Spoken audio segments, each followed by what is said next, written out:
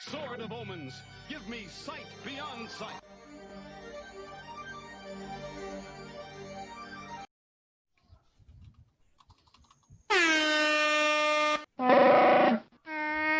Hi, I'm Peter Griffin. You know, there's an issue facing many Americans today that I know concerns a great number of us. According to Gallup polls, 1 in 12 Americans is unaware that the bird is the word. I, for one, dream of an America where everybody knows that the bird is the word.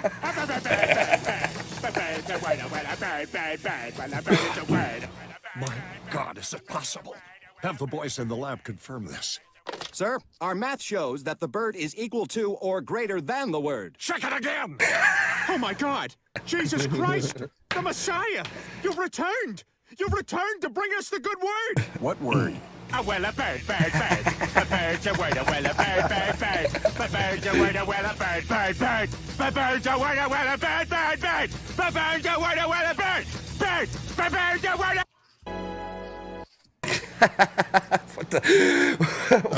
Right on. In case you didn't hear, the bird is the word. So what's up, y'all? Welcome to another episode of Between Two Props. Tonight we're super stoked to have the one and only Matty Bluntz here to have a conversation with us.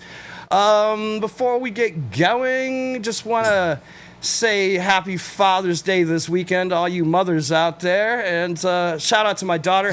She had her birthday yesterday, and love you guys. What's up, chat? And fucking yeah, here we go. And to the goons. What's up, y'all? What's going on, everybody? What's up, everybody in chat? How y'all doing tonight? Get rid of that. Fishtown, Waldo, Matty. Matty's here. What up? John Solo, motherfucking Swift Duck, E-Rod in the house, John Solo again, Dragon motherfucking ears. What up, what up? Unruly in the fucking chat. What up, what up? I hope you guys are doing good tonight. Yeah, man. How's everybody tonight? Good, good. Happy to be here. Yeah. Daddy. Everybody staying in good headspaces? Oh, yeah. Good. Yeah. Can't break this. No, sir. Although they tried, they fucking tried. Some people try. What's up, Risco? Risco in the chat. Yeah, my headspace has generally been okay. It's, you know, like I was telling Artie the other night, I mean, I'm stuck in an apartment in New York City, very much like Vince's. I don't know how we're managing to some degree, because it's just like, well, I don't do much. Do you, Yeah. Vince, how often do you go outside? I don't know. Did you go see your family recently? Yeah, I got to see my family. That was nice. Awesome. Yeah, Awesome. I'm getting to. That was weird. I came home that. and I came home and I was like, all right, let me wash my face, chest, hands, We just take a shower. and arms. Good idea. And I'm like, shower's too much. Let me just wash the rest. And then I'm like, all right, let me hug you now. It was nice. Good to So see far, fa- they haven't family. died, so I don't think I've given them anything. So. Jesus. Well, you couldn't have gotten anything because you. So aside from that, have you been anywhere? A supermarket a bunch of times. Yeah. Just kind of All walking it around the takes. neighborhood just to get a little bit of vitamin D. You can take only so much, so many vitamin D pills. Well, yeah, I went out. Amen I to went that. out and flew with Dragon and those guys a couple weeks ago, and when I came home, I had a sunburn. I felt sick. I felt like I had a bit of sun sickness because I hadn't seen the goddamn sun for like months. It seemed Right. like, you know, it was just like, it was crazy. I still feel like I'm a little rosy. Shit. Always a little rosy, my friend. OD'd on D. All I can do is keep. All I can do is keep building shit, and that's what keeps me sane right now. Yeah, I've been doing a lot of building. Yeah. I think My everybody's winter gotten is usually into it. filled with. Oh, I'm sorry. My winter is usually filled with a lot of building, but then like I didn't ever go back to work, so I've just been like building for like 7 months or something. Well, you're. What's your primary industry right now, Matty? I own a small anime goods pop-up store. We do convention sales only. I did start to put together some online stuff, but shipping and fulfillment and all the stuff behind like keeping up a web store is more than it sounds like when you start it. So Mm-hmm. I really like selling stuff to people in person. So convention sales are amazing. You get to do like a shit ton of sales. I mean, like I can do one show probably and do more sales than I would online all year. And Right. Wow. it's insane. I would just like, I don't know, it's way less work and I'm way happier doing it. So I'd rather just like kind of wait until the next one and keep all my stuff. I go to Japan once a year and reload. I buy like a shipping container, like a 20-footer, and I fill it up with as much shit as I can find and Sick.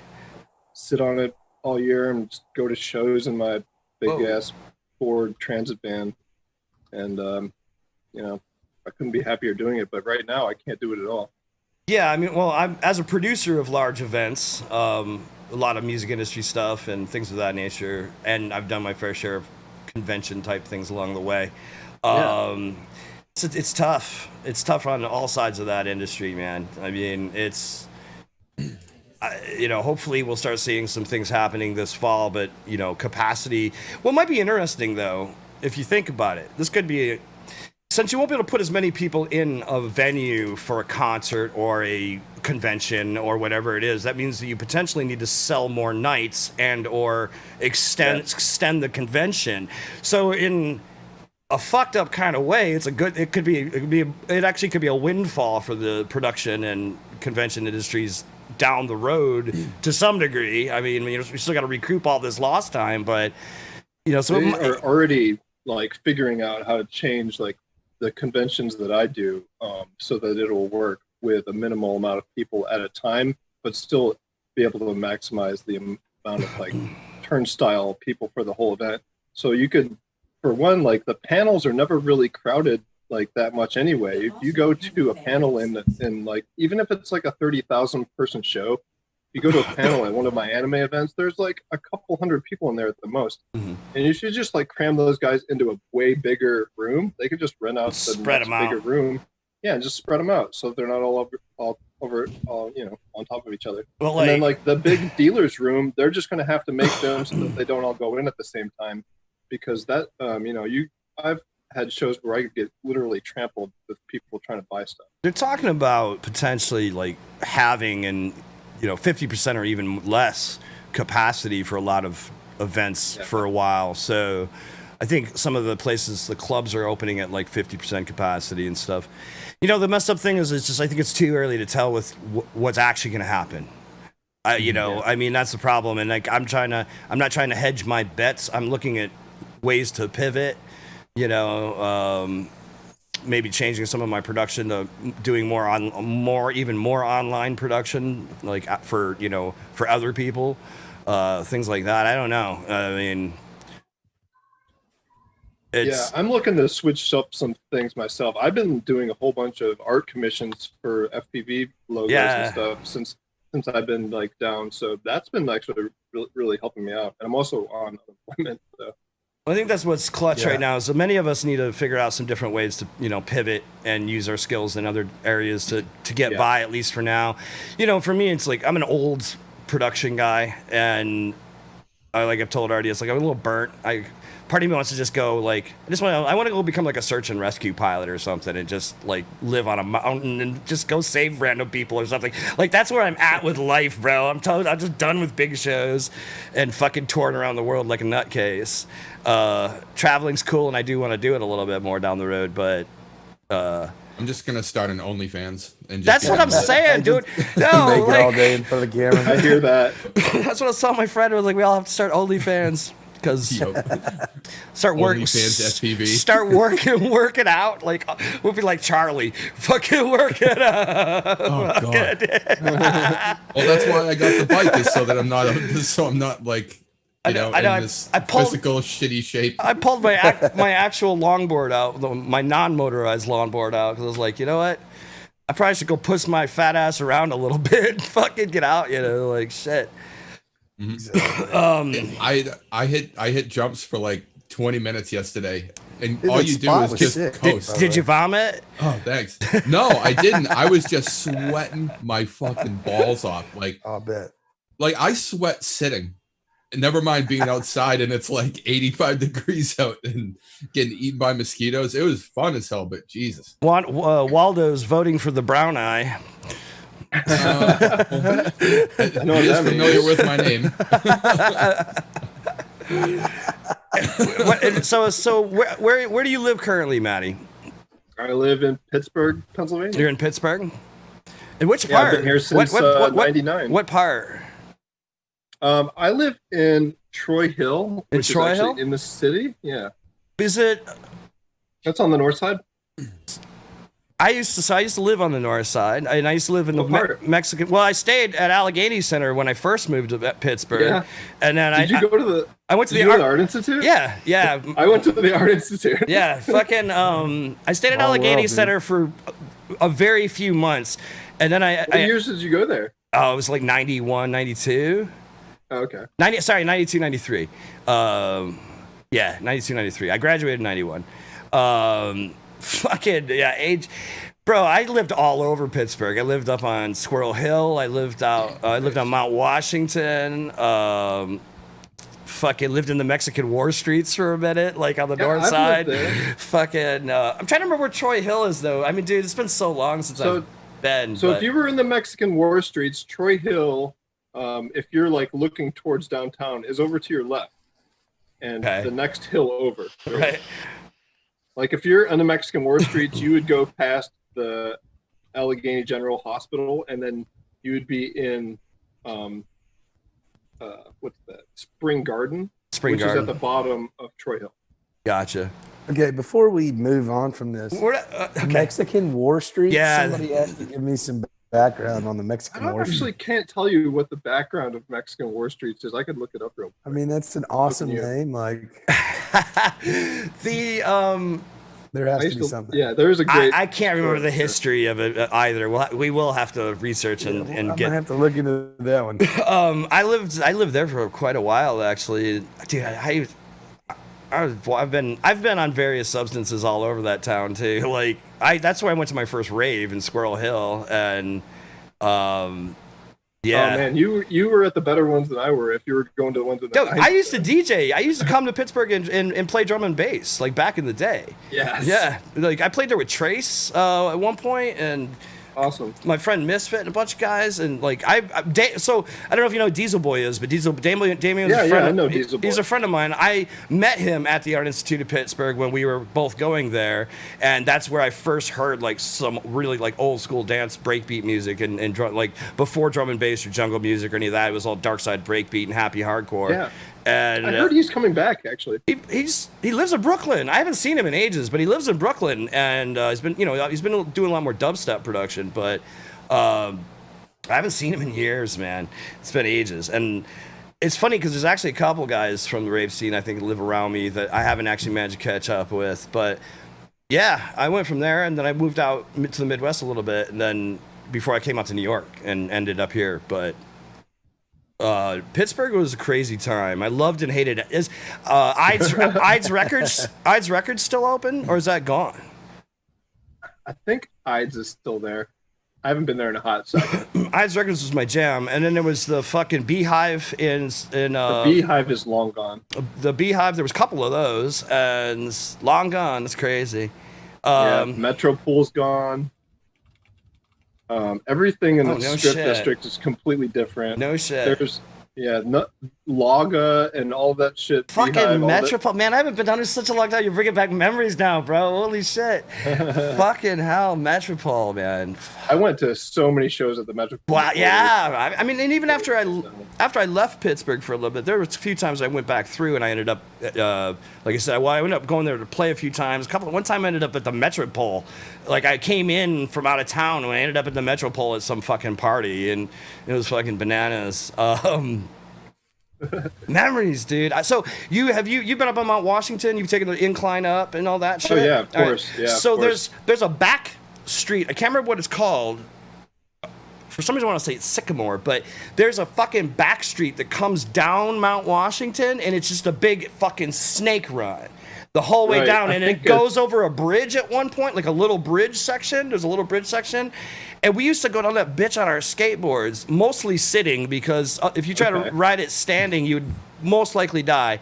There's a spot when you would hit the couplings of the bridge, like when you hit that, you'd be going so fucking fast it would just fucking bounce you. Like, oh my god, I almost died. And having I think that's Ardmore. I'm not sure. Ardmore, it might be. Yeah, that might be something like that. Yeah. Holy shit, that's hilarious.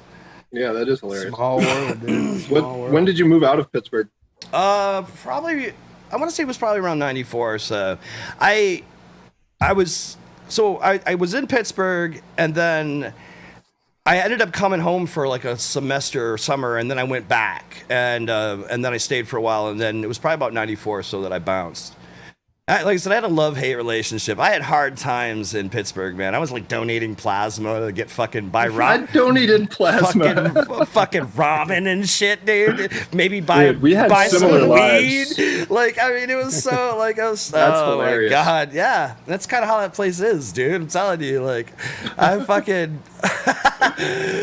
That was like my main source of income.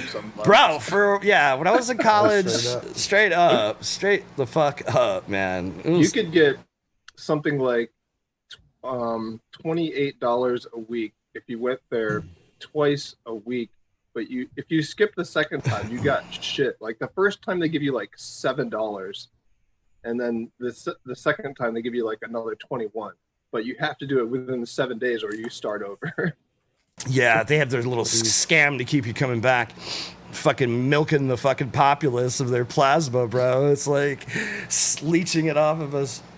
It was funny. But I'll tell you what, after you donated plasma, that's a good time to get some beers in you or whatever. Yeah, right. Yep. Yeah, when you're running a pint low. Quickly. Running a pint low. Fucking send it. Replace it with a few frosty Coors Lights. Yeah, dude. That's healthy, of course. That was the way While you're waiting, just ask if they can you just put this back in to replace what you just took? It's the same. It's water. Trust me. Yeah, it was crazy times. Crazy times. I lived, so I moved around a lot because I was bouncing between girlfriends and all sorts of shit when I was in Pittsburgh. So it was just fucking crazy. And we were partying balls back then. Going out to Philly and going to parties and shit out there and coming back and just, it was insanity. I almost got arrested. That's a story for another time. Got a few of those. Yeah. Fucking Pittsburgh. Absolutely.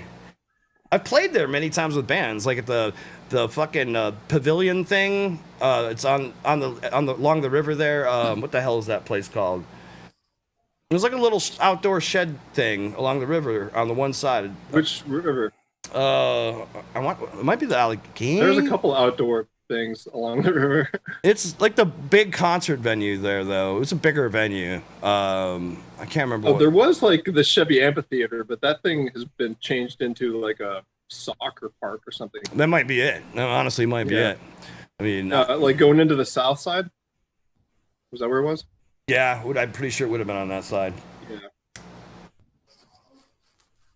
Dude, I'm walking over the. So have you been to Pittsburgh, Artie?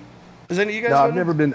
I've never been to Pittsburgh. Well, it's like a fucking triangle, basically, and there's bridges fucking everywhere, right? Like, I'm trying to think of the layout. Yeah. So you have and you have these bridges that go to like the north side and like the south side, and the south side went for fucking ages. They went way down. I remember it looking cool. I think I've driven through it.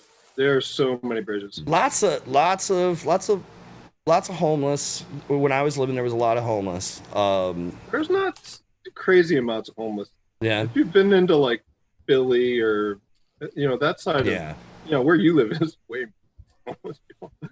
But that's you can't really compare anything to New York City, I guess, unless you're like in like LA or something. Or Boston. A lot of homeless people in Boston. Will fucking Brown in the chat. What's good? Big Hoily guy. Yay! Big Hoily guy. Fucking Lanuzo. What's up, chat? Well, thank you for joining us, Propaganda X. I'm trying to pay attention to you guys. How y'all doing? Back to Matty, man. How did you get into the anime thing? Like, that's kind of just an interesting. I wouldn't have.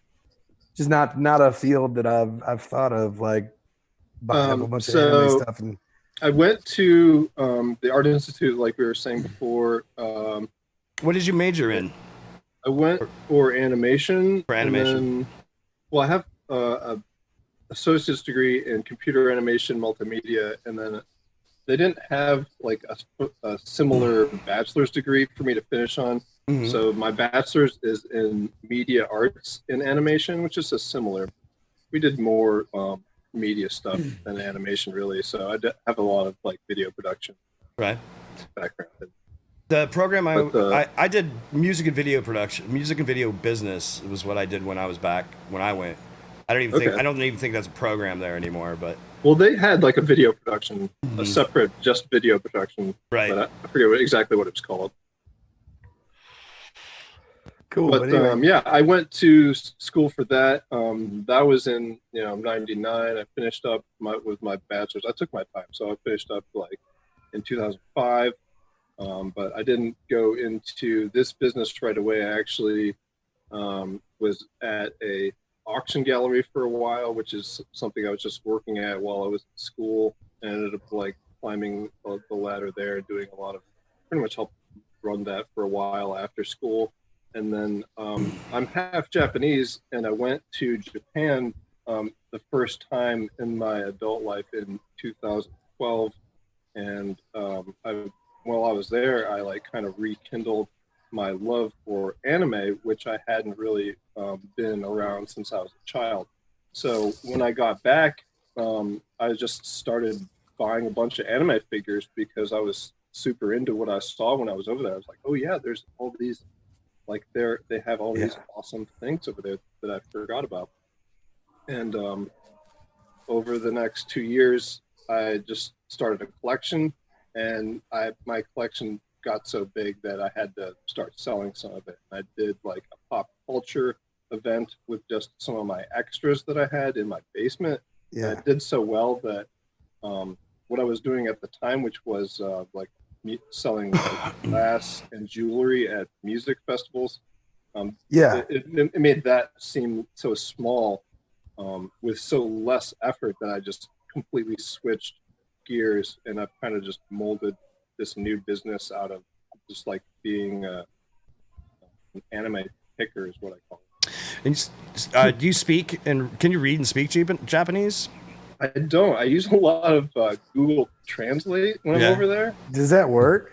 Like it really works well? I've always wanted to do that. Amazing. You could almost just like hold your phone up and it'll tell you what they're speaking to you, and then vice versa. That'll tell. You can even speak like soon. Babelfish like, will be real. It's insane. Like it's nuts. There's these things called, like my uncle calls it pocket talk. Like my aunt's like, grab your pocket talk, and he just has this thing that's not even on his phone, and it's just you set it in the room and it does all of that stuff for you. Translates. Wow. It's a tiny little device. And people have ones that they wear on their neck. I've seen. Yeah, that's awesome. That's the technology. But for like, because there's so many cultures that go to Japan and they need to be able to speak to all these different tourists, and like they've definitely like conquered that goal with this technology. I did not find Japan easy to navigate. Like when I was with a group, and thankfully so, because I was like, what the fuck, bro? Because there isn't a lot. Come with me, dude. I'll show you everything. I've been all over that bitch. I've been there several times. I love Japan. I think Japan's fucking one of my favorite places. When was the last time you were there? You gotta think about that. I was probably around 2012. But one time, I'm not gonna keep telling stories, but one time I flew to Japan. I had dinner, I got drunk, I fell asleep, I woke up the next day and I flew home. No shit. That sounds miserable. That's a story. It was it was a little miserable, and at the time drinking definitely helps, but that was a tough one. I was in Tokyo, and I was actually supposed to go. I think we were supposed to go to Osaka or Asahi or something from there that day at noon, and I woke up at 8:30 and told we were actually going home because the gigs we were doing got canceled. So it was fucking. I went there to gig. And I'm not gonna name names, but it's a story. Anyways, fucking, I love Japan, bro. I do. It's a bucket list spot for me, man. Something about the Japanese culture just fascinates me to death. You need to go. It's amazing. I miss it all the time, especially now when our country is all a piece like torn to shit. Like it's just like I don't know, the mindfulness just that you get out of every person who's there is just amazing. I played. Have you I heard that there's like. Oh, I was just gonna say, did you ever go to any of the show? Like, do you ever see any concerts or anything there when you were there? I've been to a couple. Yeah. Have you ever been to Summer Sonic? No. Summer Sonics are big summer festivals, and they have them all over. Like it's like the same festival, but they do it all across Japan. For that, though. Yeah, it's amazing, man. And so you would go and you would do different sites each day as an artist. And I remember fucking hanging. I remember one time there in 2007 maybe 8 with Interpol. I was there with Interpol, and I'd worked for the P's, and Fergie fucking showed up. She's standing right next to me, just grinning like a Cheshire cat, dude. And I was like, looks over, and I'm just like, yo, what the fuck? Like, yeah, dude. Good memories of Japan. Fucking. That's great. That's cool, man. Japanese women are beautiful. I agree with Fishtown. Yes. Japanese people in general. Yeah. But Japanese people are beautiful people, man. I mean, generally speaking, from my experience, like I don't know if you guys know Print Lab FPV, but I speak with him regularly, and he's amazing, dude. Fucking amazing. Is he Japanese? Fucking people. Yeah, he's Japanese. I mean, he's been testing some software for me, and he's like just so humble and like man, I don't know. Like he lives over there? Yeah, he's Japanese. He lives in Japan. He's testing Emu Flight software for me, but when I first talked to him, he's like, "Please, I have to apologize. I have to use a translator." And I was like, "Dude, don't even fucking worry about it." But I don't know, just all of the people that good people, man. Yeah, they are good people. Good people. So I want to know what your favorite anime is. So my favorite anime is JoJo's Bizarre Adventure. I concur. That's a great one. I have like been trying to get me into anime. I have a ton of them, but like that is always my top answer because I don't know. I'm like super stoked for this 6th season to come out. They're in the middle of animating. There's some test animations that come out for it.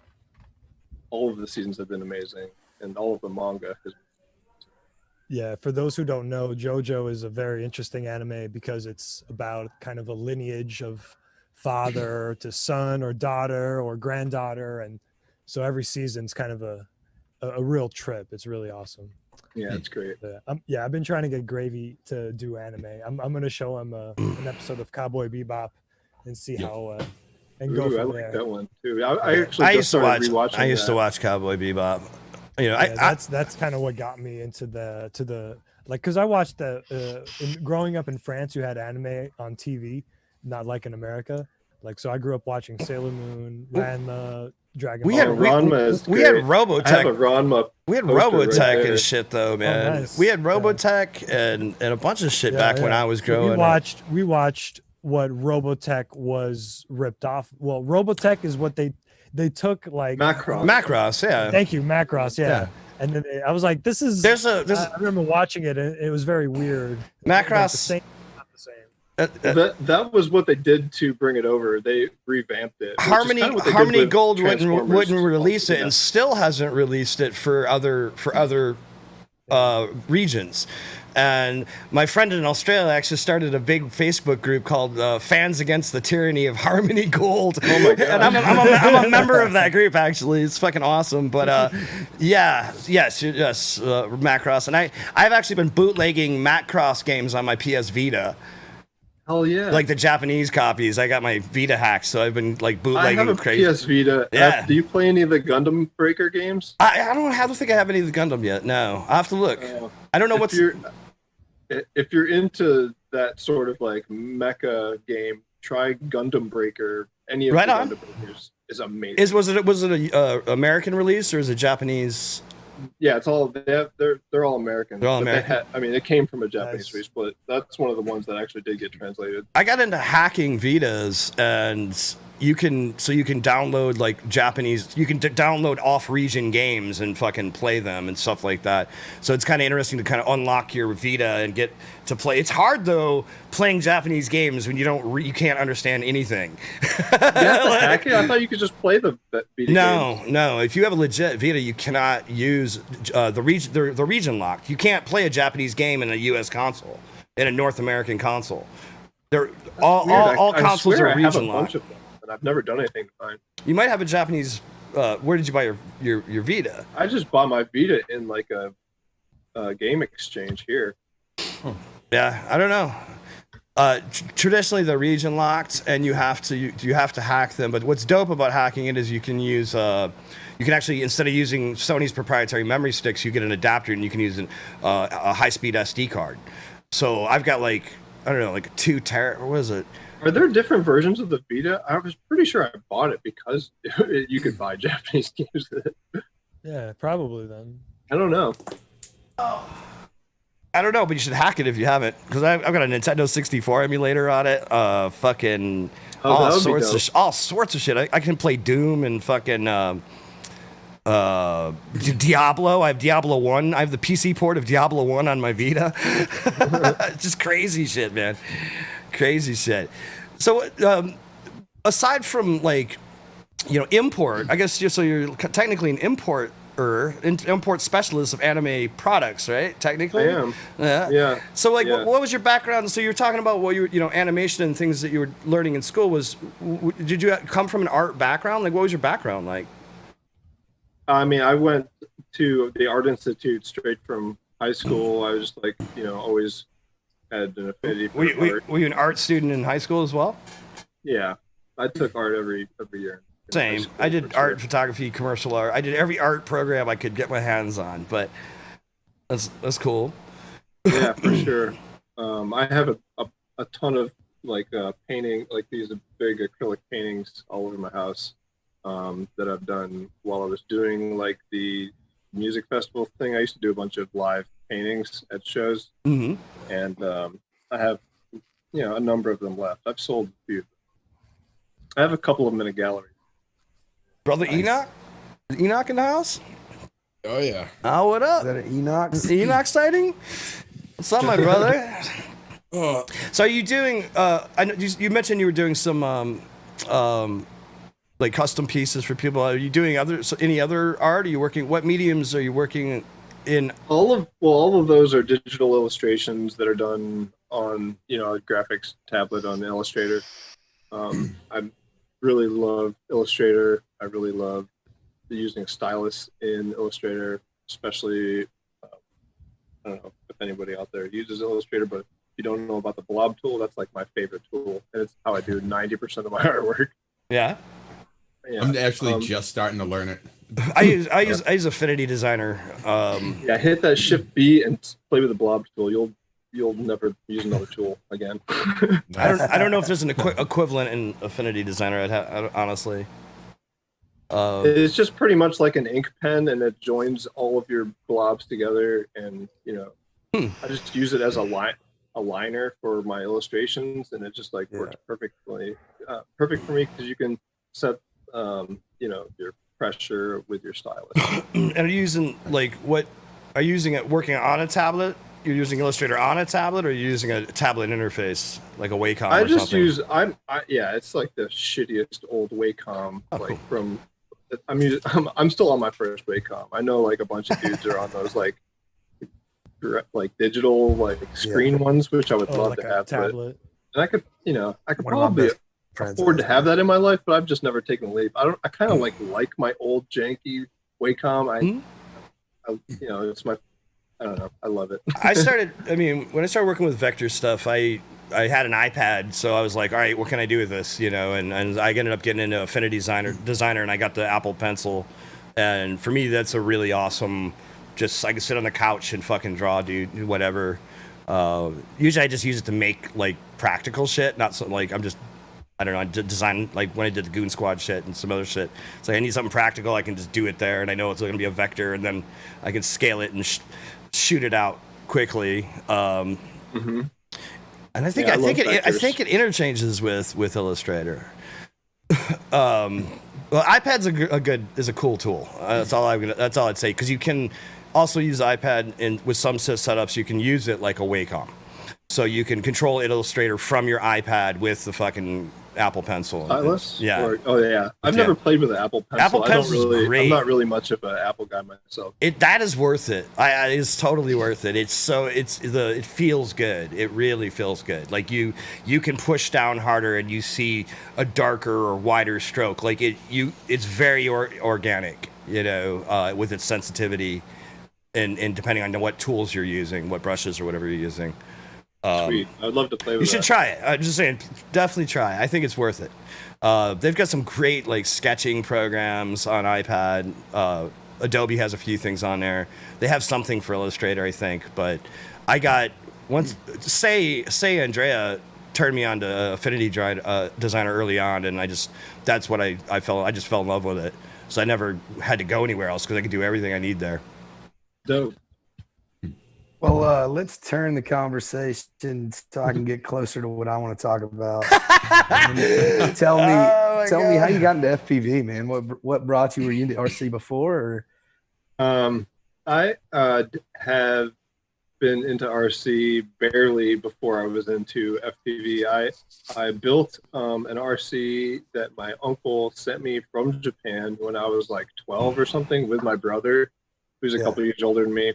And so we built this crazy thing that we had no business building when we were kids, and we didn't build it right. Was it the shocks RC, and shit car? Didn't work, and it was a car, yeah. And I don't remember much of the specs about it, but that was the first thing I did to RC, and then I kind of had my eyes on drones. I didn't know what I wanted to do with it, but the web just kept showing me drones. I was like, yeah, I kind of want to get into that. I just kept on seeing these Walkera drones popping up. Oh, yeah. I don't know. That was 6 years ago, maybe.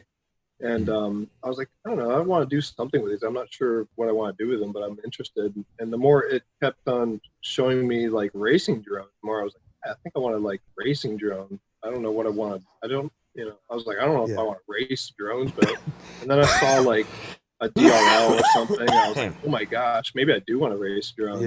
Yeah, for sure. I think that's what did it for me. I saw a DRL on TV, and I was like, holy shit, they're flying a bajillion miles an hour inside a building, and with all these LEDs. Yeah. And I think that's what sparked my interest in actual, the quads that we fly. Mm-hmm. And I bought this Aris 220 Pro thing that on eBay. I was like, I don't know, is this a drone? And it actually didn't. The accelerometer on it was bad on the one I got, so it took me forever to figure out what I was doing wrong with my drone. Oh man, bad accelerometer, rough. Yeah, I was like, why is my drone not doing that thing it does in everybody's screen? And so and you kind of want to start in one of those stability modes anyway when you're. And, I went through the whole thing, chopped my fingers up with blades, blew up some batteries, didn't know what I was doing, overcharged some shit. Earning those stripes. All the fun things.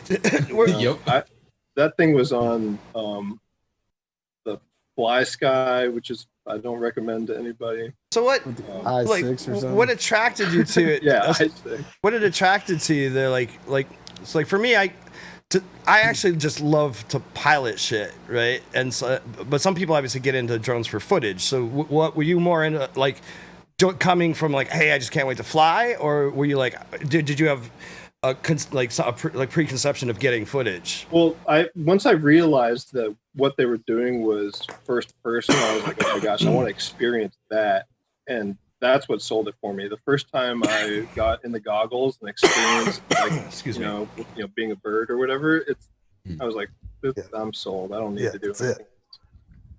Yeah, that's actually exactly how I explained it to somebody today. I was like, do you get motion sick? And they're like, yeah. Can you do roller coasters? They're like, maybe. I'm like, okay, do you want to see the world in a way that you'll never see it any other way? And she was like, yeah, definitely. And I'm like, okay, then I'll if when you come over next time, and I'll fly mellow, because sometimes Like I remember, like how did you get used to? Did you have any issue getting used to FPV? Like I know I had to put like an all-in-one on the front of an RC truck and like lay on the ground with the goggles on and drive the truck up and down the road so I could get used to, the movement. Well, actually, that's weird that you asked that because I do really get really bad motion sickness when I'm in like any sort of vehicle. Like when I'm flying to Japan, I have to be on Dramamine like the whole time, or I'm like puking on strangers.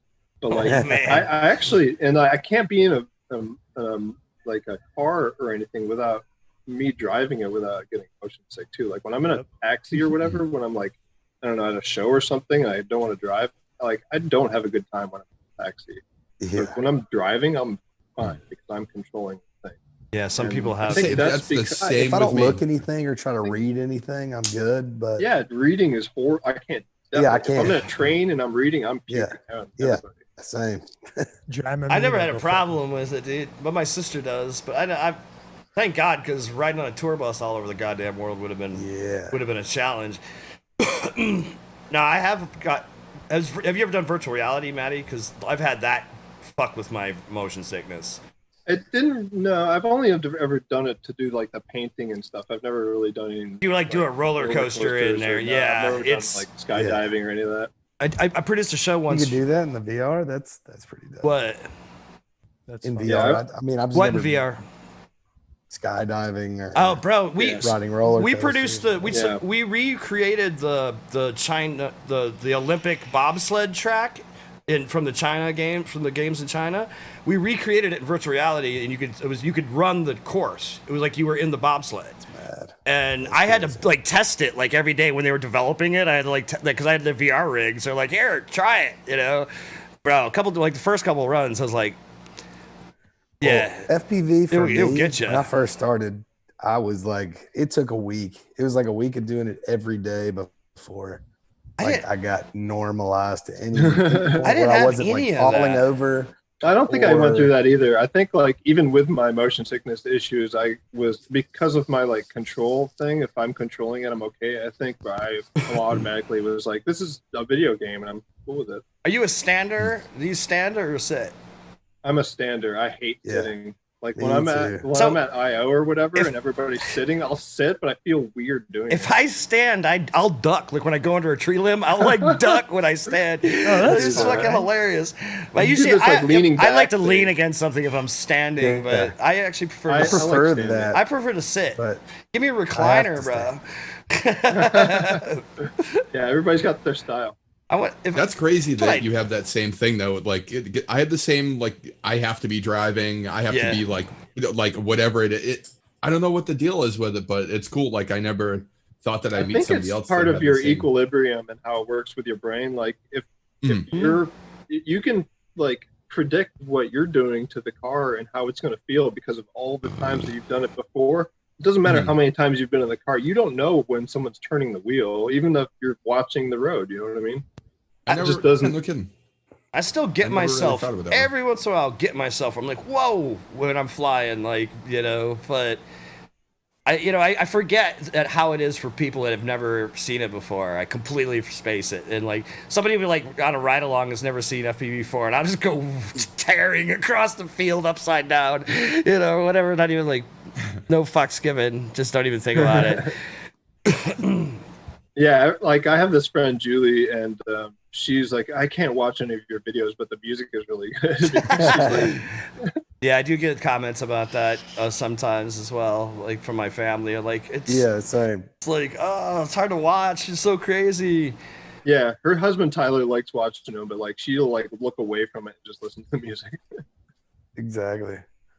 Stop flippy flopping. Yeah, stop doing that. Have you done had you done any video work before, or photography at all before you got into FPV?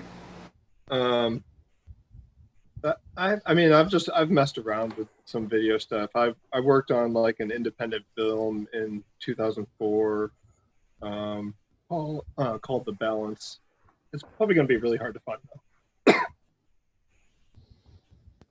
Other than that, it's just like real amateur stuff. Really, the FPV videos are the first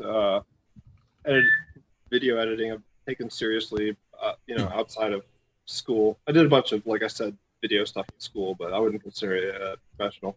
Right. Have you thought about going back to doing non? Oh, sorry, man. Oh, it's okay. Like my whole demo reel from school is all like animation, like 3D animation. It has no video production. Sitting feels Have you weird. thought about doing like any kind of like non-FPV video editing now that you've gotten like into it and you have like your workflow established, stuff like that? I mean, I would love to. Yeah, I haven't really considered it, but that would be a sweet outlet. I just realized that I'm in a black box. Why is that? You're in a black I think box? Oh yeah, you are in a black box. Well, I have like I'm actually shooting this on my Canon M50, and I just downloaded this software so you don't have to have like a capture card or anything. Yeah. And the EOS utility. Yeah, that utility that just came out, or I don't know if it just came out, but sometime recently, I started looking into that. And but it said if you get a black box, blah blah blah, and it didn't do it last time, so I wasn't worried about it. But I have to reread that, whatever that was. It's just a res mismatch. Yeah, that's what it is. I got it working without it before, but I don't know. Whatever. Vince is on a roller coaster. Nice. I weeble wobble if I said I do weeble wobble a tiny bit from like so my big thing is I'll tend to duck when I'm flying under stuff. Sometimes I catch myself like that, yeah. Especially when I do the simulator and I'm just wowing out, dude. I'll be all over the place like fucking oh my god. Oh, dude, ducking Harry gives and me fucking, so much shit for that when I'm especially playing the sim. When I'm racing, like, yeah, dude. Like if I'm running laps, dude, I'm like fucking like which way we go? Dude, I have the worst habit of twisting my body, and like if you watch my videos, I'll take off and I'll be fine, and then when I come into land, I'm like I have no fucking idea where I'm at. My entire body's like twisted sideways, and I have to consciously remind myself to do that. And like AJ Unruly Road has said in the chat, like I have to keep my head up. So like if I'm flying with Swift Duck or something, like I always sound like if you see my head down, yell at me. Tell me to pick my friggin' head up. I try to remind myself as well. Like it's hard. Like sometimes because there are times I was like, why is my video going fucked up? My head's. I realize I'm like my head's fucking damn near in my lap. Yeah. And it's like, well, that would explain it. You're like a mile or two away. Wonder, dude. I'd rather be a Stevie than. I'm a classic case. Mm-hmm. I get that going on pretty well, but I've made it a point to like consciously think about trying to keep my antenna like following the quad as best I can. That Orca actually has a head tracker module that tells you if you're pointing down. Head's dipping. Yeah, the gyro. Speaking of, man, I forgot you've got to connect. Have they updated anything yet?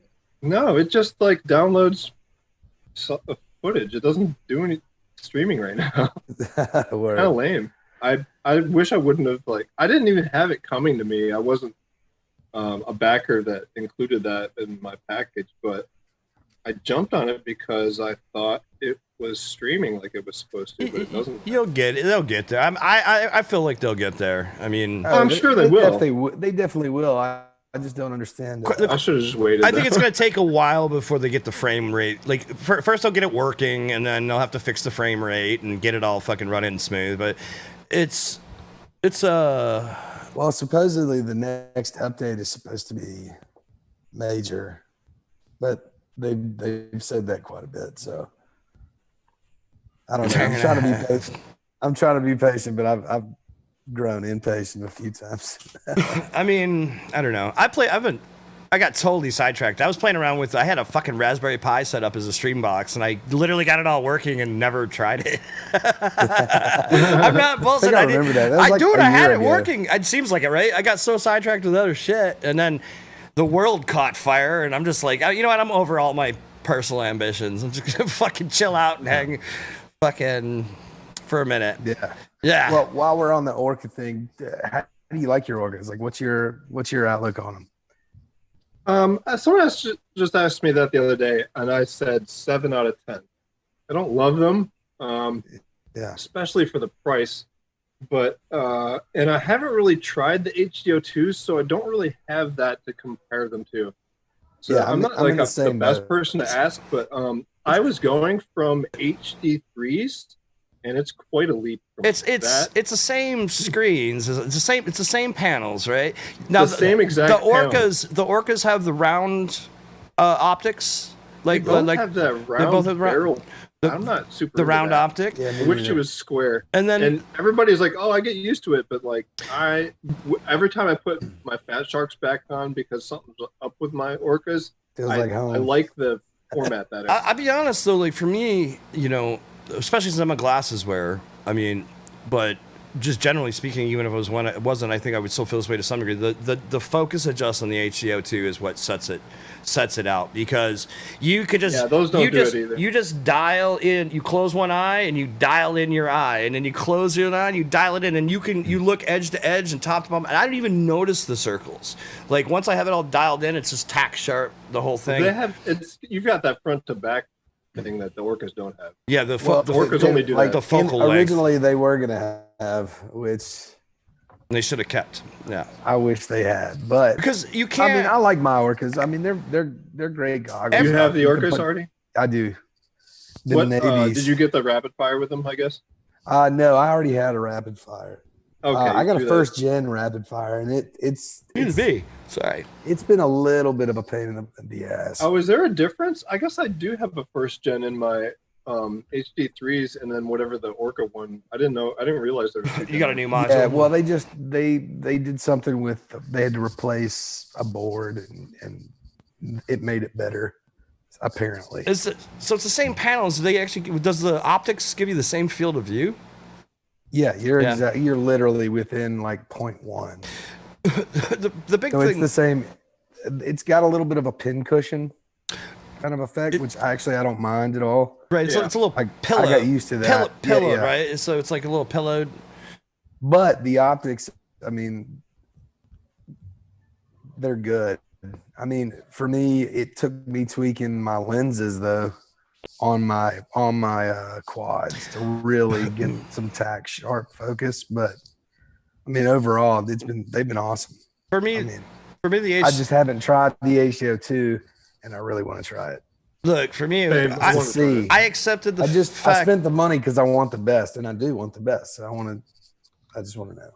That's why you fly kiss. I would say for edge to edge clarity, I think the HDO2 is going to win all day, just because of the fact you can dial in for your eyes, which everybody's eyes different. You can't, within a tolerant range, you can't really accommodate everybody's focal lengths, things of that nature. I get edge to edge clarity, and I have in all my goggles, like from the HD2s to the HD3s. I ran diopters in the HD2, so I'm sure that affected that to some degree. But the big complaint about HD2s and 3s was that they weren't clear on the edges. You could get the centers focused, but not edge-to-edge clarity. I could definitely say coming from the HDO2 to the HDO2, it's fucking night and day. It's just night and day. I've got the HDOs, and I've done some back and forth with the Orcas, and it's definitely an improvement. I mean, I definitely appreciate the field of view. Right. A lot I could definitely see that, because that's the reason why I never got off the HD2s, bro. I had the widest field of view. And I still feel like the HDOs feel like with the same settings, like the same camera focused the same way on both. They seem a little bit like over sharpened looking. Mm-hmm. I can suppose that. Than my Orcas do. The Orca picture seems a little smoother, but no lack of detail. Just I do think everyone should try. For me, I wasn't buying the HDO2s for anything quote unquote new, aside from I knew that they had the focus adjust, and I knew that the field of view was wide enough for me to feel okay with that. Those are the two big factors that held me back from the HDO, the first generation. I was like, nah. And I mean, honestly, like, I'm not a first generation adopter. Like, whoever wins this digital war nonsense, I don't give a fuck. I'm waiting until Gen 2 or 3 hits before I jump. You should. I regret it. Fuck I regret it. I'm waiting. I'm gonna wait. I'm not a Gen 1 adopter in most cases. Like I said, I had my cross. I'll tell you what, though, there's some janky things about my Orcas too. Like my DVR directional button is super janky. It's not in there right at all. And I don't know if you know about like how the module bay pins are just soldered in there. There's no glue behind that shit. Like I can already feel mine like get a little bit wiggly when I like update my rapid fire, which you have to take it out, right, to update it. Yeah. So you have to. that's kind of fucked. That thing's just like waiting to die, right? Yeah. Well, that's one of the things. Mine still feels. Did you take yours apart? No, I hadn't taken mine apart. So you're gonna have to take it apart and do something with that. Put some epoxy or some shit in there to. Make sure it's one of those oversight things. Goggles. Well, it's like what they should or just let like people trade them back while and it's fix still. that.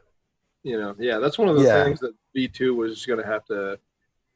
About. You know, for the DJI guys, some a little dig. It's like the one big problem or one big fear I would have with a company like DJI is they're not. Yes, I could see them supporting the Gen 1 goggles for some time, all right? But the reality is DJI is the kind of company that will drop a whole new V2 at some point with a whole bunch of features and shit, and you're going to just have to upgrade all your hardware at some point to get there. That would be one concern I have with DJI, because their track record shows that, right? And that's, so just putting that out there, I'm not saying that's definitely going to be the case, but I would be just mindful of their previous track record. You know, there's a Mavic 1, Mavic 2, Mavic Pro, Mavic Air, Mavic Duck. I don't know. There's like 10 Mavics. Like how many fucking Mavics do you need? Like how many Phantoms? You know what I mean? Like obviously you're going to upgrade, sure. But they build planned obsolescence in their products versus upgrade paths. Like TBS, for example. TBS was build something, and then a year later, like, hey guys, there's this thing that was in there we never told you about. If you put the software on there, it's gonna do this new shit. That's the kind of companies that I want to support. Yeah, for sure. Well, and my thing with Orca is I think they're making a great product. I just think they're new, and I think what attracted me the most to them is, you know, the possibilities in the future. And that's how they built it. Yeah, and it's got a real strong processor in it. That's ready to do anything. Yeah, exactly. So that's what really excited me about Orca. And I mean, I love the way they look. I like the way they fit. Not my favorite. I like a Fat Shark. I think feels just a tad better. Like, and the foam situation has been kind of shit.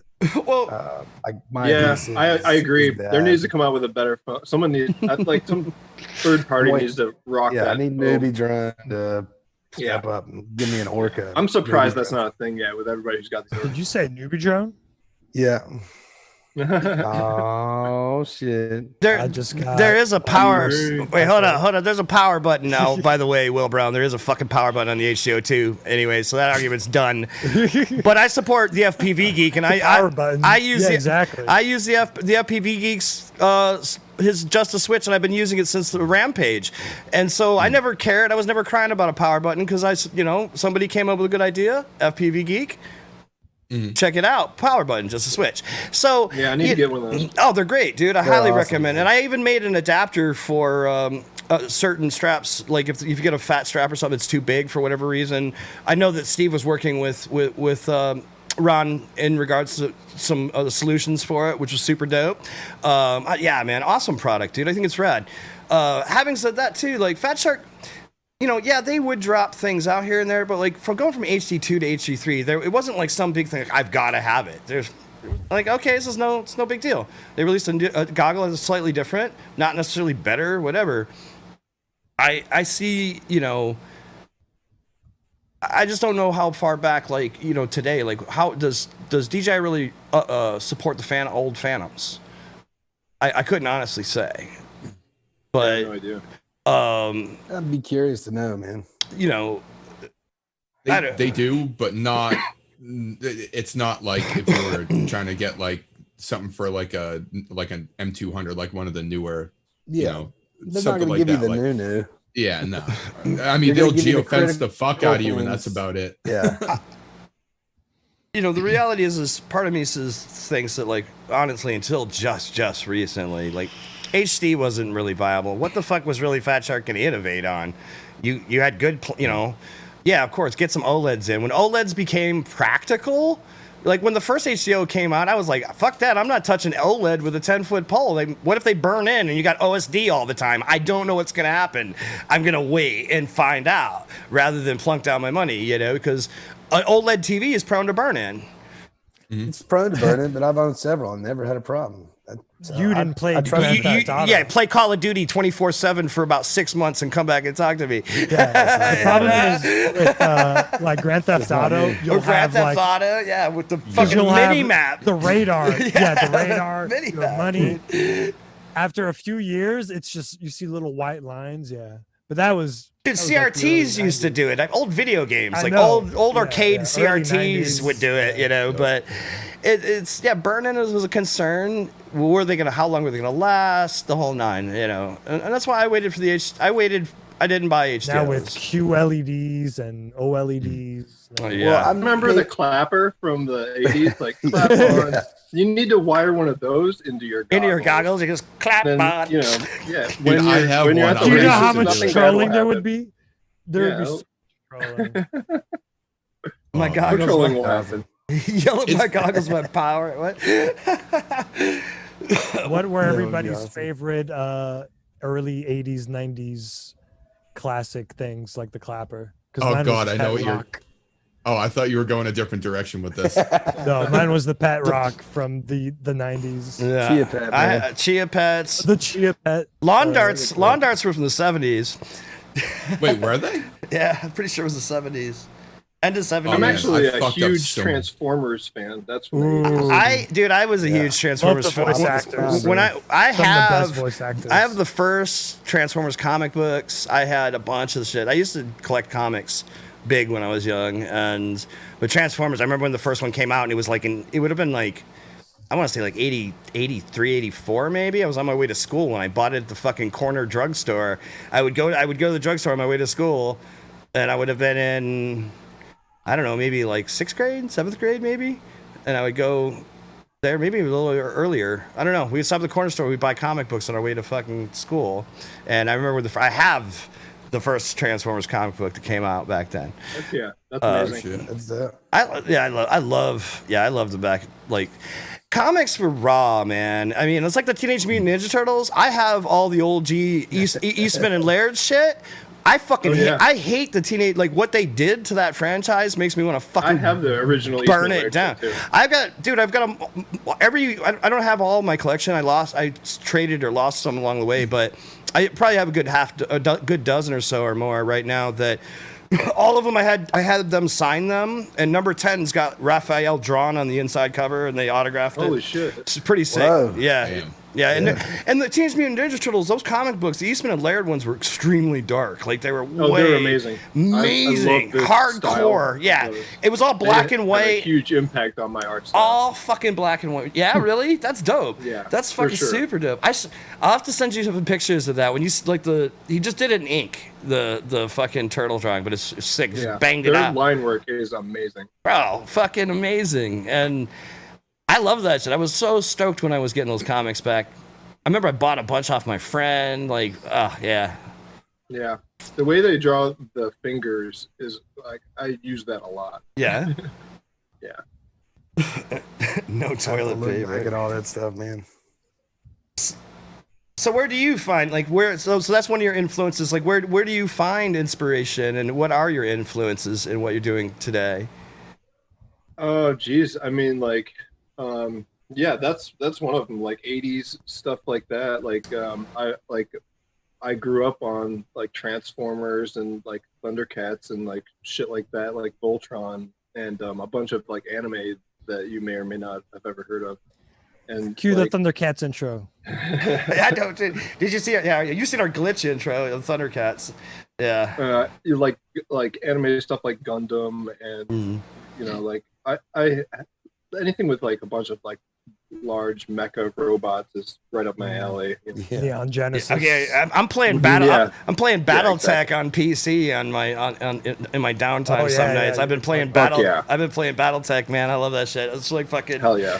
Yeah, like Mech Warrior. Mech that's my Warrior, shit. BattleTech. Yeah, Yeah. yeah. I used to play all that shit too. I used to build I still have a bunch. I have a bunch old like Gundam and like the old lead cast fucking shit. You know, when you would build the little figurines and paint them and shit. I have a bunch of like mechs all and these shit. things over here. I don't know if you probably can't see any of these things. I might go grab one, but that whole top row down to like the third row is all model kits of like Gundams and shit like that. And then there's like figures beyond that. And then like I have a bunch of my Transformer shit. Were you a tabletop gamer at all? One of those. Were you a tabletop gamer at all or no? No, I mean I did a little bit of like no, I didn't really do. I did a little bit of like BattleTech tabletop gaming, and I've done some like role playing games. Warhammer 40,000. Yeah, I did play some Warhammer. Yeah, for sure. And the video games of Warhammer are also really awesome. I've been playing Total War and Total War Warhammer. This one's pretty fun. And that and BattleTech, I've been bouncing off around between those when I'm not playing Valorant. Yeah, there's a bunch of like mecha stuff, like robot stuff from here and over there. Just like anime in general that's influenced me, and like we were saying, like Ninja Turtles was huge, and like I don't know, a bunch of stuff like that has heavily influenced my style. I don't think I have a copy of it anymore, but there was a graphic novel called Grendel. Did you ever seen that, Grendel? I don't remember that one. It was about this chick that had like a staff, and she had like, it would like become like it had two like blades that would come out. It was kind of like crazy ninja, but like there was like this demonic shit going on. It was wild. You should check it out. I'll see if I can find you some links. But I grew up with so much crazy artwork and graphic novels when I was coming up too. Hell yeah. Are you a gamer? Like, actually, I used to be huge into gaming when I was a teenager, and ever since like college, I just didn't bring any of that shit with me. Like, I had a TurboGrafx 16, if you know what that is. Yeah, dude, totally. And totally. I held on to it for like ever, and I actually sold my TurboGrafx collection for what I consider a shit ton of money for what it was. Right. Like recently. And as a That's retro awesome. set, just somebody who was like collecting, and like I was like, holy shit, you want to pay me what for my TurboGrafx? Yes, come to that thing. That's cool. I do have like a PS Vita, like we were saying before. Mm-hmm. I haven't really fucked with it in a while. Check out the Hengaku, man. It's so easy to hack them now. Like it's gotten really simple, and Sony's pretty much done updating them. Basically, you hack it, you downgrade it to 3.6, and then you spoof it at whatever Sony's latest release version is, and you can run everything on the fucking thing. James Fung was doing it too. I got him into it. Fuck yeah. It's good, man. Like I'm telling you, you can have. I don't see myself filling my memory card up anytime soon, and that was always a problem. Like I've got a fucking shit pile of games on it and emulators and shit. I've even got the PSP emulator, so I can run Tony Hawk and shit. So I'm playing all the old. I got all the Tony. I have all the old Tony Hawk games from PSP on my Vita running on an emulator. Fuck yeah. Fucking so dope. It's so much fun. And on the subway, just like fucking doing fucking ollies and manuals and shit. It's so much fun. Literally the last game that I like gamed on was Tony Crack. Tony Crack. And here come the remastering, so that's coming out like this fall, right? So that's I'm so looking forward to that. Were you a skateboarder, Matty? I was no, I actually was not a skateboarder. I do now have a one wheel, right. And I did a bunch of like aggressive inline dating. I know that's me not, too, like... bud. Me oh really? Oh yeah. Most people got like my kind of like Majestic laugh at 12s that. out in the garage, bro. Yeah, I got some K2s downstairs that are pretty dope. Yeah. Skate XL. Anybody seen Skate XL? Swift Duck's talking about it. Yeah, I've seen that. Tony Hawk, one of my PS3. I had a PS3. skateboard once when I was a kid, and I sucked at it, and then I broke it, and I never got back into it. And then I got some inlines that I was like, this is way more up my speed. I did inline along the way. I did some inline along the way, but I was a skateboard kid growing up, and a bit of BMX. but I was poor, so I couldn't find.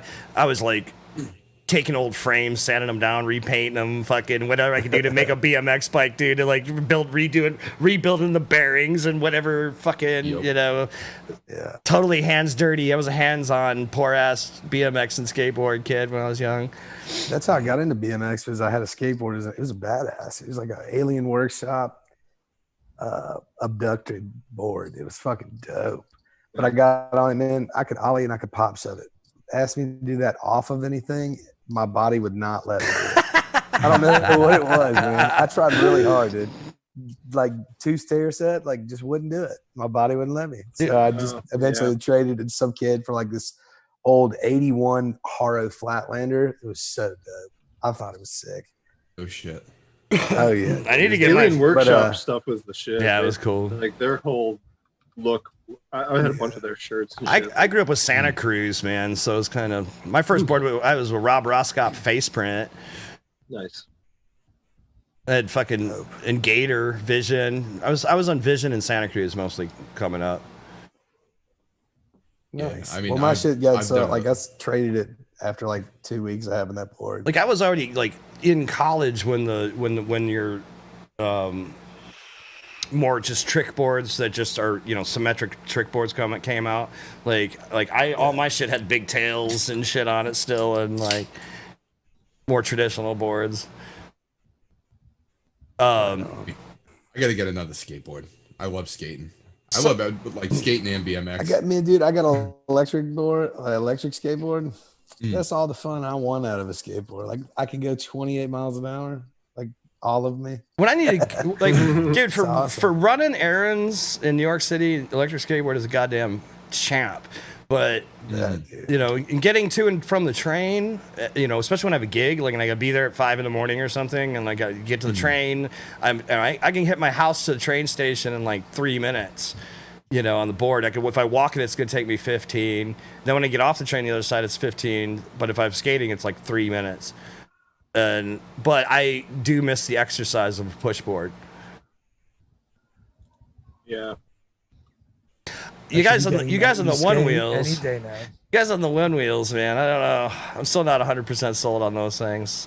I'm sure. Oh, they're so much fun, dude. Yeah, they're so much fun. You got to eat shit one time at least. I mean, that goes with anything. I'm not bidded on it yet. Really? You said yet. You said I have yet. a pint. I know it's gonna happen. It's like motorcycles. There's those that have wrecked and those are going to. It's got that pushback on it, and there's gonna be a point where I'm going downhill like more than I want to. I like the stability of a deck. I mean, honestly, and like it's so stable though. I mean, for me, dude, I'm 300 pounds, but that thing can like keep me stable. Do you have an XR? I don't. I've ridden. I rode. Oh, okay, you just rid one, man. I've got a longboard, like a carbon deck. Fuck yeah. Yeah, with those big knobby tires and shit, we're getting on boards, man. It's such a stable platform, you know. And you know, because the big challenge with the boosted boards, you couldn't go off road. You know what I mean? But they're taking that out of the equation now. They're coming up with so many different wheels and suspensions, and you know. Speaking of e-boards, Vince, did you see X-Rays coming out with a board that goes like 60 kilometers an hour? Yeah, the Atlas. Yeah. I like brakes. I mean, brakes are kind of a good thing, and I mean that's one thing about I do like about the boosted is that with the handle, you know, I have a brake, and I find it really ergonomic for myself personally to run it from a controller versus using my body like a Segway. Like I've rode Segways. I used to fucking go crazy on Segways, but all those things that use the gyro and your balance. Looks like so much fun, bro. I raced Segways in a fucking hotel one time. They're not happy with this, but it was hilarious. We were doing Segway races through the fucking hotel. Like road Segway shit too. Yeah, dude. Segways are fucking beasts. owner, the creator of this shit, fell off a cliff on he doing fell some off off-road the shit. Well, you know what he made that for, though? Did you ever see the guy that created the Segway? You ever see his wheelchair? So he made a wheelchair, and it had 4 wheels. And it looked, you know, it was like top was like a normal wheelchair, but the bottom section was 4 wheels. But it could go up on 2 wheels, and it could make the whole seat. It could put so somebody sitting in a wheelchair could look at you, a man standing. and it would just balance. Dude's in the chair, and it would just sit there and chill on two wheels, and then he would go down, and then he'd cruise. It was crazy. Yeah, I actually did a gig with a guy. That's why I was racing. Those were his Segways that I was racing. Actually, I did a gig with him. At one point, he was talking, and I saw him tell his story about that. And we watched it. He played his video that night or whatever. It was fucking that guy in a wheelchair. It was wild. You should check it out if you haven't seen it. Some pretty awesome gyro tech. Yeah, I haven't checked that out for sure, man. So what? Sorry. I was just gonna move us ahead a little bit. So what got you? Because I know Artie's gonna shit a brick if we don't talk about this shit sooner or later. Fucking his head's just gonna go. But so you're as you build frames. So your take on building frames is definitely your own, and you've been doing some really sick things with how you're building your frames. So what got you into that? Like what got you into the idea of customizing your frames and going into some of these color palettes and things that you're using and that whole thing? What got you into that side of it? Like, you know what? I actually think that I didn't think about customizing the carbon until I saw Bobby Harmon doing Bobby it. Harmon, yeah. So I was like, what are you doing to that shit? I love Bobby Harmon. He's pretty great. Yeah.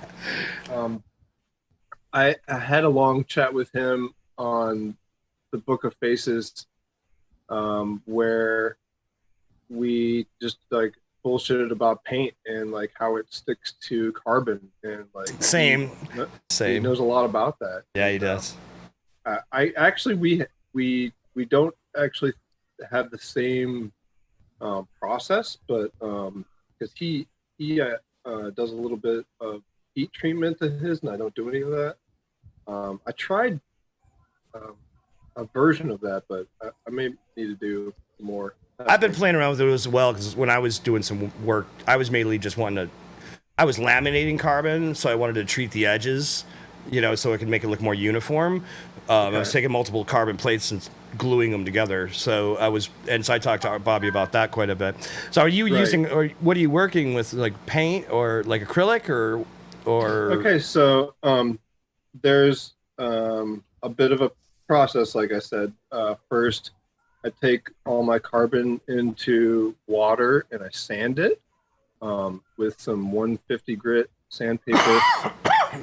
And I have this awesome like sandpaper like sponge that's been working out really well because it just kind of conforms to the shape without getting your hand cramping up like right up in there and like cutting. Yeah. So I like the sponge. And you rough it all up and then dry it off. You want to do that in water because, oh shit, my camera just died. let me grab a battery for my camera. No problem. Sorry about that. I thought that was going to happen. I haven't really figured out like the whole battery life. Like, well, yeah. I'll be right back. I gotta go through a lot of that stuff myself soon. Why don't we play a video while we're waiting? Actually, well, while we're waiting, if the audience has any specific questions for Matty, please let us know. I also want to shout out to Andy Shen. I just got some carbon from Andy Shen today, so I want to give him a big shout out and thank you. Anybody else? No, nobody's got anything else fun. Okay. All right, cool. Sweet, let's find some. Holy cow! So we're gonna. In the meantime, we're gonna rock this Willie P video. Oh, there we go. Hey, I'm Rusty. Oh my God!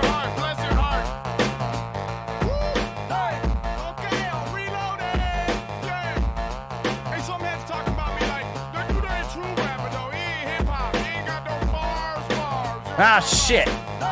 What does that make me? What am I? It's on the wrong monitor. They call me the bar breaker.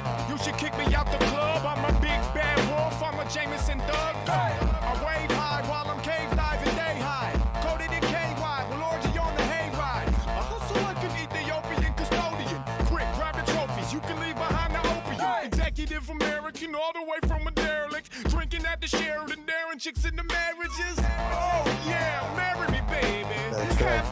super hot. Carry me, baby. I'm skinny dipping, swimming with young Dominican women. Last time I wasn't pimping, it's been a minute. No need to pay me to, I'm drinking in some Daisy Dukes. 80 proof, get retarded like a baby do. I'm so good at rap, it's not even fair.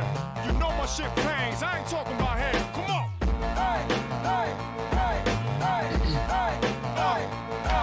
Three smoking hot chicks and a couple of babes. Call me the mailman, how I come every day. You ain't feeling my shit, it's completely understandable. I'm beyond rap, homie, I'm speaking animal. Think about leaving, they calling me bro. Finish a bottle and I'm good to go. No, you're all lame and I'm not even bold. So untouchable, I'm in the zone. Fall back, dibby-dip, what you call that? Hit the dick, better lick to the ball sack. Bring a fit to the kid and I'm on that. Alright, Hogan. They all on my new shit, thugs and the students. Girl, I'm a cowboy, baby, I'm a nuisance. I'm a problem. Tell me that you love me. You can be your model, it don't matter if you chubby. Tickle, tickle, on my ways in the middle. Give me trouble, big girls, they make me feel so little. Take your clothes off, we're streaking in my kitchen. Hunting, fishing, fucking, kissing. All right, there we go.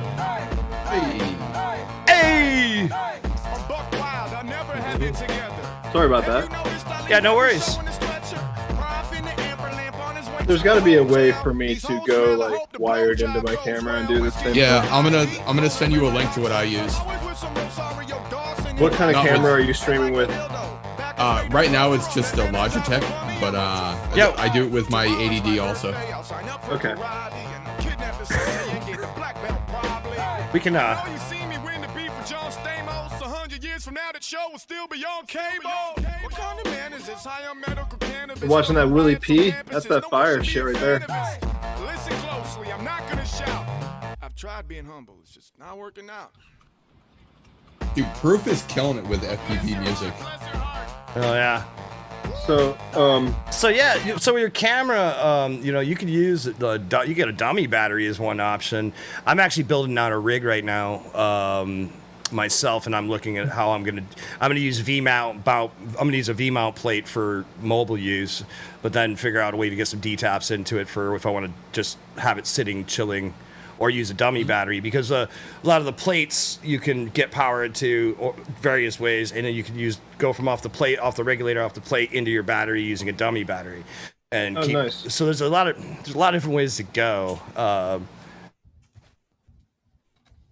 Like with with some of the gimbals, I know like if you're gimbal mounted, some of the gimbals you can power the gimbal and then have the gimbal power the camera. oh yeah, that's right. Which is one way. That's like it all depends. I've seen that. So. Or like in a handheld rig, you have a battery, you have a power plate basically. And in some cases, you can run power to those, or there's a lot of different ways to get it in there. And I'm still exploring there's so many little bobs and bits to get power into a system. It's crazy. Artie and I was up till 2 a.m. looking at small rig and fucking Tilta pieces last night. It was like we were just looking at all the different fucking NATO fucking rails and fucking rosette mounting, and how you could you put a cage on a camera and then you add a thing and you can add 15mm fucking rails. It's a transformer camera. It's a transformer basically. camera system. And then you can fucking and then you can add a shoulder pad to the back of those rails, and you can add rosette handles to the front of the rails, and you can fucking get a follow focus gizmo, and fucking it's endless, bro. We were just sitting there bugging out last night till 2 something in the morning about them. And I could just going down that rabbit hole, man. I could spend so much money so fast on Tilta stuff and follow focus and gimbals and all that, and it's just I'm not doing that. Lanuza was asking about this, so I was going to show this again really quick. I don't know if I can take my pain in the ass to take my green screen off, but yeah, that's my Cine Rat build, which is actually blue. Here, hold on a second. I'll bring myself up. It looks so blue. I'm trying. I know. It does. Trying to get. Oh, let me turn off my green screen for a split sec. Filters. Chroma key. There we go. Very good. So yeah, so I printed my ducks in carbon fiber, and the first batch I made, one side was definitely weak because I ended up breaking it when I was test hovering it because I bounced it off hardwood floor, but it's a long story. But anyways, so I actually broke one, and but I realized whenever I print shit, I inspect it, and I saw what looked like a line of under extrusion, like going all the way across the layer, and sure as shit, that's exactly where it broke when I bumped into shit. So I had to reprint these. These do not exhibit those lines and don't seem to be exhibited any under extrusion. Normally, I can smash carbon fiber off a lot of shit. But I did teal in honor of Chris Teal and his GoPro award. I did Chris Teal blue. And I got the HQ props on here. And actually, it's running 6S really well. I was really amazed. Like, so far, like, I have no motor heat at all. What motors are those? The Flat Rats, 2800 kV. 2800s? Okay. Mm-hmm. And, like, bro, like, so I was hovering around the house, and then, of course, I got a little wild, and I was in acro in the fucking house like a dumbass, and I fucking bounced off a shelving unit, and then it just went tits up from there, and I ended up crashing it when I first tried to test hover it like a dumbass, but I should have taken it outside somewhere. But I like it, man. I'm pretty stoked. But then what Andy Shen sent me, so basically it's a larger craft, and if you've seen his Duelist, I don't know if you've ever seen the Shen Drone's Duelist. Mm-mm. So the Duelist is a 4-inch. Here, I got one. Here you go, Matty. I just fired that off to you. So sweet. So the Duelist is in the chat, or no? I sent it to the Book of Faces. Okay, sweet. It's a 4-inch ducted quad. All right, but you actually have to trim the props on these. You got to fit props to these, so that can be a little bit tricky. So what Andy's new version effectively is doing is, and he's added some different plate work. He showed it off, so I think it's okay that we talk about it because we showed it in his stream, right, Artie? Right, yeah. So, yeah. So anyways, yeah, so basically it looks kind of similar to this in some regards, but it's a little bit beefier, and it actually accepts a full 4-inch prop. You don't have to cut them. Oh, sweet. And he comes with a camera plate. So I could definitely show you that, so it comes with this camera plate that you can mount. I don't have a camera handy, but you can put a camera on it. I don't even have a GoPro mount handy. Oh, here. Yeah, we'll pretend.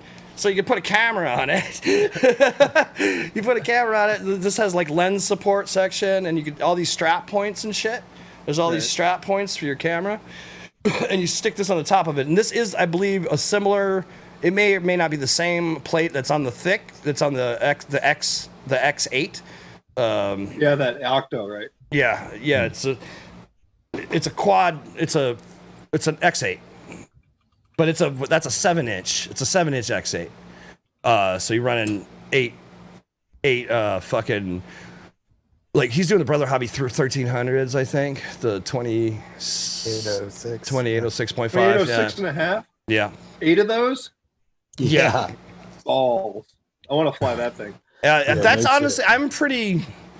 That's definitely one I have my eye on in terms of building another machine. That's definitely cool. And Troy Naquin's been building a shit ton of them for his clients. Yeah, that's what we were saying. And it's a dope platform. But what's interesting about this thing that Andy sent me is, like, it's a 4-inch and it's a quad. It's ducted, but you can carry a camera, like an actual camera. So. That's actually, we were talking about before the show, was the great debate about how much power do I want to put into that rig, and where do I draw the line in terms of voltage and batteries and ESC overhead and all of that shit. Like, because I could actually, like I said, I could actually build this thing out as an 8S 4-inch if I really wanted to go crazy. Going back to that. Yeah, dude. We're almost get back into that a little bit.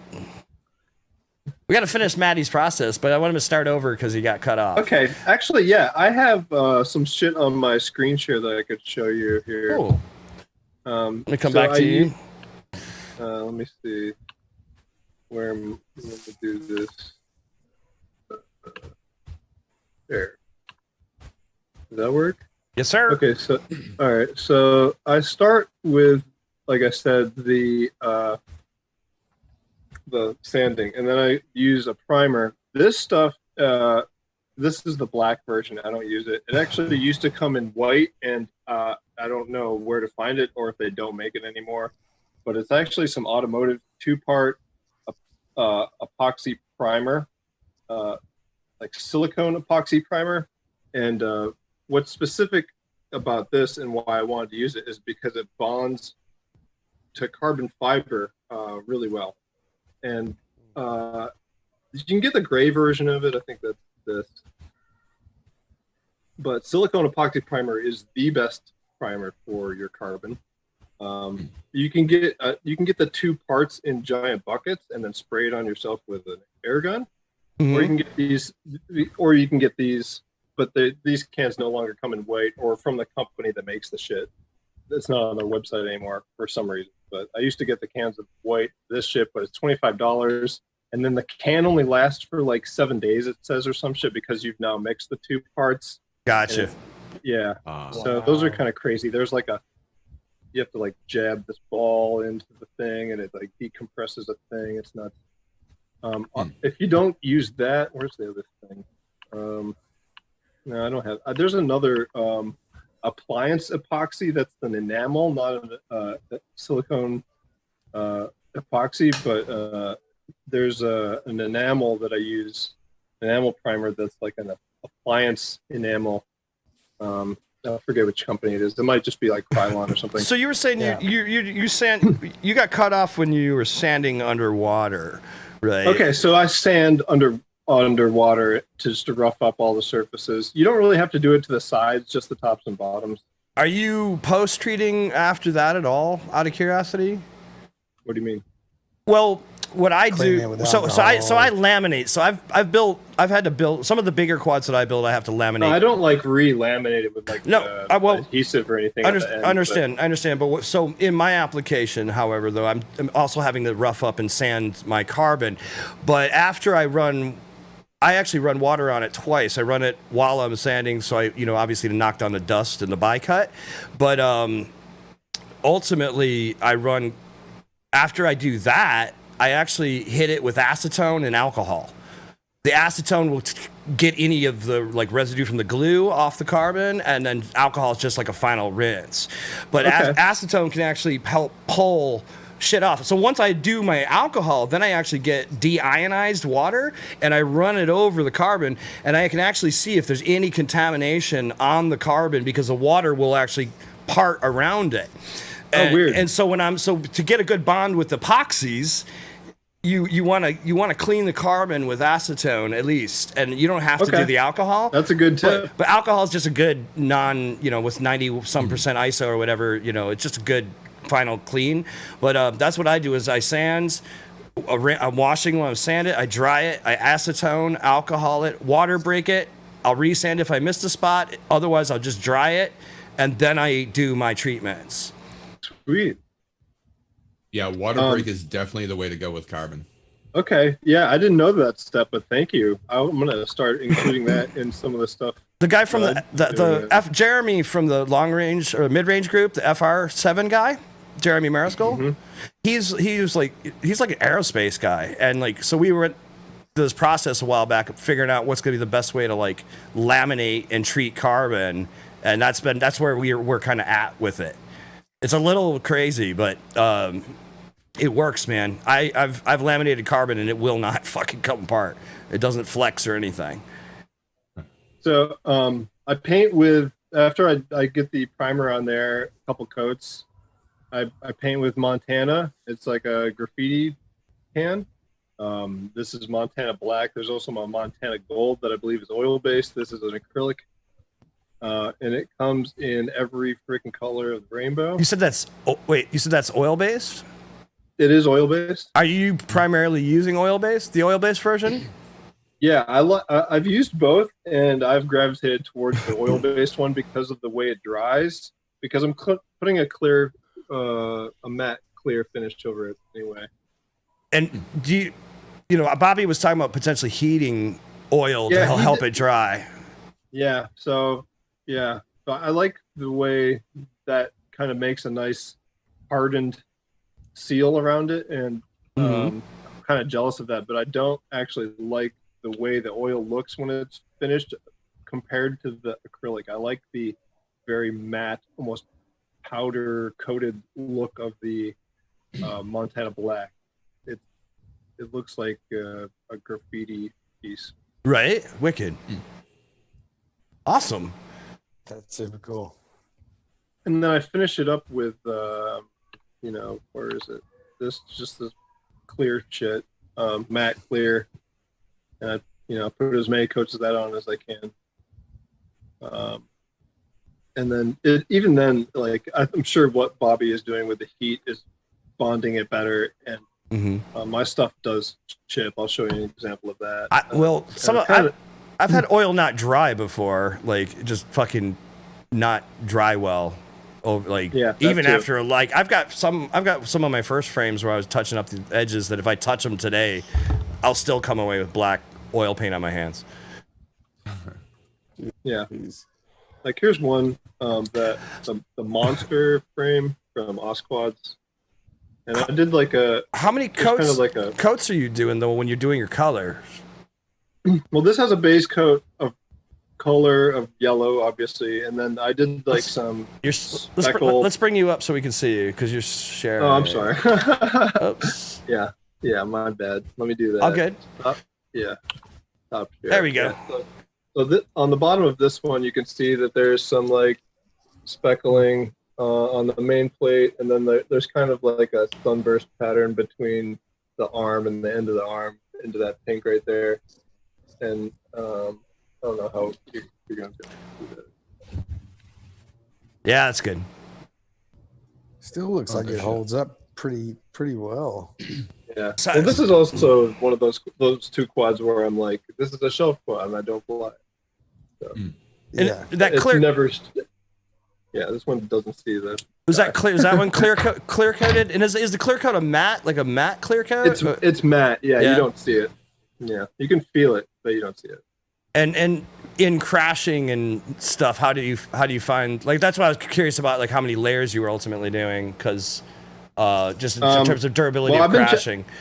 Well, sometimes I've found that if you put too many layers on and then try to go fit the whole thing back together, if you've done it piece by piece, then it just, like if you have those interlocking arms, it's just like not working out. But like so I've like more lately I've been assembling the quad and then painting it. That's or like at least putting the arms on. And good tip there, guys. That's a big tip right there. Right. There she is. Yeah. So tell us about that. This is the new project. This is the Yeti. I've had my eye on this. You got it? I've been kind of. Do you have it handy? I've been kind of like ramping up the build size. I did a 7, and then which was the Flywoo Mr. Croc. I put that in a lake like second day I flew it, and I haven't retrieved it yet. It's like 15 feet down in this like reservoir, and it has to get a little warmer for me to dive that. Yeah, for sure. You know, I built this other 7. Let me show you the other 7 first. I have this Mach 4. Ooh. What's that GoPro angle there? This is 30. I was gonna say it looked about 30. So I built that 7 to replace the 7 that's in the lake, and then I've just kind of been ramping it up. So yeah, the one that. And what's that? Showing... Well, what's that setup before you change gears on the 7? Is what's yeah? I'm gonna keep Artie waiting. Speaking this man's language. What's your setup on the 7 right now? Like, what's your hardware setup? I've been flying a lot of this this Goku stuff from Flywoo. It's the F722 is 3 to 8S, which I've not taken advantage of. But their ESC is also pretty robust. It's a 50 amp. It's got 4 LEDs on it, which I'm also a fan of. And you know, it's got some really nice filtering on it. I haven't had one of them fail me yet since I started using them. So on the 7-inch, it's got both the 50 amp Goku and the F722 stack. It's got a TBS Crossfire Nano, and a Model T. It's got you got a long VTX antenna on there. I saw. Yeah, it's got a immersion RC long range antenna. I forget the name of it, and it's got a what motors? These are. Let me grab it. Already. These are These are actually Racer Star motors, but these are the 25 Air A 2508 1200 Yeah. kV. I don't know. Rugi was testing these and had say some good stuff to things say about 'em. about them when he was doing that. So I wanted to try those. I don't know. I think you can still get them, but they're a Banggood thing. I stopped buying stuff from Banggood, so I don't know if I'll ever have any more of those motors. But they hum real nice. I like the way they have that real thin winding wire though, which I don't like as much. Mm-hmm. Oh, so it's a dual wound motor. They're not a single. Yeah, wound. I prefer that thicker wounding. Same. Will Brown. Oh, sorry, I didn't mean to cut you off. Go for it. Man. Yeah. No. Will Brown in the chat was actually asking earlier what your favorite frame was. Oh, that's a good question. I don't know how to answer that. I've been so like I did this pickpocket artwork, and the commission with Bill was he actually did like a public thing. He's like, who wants to do the pickpocket artwork? And he had this Facebook post. Yeah. And I was like, I was one of the only people who responded to it he was serious about. So when I was talking to him about it when it was going down, like Bill and I were texting while you guys were talking, like he's like, Matty seems like the right one, and like yeah. Keep going. It was an amazing experience working with Bill on that too. I want to talk about that a little bit too. Fuck yeah. You guys heard about BQE.io? Yeah. Have you guys been over to BQE.io? I think you should go check it out and buy one of their frames, if not like 7. So wait, hold on. So to keep Artie's sanity, let's talk about the next build, and then let's talk about BQE and talk about that experience. Okay. I lost my track. What was I just talking about? You were talking about working with Bill? Yeah, but no, something brought that up though. The pickpocket? No, I lost it. I lost it, man. There was somewhere in between. We were talking about painting, and then we do. I guess we finished that. I don't know. We went from painting into the 7-inch, and we were talking about the 7-inch and the motors, and the hardware, Yeah. And okay, I guess we didn't finish the hardware. I got like an Adel Holy Bro VTX in there that I'm not super thrilled about. What camera is in here? This is a Runcam Racer. It's got a Firefly Finder 2. It's got a GPS on it too. So it's my first build that the GPS works on, which is cool. I've been struggling. Yeah.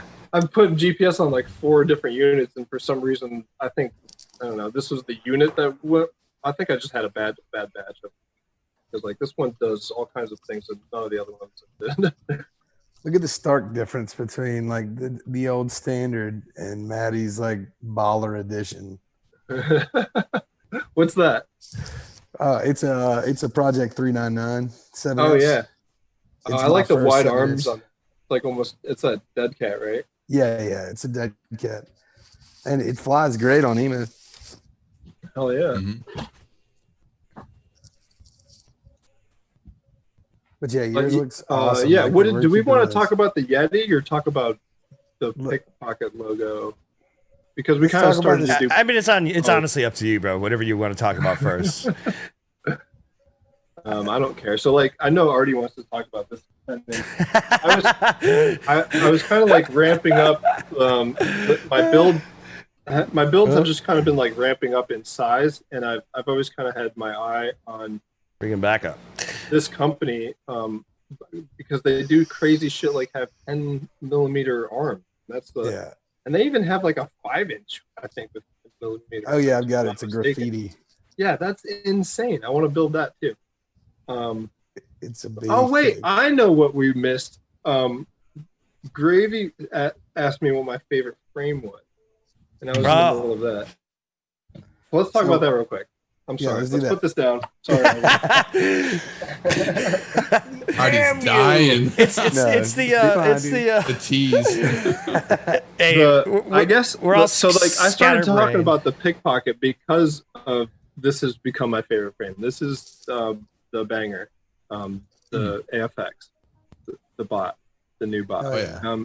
And this one's all beat to shit. But when I first built it, it was beautiful.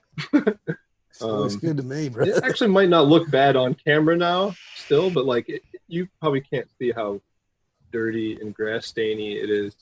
But that's a well-loved BQE. Yep.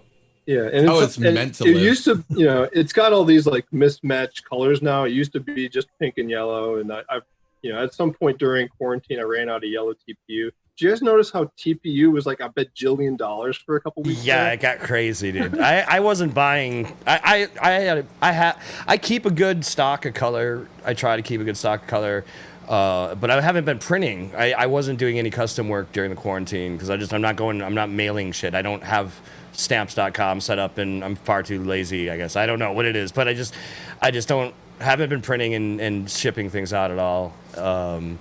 I just shut down because I didn't want to run out of stuff either. Like everybody I know, like Andy Shen, Bill, everybody was like, I don't have any fucking TPU.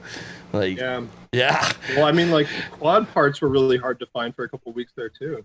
Yeah, there have some stuff still. Yeah. Anything Kiss or FedEx.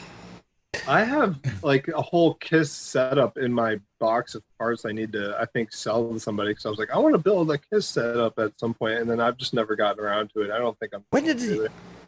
Dude, Don't do it because put it you'll on. then want to spend more money on it, and it was can put pretty it on expensive Eagle too. it's super expensive. That's my problem with it. You'll love it. It's actually Yeah, pretty it's good. sick though. I love No, my it's- bot effects as well. By the way, I think that's an amazing frame.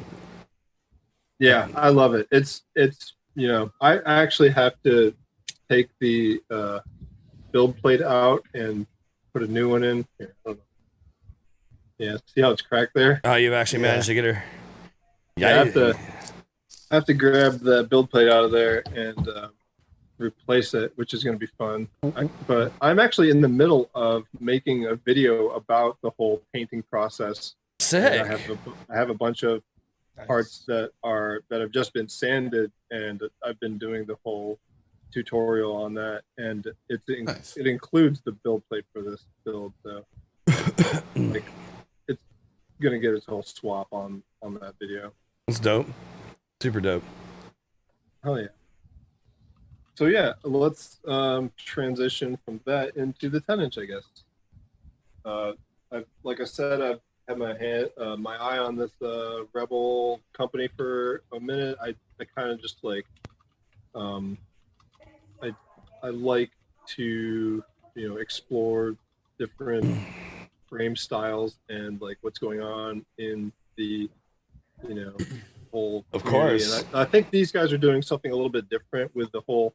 It's not just like a box quad, Sure. This is way different. Yeah, definitely. And it's kind of I don't know. It's super slammed, super wide. It kind of feels like a sports car. When you're holding it and comparing it to a regular quad. I don't know. I'm not super thrilled about how, like, some people have told me that there's going to be props in this HD. I didn't really think about that part. You guys have experience? It's hard to get props out of a 10-inch Even in wide. Yeah, I figured that. Yeah. This is pretty tilty too. But. I run a pretty high GoPro angle on mine, and I've got 3 10s running right now. The Bandolero is so wide that my Bandolero is so wide that I don't know if I have really any prop in view on that one. My Nasty's a stretch deck, so that's got a bit of props in view. And even on the box, I think I saw a little bit of props in view, and that's at 45 degrees. So I don't know, like, it's pretty high too. So I like the Yeti. I think it's a really innovative design. I think it definitely it lends itself more towards long range. Whereas that's my goal with it. Whereas I like my Nasty, for example, like that was, and my Bando specifically, that my Bando was built to be a freestyle quad. My Nasty was definitely built to be an aggressive quad. But I think, how did you find building in the build bay of the Yeti? How are you finding the space? Are you finding that challenge? It's tricky. There's no room in there. There's been a lot of. I'm on rotor builds, and there's a lot of people on there who, I mean, not that there's a lot of Yetis on rotor builds, but the ones that I've seen on there, people have been underslinging a lot of stuff underneath that, like, kind of like upper deck in the back. And that's a good place that, like, Doesn't it have some heat sink built in for the VTX or something? Is there like a metal or? It does have like an aluminum heat sink right there. That's cool. That is cool. Like that is cool. Their 5-inch frame. And I do know nice. I think once you move into macros, man, they just like, especially like my Nasty, it feels like a sports car. Like it's stand-in. My friend Stefan, stand-in design. Okay. Here, I grab it's on the wall. Go get it. That's not that box thing that he was flying, is it? No. It's a stretched. The box is meant to go in a straight line really fucking fast. This is Nasty. It's a stretch. Okay. That's dope. Does that have props in view? A little bit. If you run a little tiny, if you obviously if you run like a linear mode or something on your GoPro, I haven't actually tested it to see where exactly I'm at. I've beat the hell out of this Immortal T. I have thrown this thing across the field. I did it the other day. I lost video. I had a DJI rig knock me out of the air. Dragon was with me, and I just threw it across the field, dude. And it was just like I didn't even break a prop. Nice. Damn. What motors are you running on that? 3115 1050 kVs on 6S. They didn't have the 1050 kVs and these like blinged out ones, and I didn't want to go with the black, so I got the 900. Yeah, I don't know. Yeah, Cyclone's kind of got that as their exclusive. The other thing, I'm probably gonna get those eventually. The other thing about that motor you should be aware of is it has a C clip, whereas it does have a C. Yeah, I know that. The T5 Pros, these motors, they have a bolt. Yeah, they don't have a C clip. And how big is the bearing in that? Is it a 12 mil bearing? I have one torn apart in the other room. I could go try to grab it here in a minute. I'm just curious. I've never honestly looked to replace bearings yet. The bearings in these things are pretty good. I know Travis flying in the underground in the parking garage. He's chewed, some of his motors sound like they got rocks in them. But for me, even flying out at Pilgrim at the Insane Asylum, where it's all sandy and shit, like, it just blows out. I have had to pull a bell in the field, and that's honestly the reason why. Like, that day I hit the fucking cat tails, when I got the fucking cattail fluff, like the quad looked like it had hair. It had cattail just jammed in the stator. Like, I had to pull the bell to get the cattail out of the fucking motor, bro. It was just ridiculous. So, I mean, that's the one reason why I went, like, I recommend, and I do wish Brother Hobby would do that anodized look, that rainbow look on the bigger ones. But that's why I recommend these mainly because they're just easier to service in the field. I have smoked one, so they're not indestructible, but I have beat the shit out of them. Even the original OG T5s are incredibly durable. The bearings are really. I've seen no issues with the bearings. Really, like I said, my emphasis for the Switch was just field service, like being able to pull a bell off easy. I hate secret clips. Like, I actually refuse to buy motors today that have C clips. I don't care. Do you have a C clip clamp? I probably have a set of pliers, but I just don't want to fuck with a C clip in the field. Like, at the end of the day, and I've had to pull motors apart in the field enough times, especially on racers. I used to carry in my ammo can, I'd carry a couple motors and bells if I was going to the racing field. I could just yank a fucking bell and fucking swap it in the field if I bent the shaft or something. So, I mean, trust me, that's almost why I didn't buy these motors. But like, yeah, that's probably why I will buy those other ones, the black ones too. Yeah, at the end of And the I day, want to have 1050 also. And Brother Hobby, man, talk to those guys because, you know, especially with like what you're doing, like they're pretty down for custom. You know, like Brother Hobby's pretty easy to get customs done. Like the box quad is running custom wound motors, and I wouldn't be surprised if they wouldn't be able to figure something out for you potentially. So I would definitely have a conversation. That's all I'm gonna say. I'd like to wind some motor. I want to try to do that. Rewind a motor. Yeah, I want to rewind some of my 1050s. I think I smoked one, and I have one that's got kind of fucked up in a crash, and figured I'd just like rewind it. I've got these 2204s on one of my like ultralights that I pulled all the windings out of. I want to try to wind one of these motors. I think like what I would probably do myself, because I'm, you know, kind of forgetful, is I would videotape me unwinding it, so that way if I forgot the count, I can at least go back and look at the video and count, you know, and count it and start over. So it's just like, you know, I think it's important to know how many winds you're getting. It is. I found that out after I unwinded it. And the tightness of the winds will definitely affect it, because ultimately KB is dictated by the fucking, you know, by the length of the wire that makes up the coils. The numbers, you know. So you want to unwind one and try to get the best, you know, the most accurate length gauge as you possibly can. And I would also get an ohm, a resistance, reading of that wind, and then try to match that as best as you possibly can. And then when you're winding what's the best way to do that? In terms of, well, you want to get your motor. Take a multimeter to the wire itself. Yeah, you got to measure the coil. So you need to take one of the coils that isn't burned, or, you know, at least the conductor inside is still intact enough. It's not opened up. It's as long as it's still intact. Ideally, get a non-burned coil. That's what you really want, is get a non-burned coil, unwind it, and measure the resistance of the wind, or what it is. The wind, as you mean, is the length that was wound. Well, yeah, you're gonna, because that's what you're gonna have. That's called a wind. There might be seven inches of copper that makes up the winding for the coils, right? But that 7 inches is going to have whatever the gauge is they're using and the whole nine. Ultimately, though, it's going to have a resistance value as well. And you want to, all those things you want to try to get as, you want to get as equal as possible.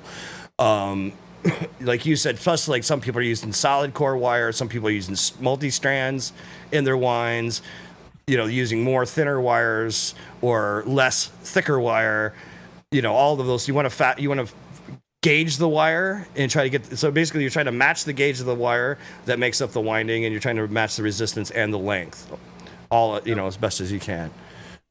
Matty Bluntzz, good to see you, Chad, Artie, others are calling it a night. Double A, good night, brother. Thanks for coming out, man. Mad love. Good night, brother, man. Have a good one. Stay safe. You know, I would have to, honestly, bro, it's funny that you mentioned that, because like in my nasty footage, my props, the little bit of props I have, it's almost like a ghost at the very bottom corners of my screens. And same with my bando. I think you might just catch a hair.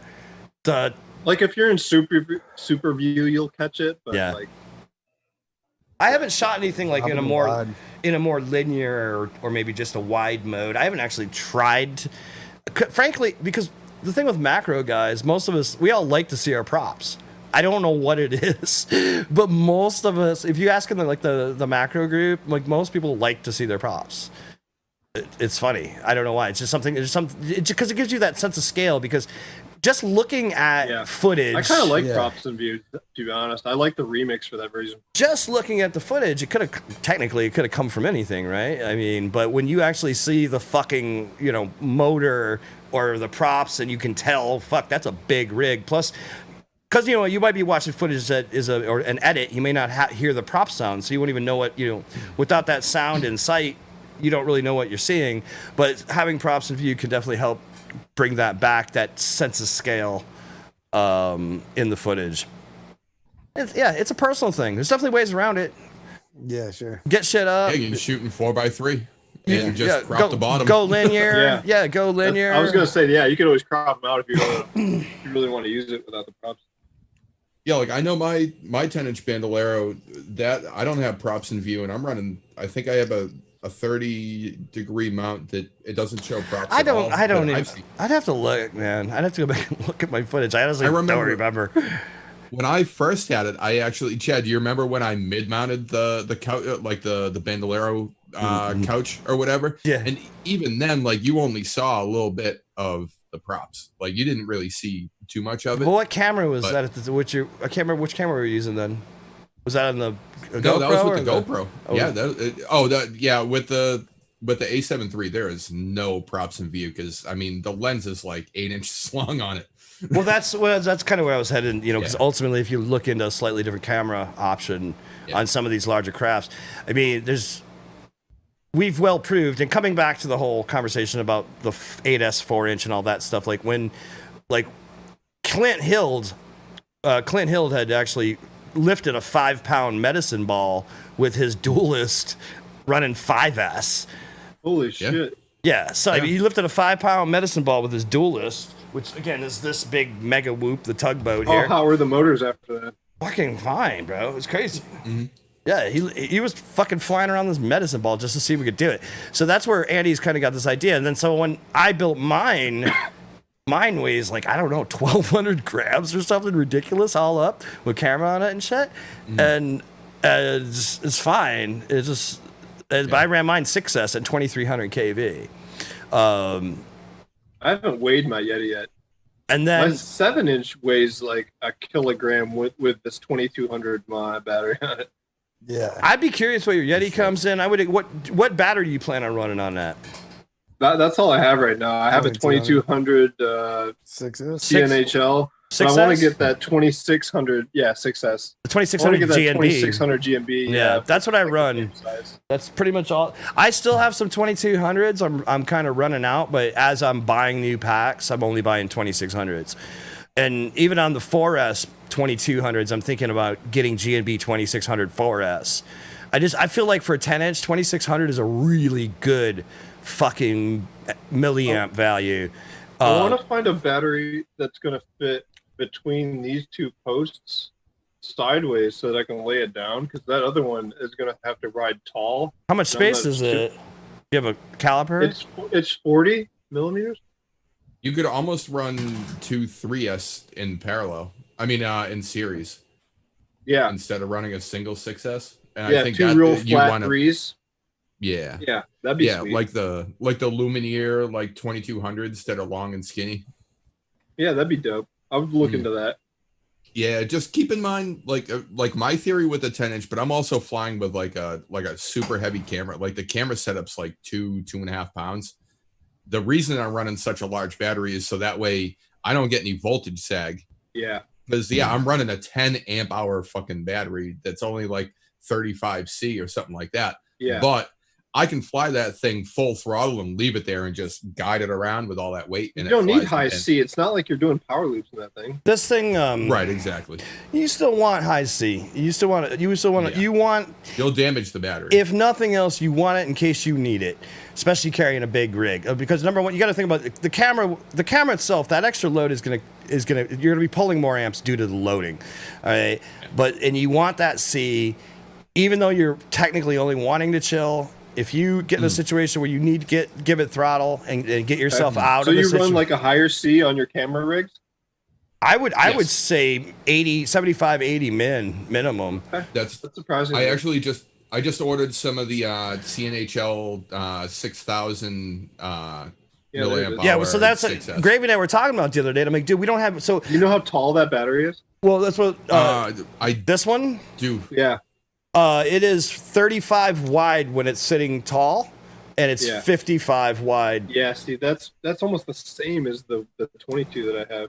Yeah, these things are great. These are actually the same length as my 2200s. But on my Bandolero, and actually that's why this one's a little chewed up. If I lay it flat like this on the Bandolero, and I get in a crash, the ass end will shift just enough to hit the props. Actually, not on my Bandolero. Sorry, I take that back. I run it flat on my Bandolero, but on my Nasty, it's the Nasty that does it. The Nasty can. So I run them. Sure. I run them this way on the Nasty, and it's completely fine. I have plenty of clearance. Yeah, so it's no problem. If you run them tall, they're only 35 wide when you run them tall. So it's 55 when they lay them flat. 35 when you run them tall. I just think the center of gravity would be better if it was running flat or something. Oh, yeah, especially on something slammed. You know, the more slammed the build is, I feel Once like I ordered these like clear silicone pads that uses my battery pad because I couldn't find anything clear. But once I get that in there, I think I'll be able to just like strap it any way I want. It's actually fine overall, but I would prefer to run it flat. Yeah, you know, but it's just like I said, it's a little bit close to the prop line. Like it's like right underneath that GoPro. It wants to break that back screen. Nah, that's one thing that I've not encountered yet, bro. Yeah, really? I'm afraid of that. My fucking my GoPro mounts are so first wreck. My GoPro mounts are so thick, bro. I have not broken this. I'm gonna knock on wood. Oh, yeah. Dude, I got one right here. And I've never broken a rear cam since I started using it. I've never broken. It's because it weighs like 80 grams. No, it's 40 grams. Nah, dude. What do you print the infill on? If you print it at 100, if you knock it down to like 50 or 25, if you knock it to 25, it weighs 30 some grams. I printed mine at 30% infill. Yeah, that's like shit. Yeah, it's strong as shit. You don't. I'm just fucking with you guys. Don't get so touchy about your CPU, guys. Yeah, no, I'm still afraid of breaking it. I just got into like the whole hero format. I've been like a session guy forever. I love the session. Nothing flies like the session. Nothing flies. Yeah, like and then when I bought the Yeti, it's like, I don't know.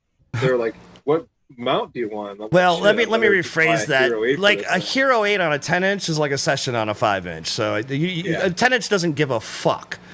It doesn't give a fuck.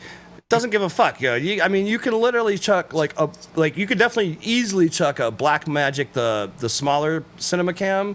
Oh, the pocket. The one pocket. You can easily chuck that. Even with the Black Magic Cine pocket, bigger ones, you could run them. But it's gonna. I still don't even know how much you're gonna notice it. To be honest, man. I mean, like just for reference, like honestly, like this 7-inch, I built this up, an identical build to this for work, and that was when we were building a 10-inch for the A7 III. So I'm like, okay, if I'm gonna fly this on a 10-inch, can I fly it on a 7-inch, and then let's scale it up from there. So I put 3 pounds on a 7-inch while we were waiting for the arms to get made and all that stuff, and I flew 3 fucking pounds on a 7-inch with a 6S 1250 CNHL mini star. Damn. It was hot as hell when it came down, but it did it. Like it was pissed, but I flew for 3 minutes. Yeah, my 4S packs dope. are a little pissed, and awesome. I'm running like I think what are those 80? I think those are 80Cs on those. They're a little pissed. So Will Brown was asking about the lowest rating for long range. I mean, obviously it depends on the size of the craft is a factor, right? You could definitely, if you are strictly flying, especially if you're flying a lighter rig comparatively, don't compare it to a 5-inch, but in the class of airframe that you are in, if you're in a 7-inch class or a 8-inch class or whatever, if you build on the lighter side of that class, you don't need that much C rating, and you can go with a bigger battery, lower C rating, and be completely fine. The situation like with what like Gravy and I are doing, and some of the crazy shit we're doing, it's like when you're lugging 2 pounds of load or more, you want to make sure that if you're falling, you can stop.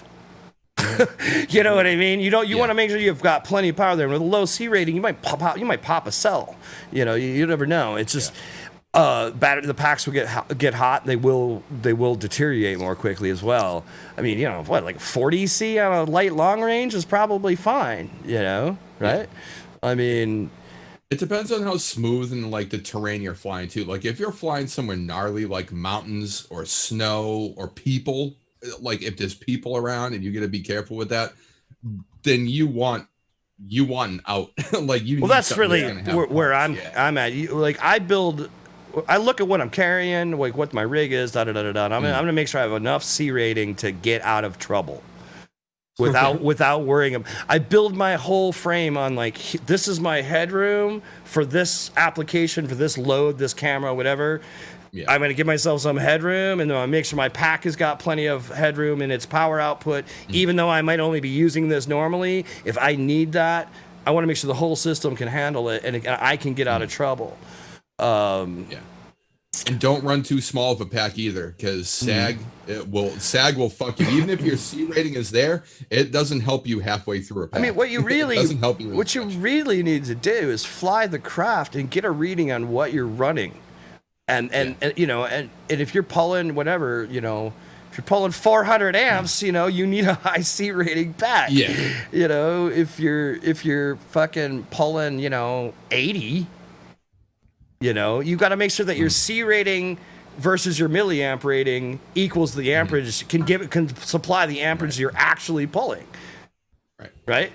So, well, that was like when I called you that day when I went to the golf course when I was doing like shakedown runs on the 10-inch. I went out 1.5 miles and back, and out 1.5 miles and back, and it was only like 20 degrees out. It was cold. Right. And it was with the 10 amp hour free fly battery. It's meant for the fucking 10. It was the first time I flew it. 10,000 milliamps, y'all. Yeah, gravy. And that's what I had, and I wanted to try it out. And also, I was testing out like flying with what's that thing weigh? 5 pounds? Dude, I think it weighs more than the camera setup. It's like 3 pounds, something like that. So I fly two of those go on one of the Alta 6s. That's what I fly the Alta 6. So there's a really good benchmark. So Gravy, you were carrying the dummy load or the actual camera? No, I was carrying what was I carrying? And I know we two made of those big woodworking C clamps and a friggin' like 100-foot tape measure. I mean, and it was clamped to my GoPro mount. 2 pounds worth of crap strapped to the top of his quad with 3 pounds, over 3 pounds, with a 3-pound battery sending it. And and I landed because I thought that the current sensor wasn't calibrated because it didn't move. Like I took off and I went 6 miles and I came back and I was full speed, like just going. And again, like it was cold. It was not ideal conditions. And I landed and I'm like, what the fuck? I lost like 0.2 volt, like 0.2 of a volt. And I flew 6 miles. I got bored. I only flew one pack because the pack lasted 45 minutes. Because I was just going out and back and forth. And I called Chad and I'm like, dude, it was a free fly, like 10,000 milliamp pack. Yeah. So Will Brown, dude, they're huge. So what do you guys think about these like packs that people are building out of like 18 lithium ion? Yeah, they're great for long range, low drain or like low. I want to build with one of them. I've built a bunch. I've got a couple 10S built ones I made. I built ones for my boosted board.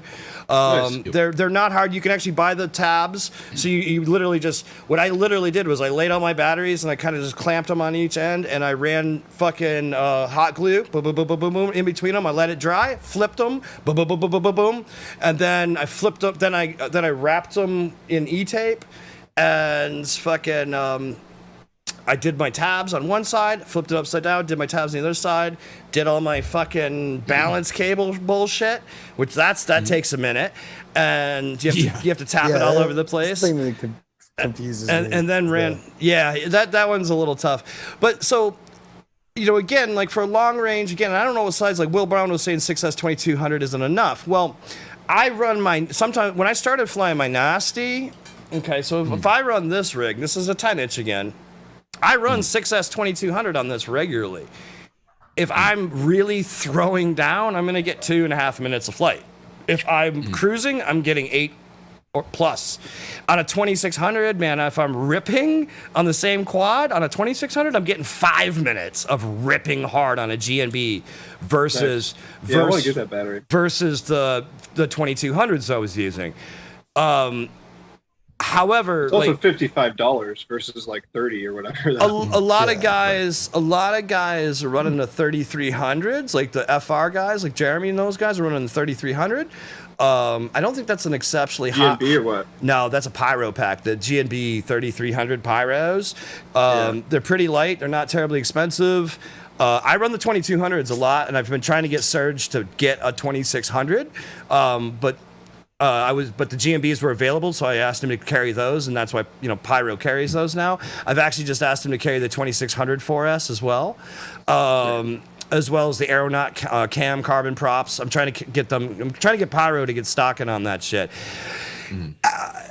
Travis builds all his macros, and he was running 3000 those nanotech heavy fucking brick ass nanotechs. They weigh like 250 grams. Yeah, they weigh so much. Like it was crazy. And he was talking about it. I meant to chime in though. He was talking about in the group the other day because he started running the 2600, and he's like, "Oh, I was always wondering how Chad was getting more flight time than me." And I'm like, "No, dude. Back then I was running the 2200s. Now I'm running the 2600s." He was running the 3000 because the problem is that depending on the weight of the airframe and the setup, and then the pack, like you're going to hit a point of diminishing returns, which was what Artie and I were talking about earlier in regards to an 8S 4-inch. Like it is definitely there definitely is.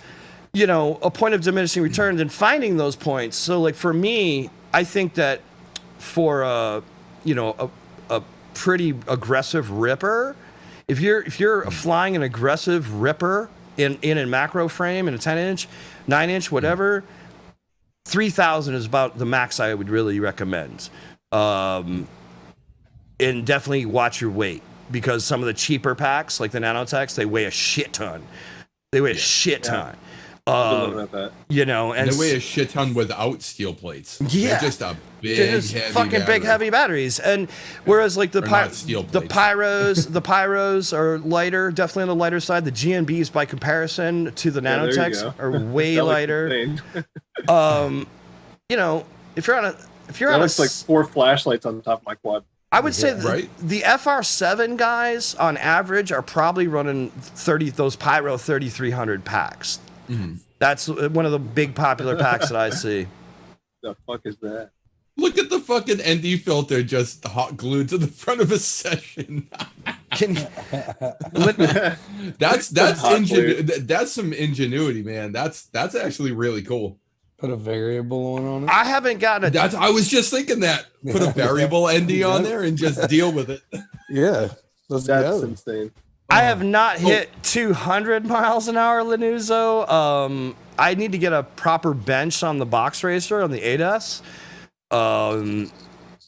My guesstimate is I'm somewhere between $120, $130, but it accelerates and gets there pretty quick.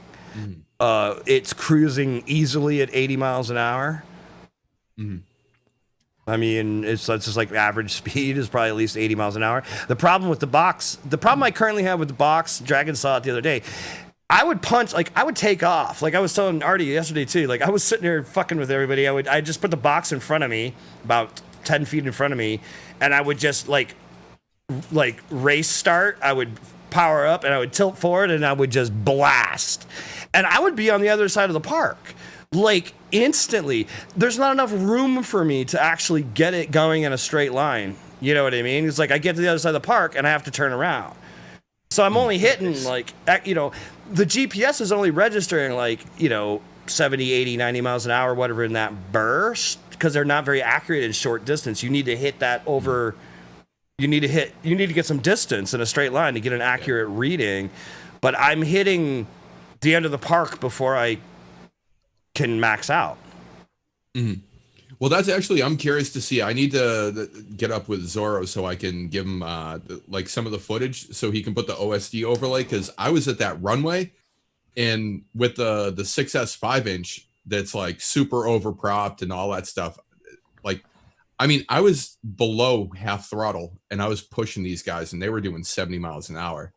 And I'm just hanging with them, kind of bored and stuff like that. And then as soon as they got to the end, I just whaled the throttle and, nose down and just send it.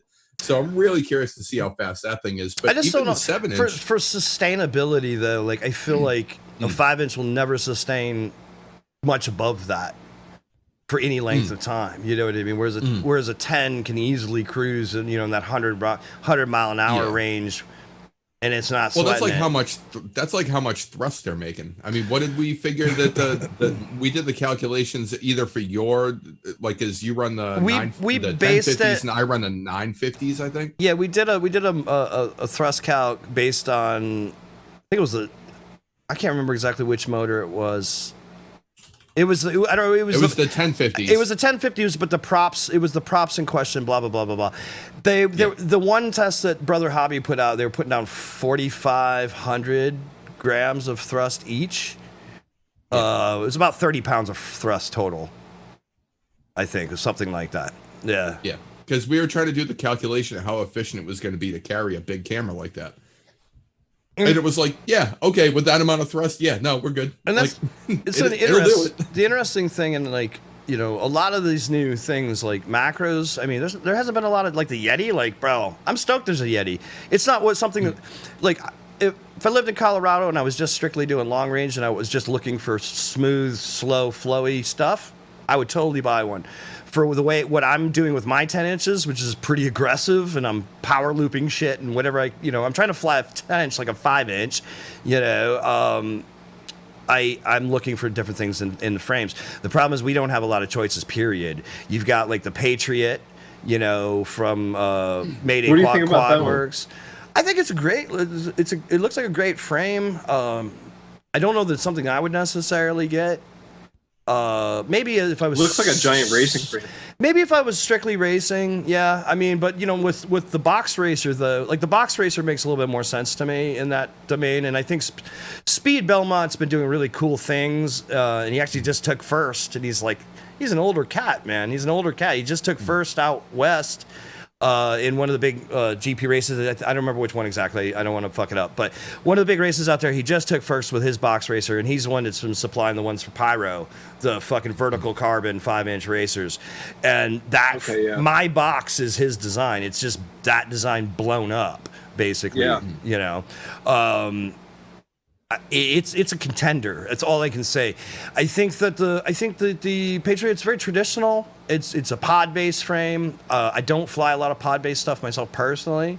Even in my racers, I like more small. Like I flew Korea Rhea Talons. I like vertical carbon in racers, and Speed's vertical boxes are very cool. Very cool. Yeah, I have like the real ACC like Banggood knockoff of that Korea Rhea frame, and I've like taken it down to just like the bottom plate and the legs, and I've printed like a canopy for it. I'm gonna turn it into like a vertical arm racer. Mm-hmm. I'm working on that project. I have 2 Talons and a Kia. I love this design on it. That's great. My Talons are some of my favorite frames. I mean, dude, my first Helio Acon build was a Korea Rhea Talon, and it's still running to this day. And I tore motors off of it. I literally broke the whole front end of the frame off. Motors went flying like 40 feet in the air. It was fucking just destroyed. And I put it back together, and everything worked. ESC, everything worked. I just replaced the motors. Vertical carbon is strongest on its on its leading edge. I hit a metal guardrail thing going I was coming out of a split S just going full tilt, and I just went bang, and it just went poof. Motors went spinning and shit, dude. I mean, there's not too many frames I know of that would have survived what I did to it. I'm into the vertical carbon thing for sure. I wonder if that's where laminated carbon is going to kind of come into its element, is with like macro quads, stuff like that, well, like 7, 8, 9, 10 inch. Jeremy because and I talking about it. The strongest, yeah. With the BQE, all right. So when we were working on the BQE gravy with Bill, one thing I love about Bill is that I'm like, look. The arm should be 10 millimeter thick. I was like, but there's there's 2 ways to approach it. Like, so with my Slim Nasty, there's 2 5 mil plates that you laminate and bolt together. All right. Whoa. So this is epoxied. And the cool thing about the Slim Nasty is this carbon is so thin, it's almost like vertical in macro. You know what I mean? It's actually thinner than it is, I think. But so this is a 10 mil arm that's 2 5 mil plates that you laminate together. And Jeremy and I. How do you laminate them together? So you do that in the kit? So I did that with my Bando too. I'll show you. So the Bandolero, though, speaking working with Bill Brissett and his work, Bill, I love him dearly because he wants. It would have been less expensive to make a 5mm arm system that you would put together. But Bill wants the end user to have the easiest time and doesn't want them to have to do that work. So he basically came out of pocket to make it as a solid 10mm arm, so you didn't have to go through that. Yep. Now, the reality is, and I'm kind of theoretically, once you get into the 10mm carbon, that's some pretty fucking strong shit. All right. Yeah. Now, is technically taking 2 5mm chunks, and since you're offsetting the grain and then recombining it, basically, you now have two different areas of strength that are combining. So theoretically, laminated carbon should effectively be stronger than a solid piece of 10. By how much? And at that scale, what I don't know. I can tell you that I've thrown my Slim Nasty, and my Slim Nasty has thinner arms, and I've just beat the piss out of it, and I have not broken it. Most people that buy a stand-in frame from Stefan agree that the frames themselves are pretty. You'll destroy motors, you'll destroy cameras, you'll fucking bend standoffs. The actual fucking base of the frame, it just won't break. It just won't break. Yeah. That was like me. I crashed the 10-inch Bandolero, what you're saying. I've crashed the Bandolero. I crashed that with an A7 III with a 50 prime and a fucking battery that weighs 3 pounds at full dick. I lost video and I didn't know what. I just disarmed and let the thing drop into muddy grass. Yeah. It cartwheeled. It cartwheeled so fucking far. It hit so hard that it ripped all the TPU mounts and everything that we made for the camera. It ripped all that shit off. Or it tore it. It didn't break an arm. It didn't none of the carbon was fucked up at all. Damn. And I mean, we're talking a good, again, like Chad was saying, 80, 90 miles an hour. I was full send all the way across the park and then lost video. And I just ditched it and mud sucks. Mud's worse than concrete. I'd rather hit something head on than bandos. This has seen a lot of mud. I beat the shit out of this. I destroyed a motor bell in a crash. It destroyed the motor. It ended up blowing the ESC. It blew the whole stack actually. Destroyed one motor. No damage to the carbon. So on this one, Matty, I had to actually. So the build deck on the stock 5-inch Bandolero, the OG build deck was 2mm, 2mm thick, right? So when Gravy and I were talking about making these and working with Bill, I told Bill, I was like, that build deck isn't going to work. I was like, because you've got a 4mm bottom plate, you got 10mm of carbon, you have a 2mm, it's going to be a weak spot up here in a crash. So what I did was, I was like, send me two of the stock plates, and I took all the press nuts, and I knocked up all the press nuts out of one of them, and to answer your question, how do you do it? What you actually do is kind of like what you're talking about. What I typically do first is I will start actually with I'll wash it with acetone.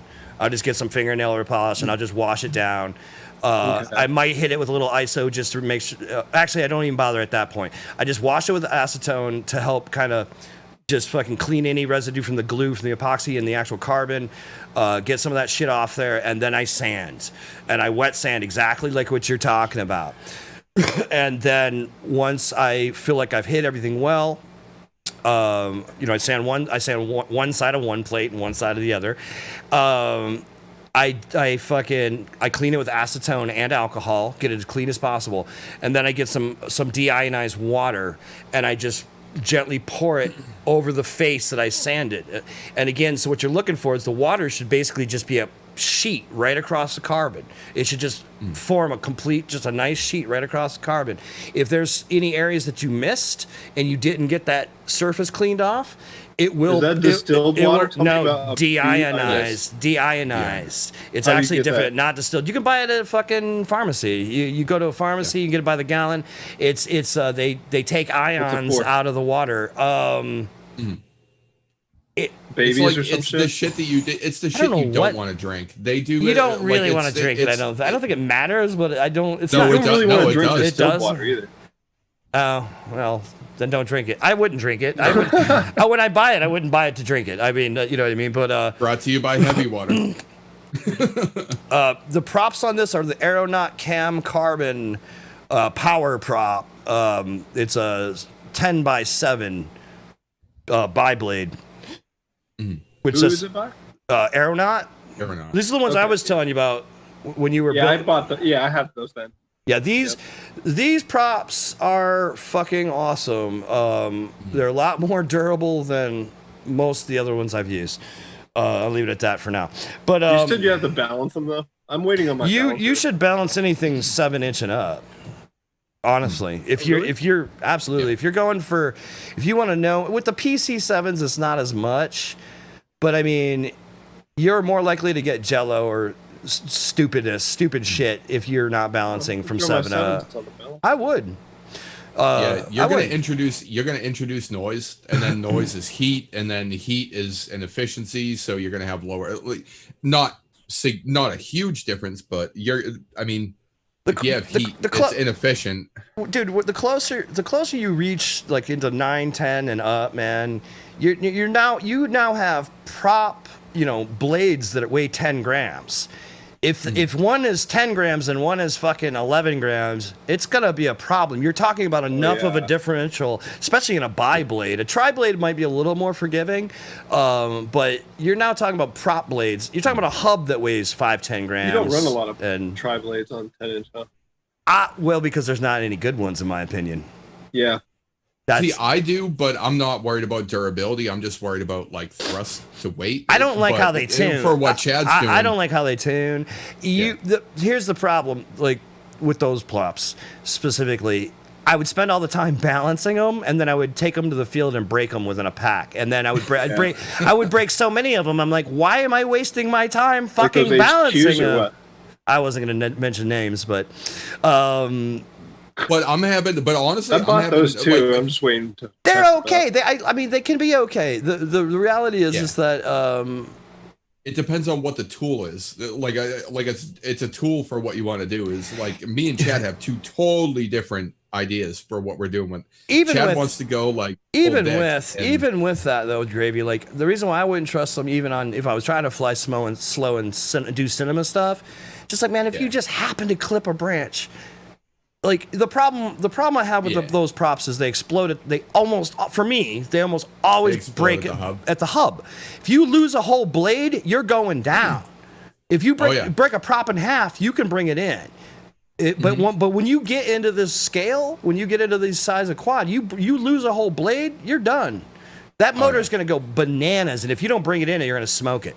Yeah, but if you're on a tri-blade and you lose a blade, you might be able to get it back in. No, you won't get it with that much mass. And that much imbalance. I know on a 5-inch I could do that. 5-inch ain't that imbalance shit. is just even with a 10. I'll tell you what, even with a 10 millimeter arm, if you broke a tri-blade, if you broke one of the blades off of it, that imbalance is just gonna like do this with the arm, and it's gonna introduce so many fucking your motor is gonna start doing that to some degree, but it's gonna violently shake the quad. Your D terms are gonna go fucking crazy because it's not gonna know what, you know what I mean. Your quad is gonna be trying to like it just doesn't work. And I've smoked, like I came flying backwards and I fucking was flying backwards and clipped a fucking branch. Blew a fucking blade, man, and I mean, I was just trying to bring it in slow, and I ended up smoking the motor on it. So I can't do that. Like with an Aeronaut, the shitty part is I've had Aeronaut like the tips break a little bit less than ideally a few times, but like bro, the HQ, I would put them in. I put the fucking my quad bag in the cab one time, and when I pulled it out, I broke the fucking prop. I'm just pulling it out of the car, dude. I shouldn't break props pulling my quad out of the car. Like, I mean, that's how bad they were for me. Like I said, I was. Like if you want to prove this point, Matty, if you want to see it, because I know you had, like, what size pickpocket do you have? I have a 3 and a 4. Okay, so every motor, take one of the prop bolts out and just hover it for like 20 seconds. and then put them back in and listen. No, just like real quick, and you'll see that difference. Now it's scaled up, and it's like that same thing. It's a huge difference. I mean, even on a 3-inch or a 2-inch, anything like a little bit of imbalance. What do you mean? Is take the T-mount? He was just saying if you take one of the bolts out of the T-mount. If you run one bolt out of T-mount, yeah, you'll hear it. Yeah, because it's so imbalanced. I see what you're saying. Oh yeah, it's so imbalanced. And now if you scale that up to like that's like the correlation to like a 10-inch. I'm gonna try that because in my mind that's not gonna do much. Oh, you'll be shocked. It's worse when you do it on one motor than all of them. I can literally fly back, like I said, with a whole propeller gone, and something that on a tri-blade on a 5-inch, and it sometimes I don't even notice it. You're talking about what's a 5-inch whole prop weigh? Yeah, what's a 5-inch? I know, but he's talking about a screw in a T-mount. Screw in a T-mount will make a difference. It will make a difference. Oh yeah. But I can 100%. But ultimately, like I said, when you get into this size, though, when you're talking about a blades weighing 5-6 grams, you're now 5-6 grams out of balance. That's a huge difference. It's a massive difference, and it just you break a prop in a situation, especially if you're under load, man. It's just not a good it's not a good scene. So that's the only reason why I stick away from them. And we have spoken with Zong about, very respectfully about hopefully working on that design and making it better. I think it's definitely on the right track. It's light. I was like, dude, they could be a little heavier. Everybody wants light props because they want them to be responsive, but on the other hand, you also don't want to blow them up every time you tap something. Right.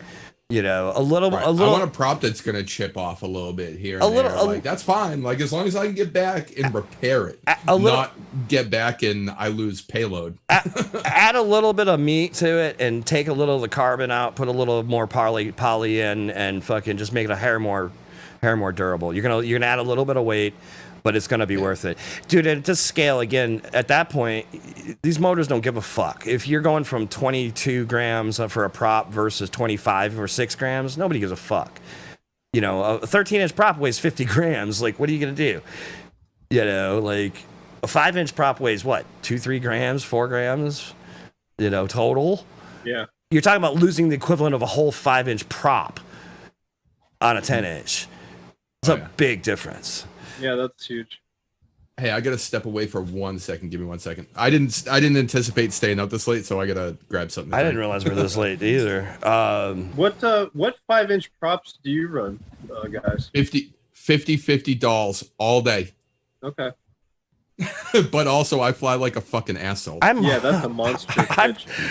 I ran 50-51s for years when I was running the racecrafts for years. Yeah. I run a lot of the ethics now, although those are S4s. I like the S5. I like the 5s. I like the GemFan 5146 and 43s. That's what I'm running. The 51433s are my shit right now. I love this prop. 46 are really good for racing, and the 43s I noticed just. I have not tried the 46. I've heard all kinds of good things about them, but I'm kind of stuck on these. They're just like my shit. If you want a little bit more pop, 46 is the way to go. But 43, I feel is just as smooth.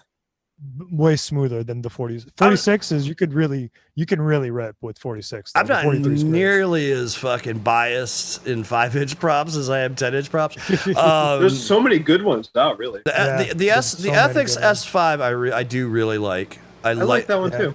I like Azure Power. I love the way Azure Power flies. They're a little bit on the fragile side. Like the Johnnies? No, I don't. I didn't like the Johnnies personally. Oh, really? I really like them. I like the standard Azures. The Johnnies are fine. I think the quad that I tried them on, it was the wrong prop for that quad. Okay. I really like it. My friend Kevin Cayo gave me a set to try, and I ended up giving them back unharmed. I was like, here, dude, these don't work for this quad. We're always trying stuff. I love trying different props on my 5-inch quads. And I wish we had more variety in, like I said, frames and props in macro. Master Air Screw has yet to make a proper 10-inch macro quad prop. The hubs on the ones they do have are too thick for the 3115 motor shaft. You can't get enough. You can't get a bullet on there good enough, if at all. I don't even know if they fit at all. But especially with the, so I run the little the tooth washer underneath. You know what I mean? The tooth washer underneath under my motor nut. I do love GemFan. Like my 6-inch, I primarily run GemFan. GemFan was supposed to make a 10-inch prop last year, and they didn't do it. I was so bummed. I'm still waiting for them to do that. I want to start putting a little more pressure on them. I've been bugging the shit out of Mass. I'm constantly leaving comments on their shit about making a 10-inch prop for us. They need to make an I'm really surprised they haven't. I'm really surprised that they haven't made one. So last year they made the 9 and then they made the 11. I'm like, what the fuck just happened to 10? Like, God, like what the fuck, y'all? Like seriously, you skipped an entire group of people, like an entire customer base. Like you missed the mark. It's like there's not whole groups devoted to just 11-inch. The Johnnies did feel weak to me, Will. I felt that was they felt kind of flimsy to me. I think I'm. You mean like the actual plastic, or just like the pitch? I don't know. Everything. I really like the way they fly. I'm not super crazy about how they hold up. Yeah. They're real easy. But I bought a shit ton of them because TBS like had them on some crazy Christmas sale for like $1.05 a bag, and I bought like a shit ton of them. S4, what Swift Ducks S4? Folding props. Has anybody tried them? Anybody here tried those yet? Teal just put a. I know it's Teal. I'm talking about Teal's video. Yeah. I have them in my bag. Will Brown said they fly nice until you hit a moth. With the folding props. I think he's talking about the Johnnies. Yeah, no, he's right. Yeah, they break, but like I love them. Which ones are those? Those are the Doll 50/50s, dude. Like these things are so like brittle. I'm sorry, not brittle, like bendy, stiff. They don't, dude. Like they just snap right back. And I mean, I pile drive this fucking thing. This is one of my tester. This is one of my tester quads for Chad. He's seen the black box data. Like I said, I fly like a fucking dickhead. And these props are the only ones that. Is that a dark that's a. Or no, it's a BQE 210. So I got what? A 210. Oh, that's a little guy. Is that a bottom mount? Yeah, it's bottom mount. You can run a top mount, but me and Chad actually designed this. No, well, I guess you could toilet tank it. Me and Chad. If you're gonna run a top mount, you almost have to, right? Yeah, I love bottom mount. I run bottom mount on everything. I run bottom mount on my. In the first after I had that Aris, like my first 5 quads were all like bottom mount, and I was into it for a while, but I like the way I like having more room. I'm not really into building racers. Besides, I don't know. Race centric or high speed builds, I prefer bottom mount. If I'm building something for freestyle, I want to go top. If the super lightweight stuff is all bottom. I would chase. Obviously, I would. Any of my 10 inches would be more than applicable for a chase rig, right? With the 8S rig though, like Lanuzo was talking about tracing dragsters. And I mean, no, I'm not going to hit 200 miles an hour, but I could definitely hang with those fuckers a lot longer than anything else. Like it's crazy how fast it accelerates for a quad that size. It's terrifying how fast that is. Fucking Dragon. Like I said, he was hanging with me and Kaio and fucking Cement Kid when we were there when I maidened it, and that fucker is scary. It's a monster. It's even my banger, that's bottom out. Oh shit! I've never seen a bottom out banger. Oh, that's cool. Dude, I love it, and I do wall tap. Dude, I don't give a shit about batteries. It's $20. I mean, if it blows, a pad under your battery or one of those yeah, I got armor grip sitting there. On the filthy on the bottom side of your battery. Fuck the battery. You just go. No, dude, I just strap the bitch on there and I take off and crash. I used to, man. Do you have a battery sponsor? Right. No. Hit me up, anybody. I'm trying to get GMB. That's what I want. If I could get sponsored by GMB, that would be great. I've been pushing the shit out of their packs, so I hope y'all listen, because that's what I mean. Like I said, I got Pyro to carry the big ones now, and I'm trying to get them to carry more. And I definitely, in the macro community, have pushed the Pyros or sorry, push the GMBs pretty hard. And dude, and everything else. I mean, pretty much today, aside from all the old Pyro racer packs I had at 1250, pretty much everything I run is GNB. Like all of my pickpocket packs are GNB. All my fucking Ripsqueak packs are GNB. My fucking Whoop 1S packs are GNB. You know, everything. Pretty much everything. I like them too. So are those? Yeah, I have shit tons of those.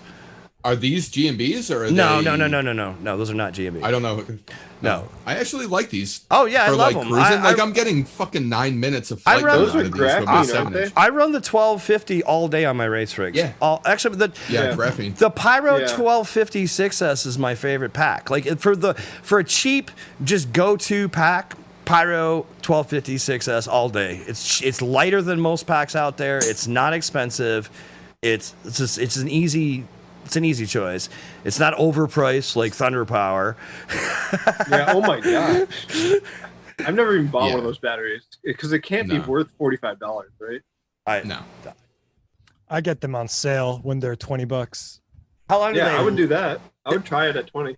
This GNB that I was showing you earlier, Linizzo, this, like I said, on my 10-inch, on my Nasty or my Bando, I could rip pretty goddamn hard for 5 minutes plus. If I'm cruising, I'm over 10, no problem. And I've been good. They've been good. I've been beating the shit out of them.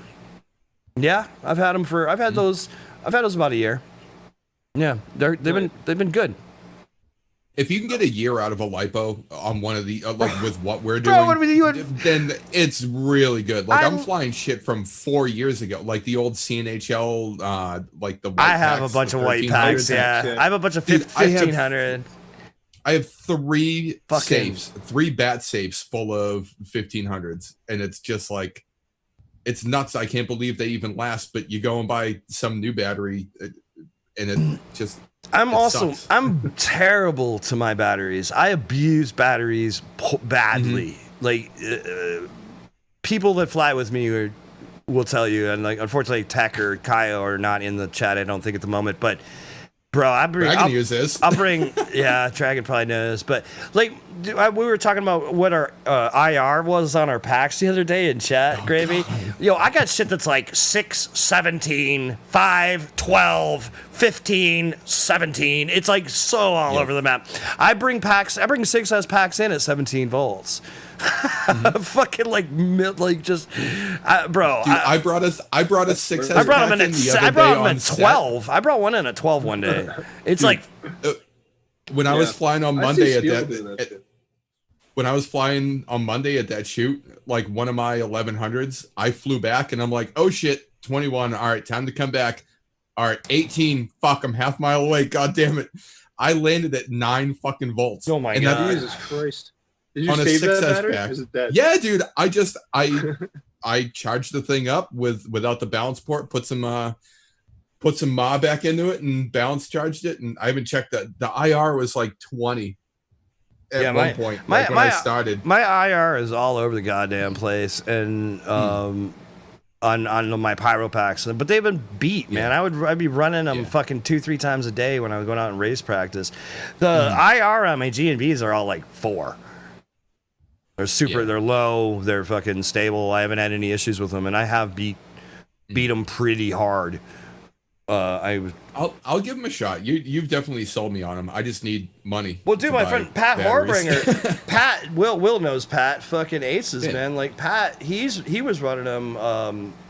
But when I told him, when I got Serge to carry them, I'm like, y'all start buying these packs, because I asked Serge to fucking carry them, and he started running them. He was really into them. He was liking them. I do recommend the bigger GMB packs. I was a little hesitant myself. I was looking for a 2600 pack for ages, and then on GMB brought those out, and I was like, fuck yeah, dude. Like, gimme. I bought like $300-400 worth day one. Jesus. Just fucking like. See, like, I don't mind. Like, if I have a shitty pack, like, I don't know if you guys are like this, but if you have a shitty pack that like I HV charge everything. I'll charge everything like 4.4 volts per cell and just send it whatever. If I get like 2 minutes out of a 4S pack, I'm like, all right, whatever, next battery, because I got a fuck ton with me. I have a whole backpack full and then safes full of batteries that I bring flying. And it's like, all right, yeah, a minute and a half, 2 minutes. All right, right on. Cool. Next battery and just keep fucking going. But I mean, I don't know. I guess I need to take better care of my batteries. I should. It's a good thing they're in safes. Well, that's, I mean, the thing with me is like, especially like, I don't know, I just have so much fun flying the 10s. Like, I just lose track of time. And it's like my battery's going bleak, bleak, bleak. And then it's like literally, it's like, I start seeing land now. I'm like, all right. But there's sometimes I'm just like, I'll drop throttle and let it stabilize and just chill. And then I'll just keep ripping. And then it will come back to land now. And I'll do that like, I don't know, 3-4 times. And I have had the quad just fall out of the sky just because I pushed it too far. I just don't. I never thought of landing and just letting it chill for a second. Like, all right, bro, you need to chill the fuck out. I don't like, even land. So I just fucking calm down. I just like fly. I don't even land. I just go real low throttle. I keep it airborne and I just let it chill out for a second, restabilize, and then I just fucking. Then I keep hitting it. I don't give a fuck. But I have I've come in where like my pack's like just I don't even know. It's like reading like 9, 12, some stupid voltage that shouldn't exist on that many cells, and my quad just falls out. Like I'm coming more often than not. I'm 2, 3, 4 feet off the ground coming in, and the quad just fucking says, "Yeah, I'm done." It just falls, and that's a wrap. Pat is good folk. You are right, man. So I was flying like these Talon fast as fuck 6S 1050 mod packs. Yeah. I bought they were like super dirt cheap on Cyclone like last fall or some shit. He had them up for like $15.99, and I was like, these have to be horrible. I bought one to test it, and it was amazing. So I bought 30 more of them. Oh shit! I think I bought every one he had. I was like, how many more of these do you have? And I was like, will you take 15 flat, like free shippy for these? Like, I'll give you, $300. And he's like, yeah, let's do it. And so like, I had like 31 of those, and they're just now starting to like get a little saggy. I've been like beating the shit out of them for like a half a year, well, 3/4 of a year, I guess now. And I just bought some of the black CNHL 1100 6S, and I actually prefer the Talon. They don't those black 1100s are good, but they drop a little bit quicker. That's what I landed at 9 volts. I was rocking CNL China Hobby Line for a good long while, and then when I started running the pyro packs, it just changed. I don't remember what it was. Like I think China Hobby was out of stock, and then I discovered the pyro graphines, and I'm like, they were like, at the time the price was close, like the same or better. It was like I was like, well, let me try these, and then I bought I bought like half dozen or a dozen 6S ones, and then I just been buying a shit ton ever since. I have a fucking pile of them now. I've got, a dozen 2200s of those graphines. But then I got him to carry, like I said, these 26s, and now that's all I'm buying. For the big packs, that's all I'm buying. I would probably just buy more of the 1250 graphene pyros. They're fine. They're great. They're really fucking good. I puffed more fucking China Hobby lines than anything. You know what? One battery that I will never buy again are ACs. These fucking things. It's like a complete gimmick. Like these are relegated to goggle only packs now, and I have like 20 of them, and it sucks. Because I have so many of them. I'm very particular, man. Like when I first started flying, I bought from the place I was ordering my first quad parts. They had some branded packs, and I have no idea what they were. They weren't whatever. They were whatever, and they were fine. And I was, when I very first started flying, I was flying 3S, and then Then I moved to Tattoo for a while, and then I moved to China Hobby Line and bought I had a shit pile. I had like 30, 40 fucking China Hobby Lines of various sizes, mostly in around 15, 12, whatever. And I've tried them like along the way, the newer packs and things, and like Travis is trying them on his macro too, and just they weren't performing as well. like they were not performing as well. Like I said, Travis made a post the other day about like I knew Chad used to get more power than me. I never understood why. I was like, yeah, but dude, I was running the Graphene 2200s. You were running the China Hobby Line 2200s or whatever. Actually, he was running the Nanotech 3000s. But his quad was just too goddamn heavy. So it's like his airframe was heavier than mine, and then his pack was heavier than mine.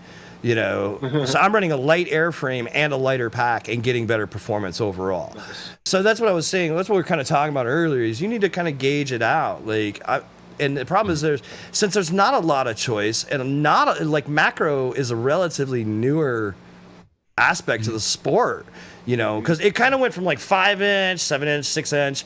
X class, you know what I mean? And then Catalyst brought it back with the Beast class, like the Beast class. Because I want to build one of those. Well, there was some the Beast class were coming in, and Macro and Beast are pretty much kissing cousins, if nothing else. You know, like they're fucking. You know, Macro just tends to quote unquote. Yeah, I'll be right back. Sorry. No worries. Oh, no problem. Macro tends to end it at 6S. Most people stop building Macro at 6S, but my next build in 10-inch is going to be 12S 10-inch on a plate frame versus a tube frame. Yeah. No, I mean I think that's like. So is that Beast class? I think Beast class kind of missed the mark. Like it shouldn't have been a cut down X class. It should have just been a fucking frame. Well, I've said it a million times there on this show. It's like I love Macro because it's a proportionally just larger frame. Everything's just proportionally bigger, whereas Beast and X were these like small things. Concoctions. That's what she said. Concoctions of these tube systems, which is fine, but like you said, they should just brought it down. Trying to with my flying an e-bike. There we go. Yeah, we should all buy fucking e-bikes. No, buy e-bikes and put them. I'm just gonna kill. Quad I'm just gonna build. This is what peak performance looks like. I'm gonna build a fucking. I'm gonna build a fucking quad I can fly myself around in. Oh my god! Like did you like the fucking asshole? Yeah.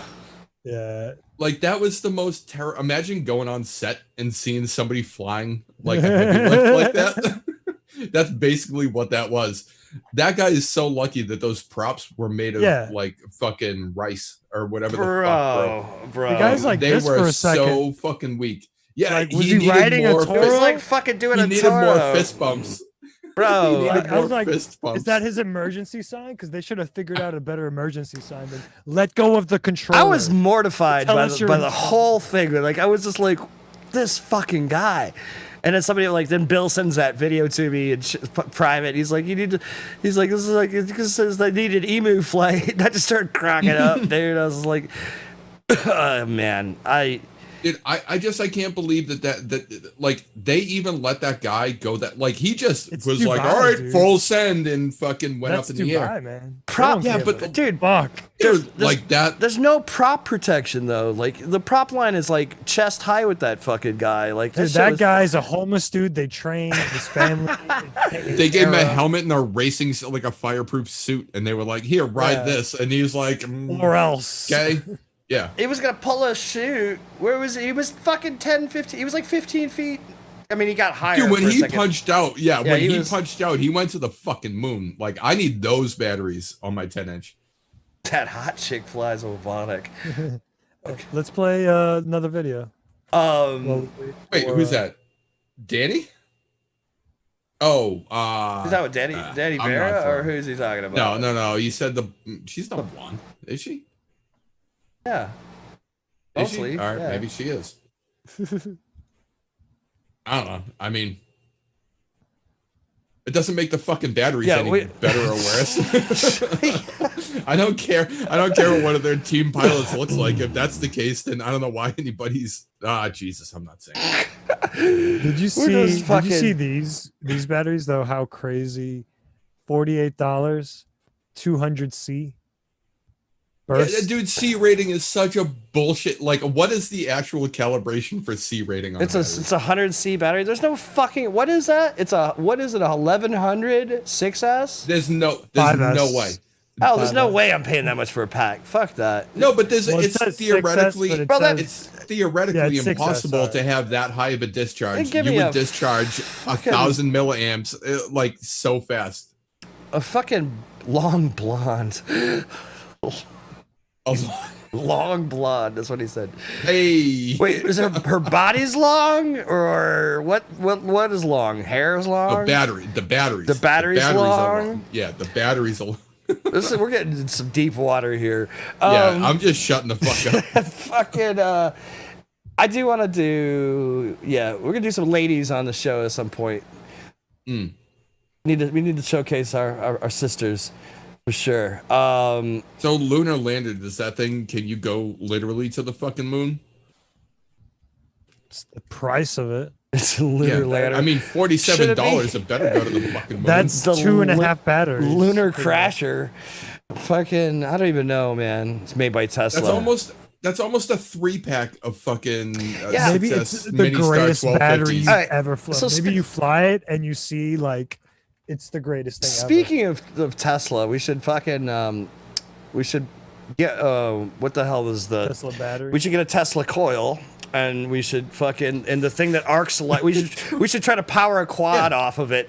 air power it. Dude, that'd be pretty dope. The voltage would be through the fucking roof. It should be like the little antenna on the car from Back to the Future. You're trying to fucking grab lightning to fucking power your quad. You'd have a tiny whoop going 88 miles an hour. Just fucking burst into flames. Oh, Jesus, my God. guys! Okay, so I'm an hour and 15 minutes past me turning into a pumpkin. I gotta duck out. Yeah, we're gonna play some time. videos and call it. So I think we've gotten to that point. We lost Artie because he had family stuff going on. Tesla coil on a quad. All right, let's see. That was Willie P. Let me see if there's another. All right. Are you out now? I will see you guys. Yeah, I'm out now. Okay. I mean, I'm late as always, but it works. All right, Maddie, thanks again for coming. Good seeing you. Good talking to you, homie. Oh, dude, you're muted. You're muted. Ah, you pulled a gravy. Jesus Christ. What the fuck? Sorry, my bad. No, that's all right, man. Hey, it was You're fucking amazing. good seeing you. I've been seeing you since the fucking protest, dude. Like, it was good fucking hanging out, man. Yeah, fuck yeah. Let's hang out again sometime. Yeah, dude, I looked it up actually because I go to Philly like an okay amount, and I didn't realize that you were almost as far from Philly as I am from Philly, and I'm in Boston. Pittsburgh, Philly. Yeah, it's a hike. It's like Philly four and a is half, not close to five, four and a half hours. Yeah, 5.5. So Yeah. like, if you make it to Philly and you're hanging out there, Bot is supposed to come to me. Maybe you and Bot will come here. Yeah, Well- I mean, I'm down. I don't give a fuck. I'm down. Everybody just needs to come to New York. Or we can all just meet in New York. That's way easier. Because I know. Actually, you know what? I gotta talk. I'll say I it can now. rip We that need mansion thing. We need to throw another jam here. In Boston? We did the Tea Party. Yeah, we did the Boston Tea Party. That was on the episode that you were on with. Dude, you weren't here, I got but you were. I got a spot on with droners. We'll get a spot out on Long Island. There's a couple sick little fucking like bed and breakfast and fucking like little hotel things and shit. We should just go get one of those and then we just go fucking mob the fucking insane asylum for a weekend. It would just be retarded. Is that mansion thing? The insane asylum, the fucking Pilgrim. There's actually two insane asylums. One gets the most play, but there's another one up north that a bunch of us have been meaning to go hit. It's a little different. It's a little more just. The architecture's not quite as interesting as Pilgrim. Let's just camp out there. You can get kicked out of that one too. You can get kicked out of Pilgrim if you go to the fucking active part, but it's the spot where we fly is so far away from the rest of it, and we're actually that down. one's fun. Security there is dope with us. There's like security rolls by and watches us fly and talks to us, and they're like, if the cops come mess with you, just tell them we said it's cool, and if they have any problems, tell them to call us. No shit. Yeah, there's Pilgrim. You're just filing off and be like, yeah, at FAA, you guys are local. Fuck off. It's a great spot, dude. It's a fun spot. Dude, I know, and you've been trying to get me to go there as long as I've known you. Well, Jesus. Yeah, I want to. This is the one I was talking about. I want to go here. So bad. Yes. Cricket and Lamont and a bunch of the guys were going to come up. We were talking about that. FPV Geek and Bashers. Is this you flying it? Who's playing this right now? This is me, the Vice. Yeah. Yeah. What is your YouTube? Vicious Vice. Okay. I don't know that I'm subscribed to you. The He rips. What are you ripping here? What is the quad? This is the Bando, BQE Bando. It's not 6-inch? 5-inch. Okay. Chad's like watching this and he's like, yeah, he hasn't tuned this yet. And he would be correct. This is me still like tuning it. That's a sick spot. have to fucking You go gotta there. watch it. There's Yeah, this spot is there's amazing, trees on it. So on the other side of this thing, man, there's like this like the compound area just keeps going for a good while, and then you go down a road and you kind of take a turn and you go around to this other spot. And there's this tower in the middle of a field, and it's just like a big tower. It's just there's nothing else there. It's just cool though. You can get trippy spins on it and shit, which is cool. Go over there, catch a couple trippy spins, and just rip the field up a little. And then there's like the whole compound area. Like they don't give a fuck, man. They let us fly all over the place. As long as we just stay away from the active part of the actual insane asylum or mental hospital or whatever it should be called. How far is that from you? About 45 minutes. Okay. Depends on Dude, if there's- traffic and shit. So I'll tell you what, if I don't go to upstate this weekend for that motocross race to film, I guess I'll go to fucking Brooklyn. I just need a 24 hours notice to charge packs because it takes me a day to charge packs. When you charge it, I'll charge fucking a fucking ammo can full of 22 and 2600s, man. They take all fucking day. Yeah. All fucking day. You're not wrong. All right. Well, have a good night, guys. And Chad will figure that shit out. Word. Take care. Vince, It's good to Vince, see you better fucking be there. Man, Later, you should man. definitely fucking come up, man. If we do it this week, how much notice do you need to go rip? I can't do it this weekend or next, really, but I would love to do that. So I know can't. Will Brown's gonna come up. I know when Bashers comes, I know Will will be coming. Hopefully Tim. We'll definitely have to jam and get some shit going. It's- Maybe If I it will does do happen something. this weekend. I'll give it a maybe because I'm not really. I haven't even looked at the super weather hard. report for this week. I have no fucking idea what's going It's on. good. It's good. Actually, you should. Well, okay. Well, I mean, I'm not definitely. If we want to go out there this weekend, I'm 1,000% for No, that. I've already checked it for upstate, and it's not really. It's only like 2 hours north. If of I you. could get upstate, I would totally come up there too. Dude, I'll pick if you. We'll talk about that. Like, I mean, if it came down to it, I'll drive to you, pick you Are there up. and then we'll go out there. hospitalities that are open though? Like, how would you do that? What do you Stay mean? safe and stuff. What do you mean? Like, are there hotels rocking right now? There's stuff open. I haven't like tried. I mean, obviously, I haven't looked to book a room. I haven't looked at pricing and stuff. For in the core sections of there was sections in Brooklyn, a place where they turned a couple hotels into fucking field hospitals for a bit during during the peak here. But that's all done. There's definitely spots open. I'm sure they're starving for fucking bookings. You know what I mean? So, How is the quarantine in New York right now? Or is it like back to green or whatever? No, New York City is 20% infected, as globally speaking. My neighborhood is like 50% infected. So you're not going back to work, or there's not. To be honest, man, like There's not bars open or whatever. I'm real close to calling up get a pod delivered here, putting all my shit in it, and put all my shit somewhere, and then just like keep the basics. Basically, take a pod out of here and fucking store it, and then chill somewhere else. and then fucking get the fuck out of here. Bro, like it's been one thing after another, bro. You should do. I'm telling you, My boy Ami, who lives in Brooklyn, is now living here in Pittsburgh, and we made him quarantine in this house for like a couple weeks before we even saw him. But like, he is good now, and now he's like, because he has like a web job and he works from home anyway. So he's like, I'm getting the fuck out of Brooklyn. I really want. I want to get. Like I've said it a million times. Like the biggest problem I have with New York City is that it's really hard to maintain grounding in New York City in the sense of it. When I lived in the Midwest, or I lived in Pittsburgh, or whatever the case was, I could go outside and I could put my feet in the grass within a couple feet of my door, if not a foot of my door. In New York City, I walk outside and it's concrete, and I have to travel to literally go put my feet in the grass. You know what I mean? And that's I'm not with that anymore. Like, I'm tired of it, man. Like, I want to fucking be able to just go out my backyard, or have a yard behind my apartment or whatever it is, and just have my feet in the grass. Have a spot I can fly without having to go out at it's like on my boosted board when my park is open, it's cool. Like I can make that work. But past that one on the weekends in the summer, it's packed. The only spot that we have that's legit, that's no problem aside from parking, is the fucking AMA fields, and there's only really one main one that we dominate. And then otherwise I'm going out to Pilgrim or I'm going somewhere outside of New York City. So I'm like, what fuck, you know? I'd rather, like, when I lived in Indiana, bro, I had a fucking, like, huge field behind my house that was a spillway. It was along a river.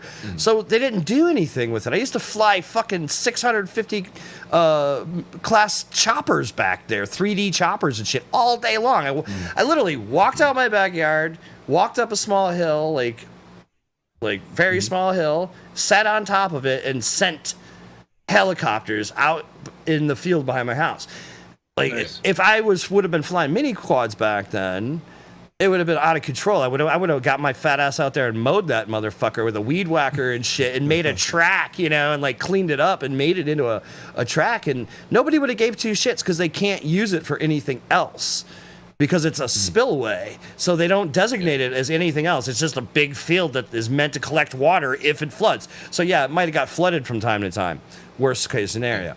But that's it. Well, it sounds like you need to come, like I need to come down there, and I put this out there like in our chats, but I'll put it out there fucking live right now. I will come and pick your ass up and drive you the fuck back here, and you can come chill for the weekend. And then I'll drive you home, and then drive my fat ass back home after it's over.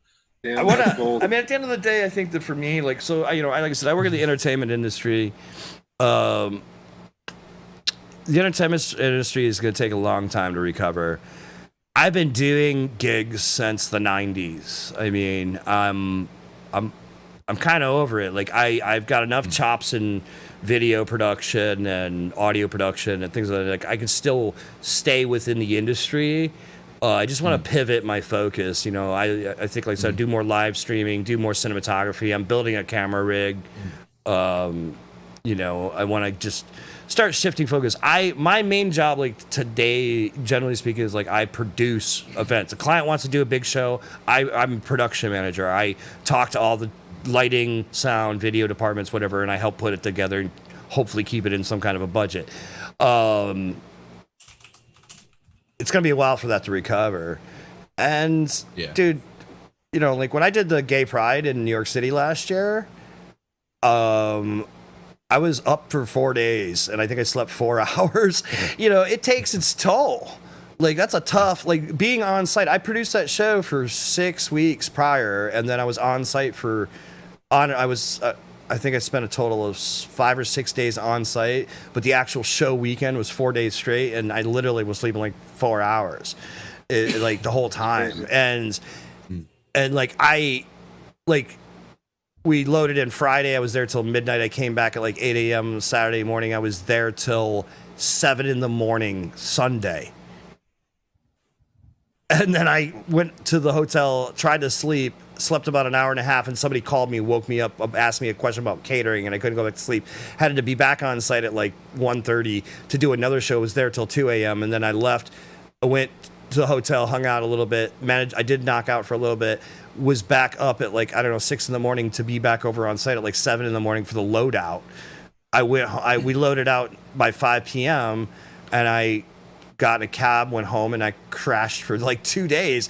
You know, it's just like, it's hard on you, dude. And like, it's great money. It's great fucking money, bro, but especially in New York. But dude, it beats the fuck out of you. It beats the fuck out of you. I can relate to that. I can relate doing that for the last year. Like, I'm on a different end than Chad is, like where I'm a heavy lift pilot and stuff like that. And that's my job. And it's like, okay, cool, like film until 2 o'clock in the morning, and I drive 2 hours home from that shoot, and then I have like a 5 o'clock, like a sunrise shoot somewhere else the next fucking morning that I have to drive. So it's like, oh, cool, I get to go home, like, you know, like drink some water and like maybe have like a bag of chips, because it's like, well, fuck it, I'm gonna be up for another 12 hours. Yeah, like, just get it in. Yeah, it's nuts. Also, Chad, did you notice in the chat that Dragon's down? So this is coming together that you guys are coming up here. It's gonna happen, dude. I just mowed my lawn, man. I got fucking 2 acres, dude. Like, come on up and fucking take your shoes off and walk around, dude. Put your walking on the grass skin on and fucking come up here and have. My grass is mad soft too. A lot of people like. I actually take a lot of pride in my lawn. Yeah, I mean that's the thing that I like. And now Vince is coming out, dude. We gotta do it. We're also talking about FMP because I haven't been to the the FAA. Well, Vince needs to go fly. Period. We all need to go out and fly Pilgrim together because that would just be a dope ass weekend. I definitely want to come up and spend some time with Gravy. Yeah. To be honest, more than like just you and I taking pictures for like one day. Bro, I'm gonna go bananas starting hopefully like next week or so. I'm gonna be going bananas out shooting again. I you know I have my 5D and stuff, but I haven't had a video centric system for a while, so I'm pretty excited to get back into that. Building out my rig. So what you have? What are you shooting on, Matty? This is a Canon M50. M50. Yeah, That's the one I want to get. Yeah, it's really, it's really good for vlogging. It's really light, thin, but powerful. It's one of the mirrorless. It's one of the mirrorless models, which is something I actually have been into for a while. I was the photographer when I was at that auction gallery, so I've been into digital photography kind of since then. And I was just on Sony Alpha 55, which is kind of outdated now, but it's one of the first models that were mirrorless, and refractive, not reflective. Bro, I was shooting on film when I started photography. I was shooting on a Pentax film camera, and what? Oh, yeah. Dude, you shoot dude, hold on. Actually, dude, I'm trying to buy. Right now, I'm trying to buy like old Pentax fucking M42 lenses. He's about to sell you one. Yeah, right. I'm actually looking. I got them. They're in my closet, dude. I have fucking 10 Pentax lenses, and I don't know what body it is, but it's we were using it for underwater film. So if you're not hip to it, another little because like I always look for like kind of like secret vintage type pieces and lenses and stuff. Like I'm always looking at shit like that. But there's this Russian company that made these lenses. They're called Helios lenses, and they're super cheap, dude. You order them, you can get them off Etsy or eBay for like $50, and they ship them from Russia if you buy them new. And they're like $50. It's M32, but you can get an EOS mount adapter for them for like $10.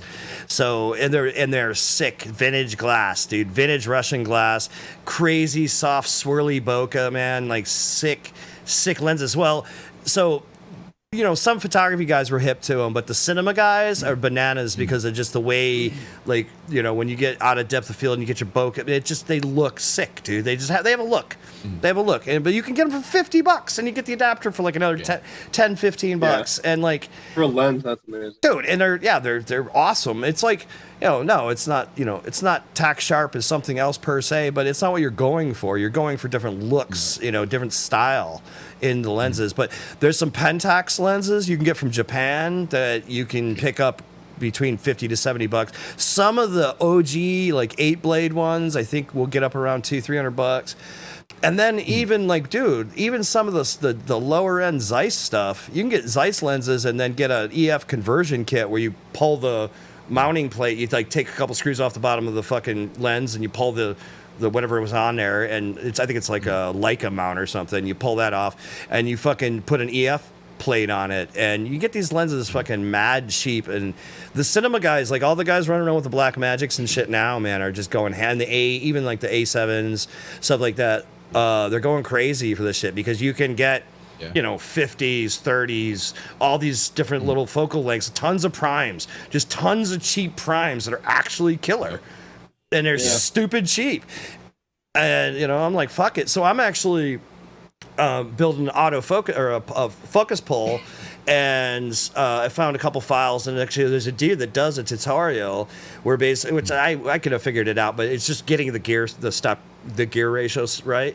But ultimately, you just 3D print a TPU fucking gear adapter that you just slide over your lens, and then you can just stick a focus puller, right, focus motor on it, dude, and you basically can turn any of these lenses into fucking these autofocus. Yeah, it's crazy. It's fucking so it's crazy. like a poor man's follow focus. No, I mean, well, dude, have you seen the Tilta Nucleus Nano? I'm like, but I got one at work. You got them at work? The little wood. It's like a wood box that's got the fucking knob on it. Well, there's a bigger one. There's the Nucleus Nano, and then there's the Nucleus M, and the M is a slightly bigger one. The follow focus motor is a little bit bigger, but the Nucleus Nano is like perfect for that like A7 Blackmagic Cinecam 5D. You're sticking it on a Ronin or something. You throw a fucking 15 mil rod on there, and then you can tap it off a fucking D tap or fucking P tap or whatever you need.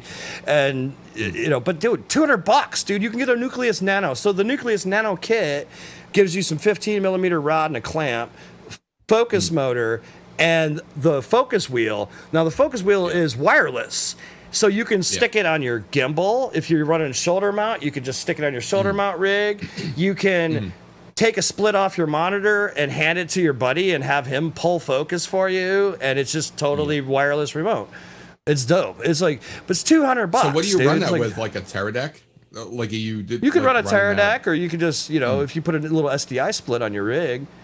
And so, the rig I'm putting together, because I'm starting to build, like I said, I'm building a Shen lifter and stuff, and I wanted to make sure I could build a decently protected cage rig with some mounting holes and shit. So I'm going to do a Tilta cage, and I'm trying to figure out, though, if I can actually carry, like, a small, like a 45 watt-hour fucking, like a V-plate battery with a D tap and just run the camera off that, because those cameras chew through batteries. I mean, like everything, you can pretty much run everything off a D tap, so it's fucking awesome. Like when you're just setting up something like that, like with a handheld, like a shoulder rig or a handheld Mobi, something like that. Like you can just run. Who's the company? I can't think of the name, but I can see the logo. And they actually make like the the Inspire 2 batteries that drop into the Mobi, the TB50s. The TB50 actually has a D-tap out built into the back of the battery sleds. You can just power whatever. It's fucking awesome. With the small rig plate, I mean, there's some or Limo. Well, small rigs are D-tap or Limo. Well, with the plate, you can put a plate on them, but a lot of the actual V-mount batteries have D-taps, like one or two D-taps on the battery itself. So you could just literally strap the battery to the quad and run a D-tap cable over your fucking thing. If you want to, but if you want to be a little more secure about it, and or if you have any rail, like with the Shen stuff, you can mount rail on it really easy. I have rail on mine. I could totally throw a V-mount plate in there and just click, and then slap a battery in it, no problem. And with the way the small rig and the Tilta rigs, they have so many mounting holes. It's like an erector set. You just whatever you need to put together and make it fit. That's what he said. Matty, so you vlogged with the M50, right? Yes, I just got it recently for my birthday, so I don't have a bunch of experience with it, but I just got like an Insta360 Go. I got this thing. I got my fucking GoPro Hero 8. All three are new to me. Yeah. That's a replaceable lens, right? Like it's an EFS. Yeah, actually, he was talking about getting adapters and stuff, and I have, like I said, that Alpha 55, and I have a bunch of dope lenses for it, including this portrait lens that goes down to like f1.4. It's dope. I use that thing all the time. It's the lens I use to take all the photos of my quads that you see. It's got that nice crispy, like in like a real shallow focus field. I love that. I'll tell you what, this right here, it's not going to focus. Fuck it. But it's a 11-16 Takino. And it is so, this is what I do all like my vlogs, even though like I just use this as a lens cover, like to keep all the dust and bullshit. But dude, it's so fucking good. And it's such like an inexpensive lens. Is it autofocus or manual?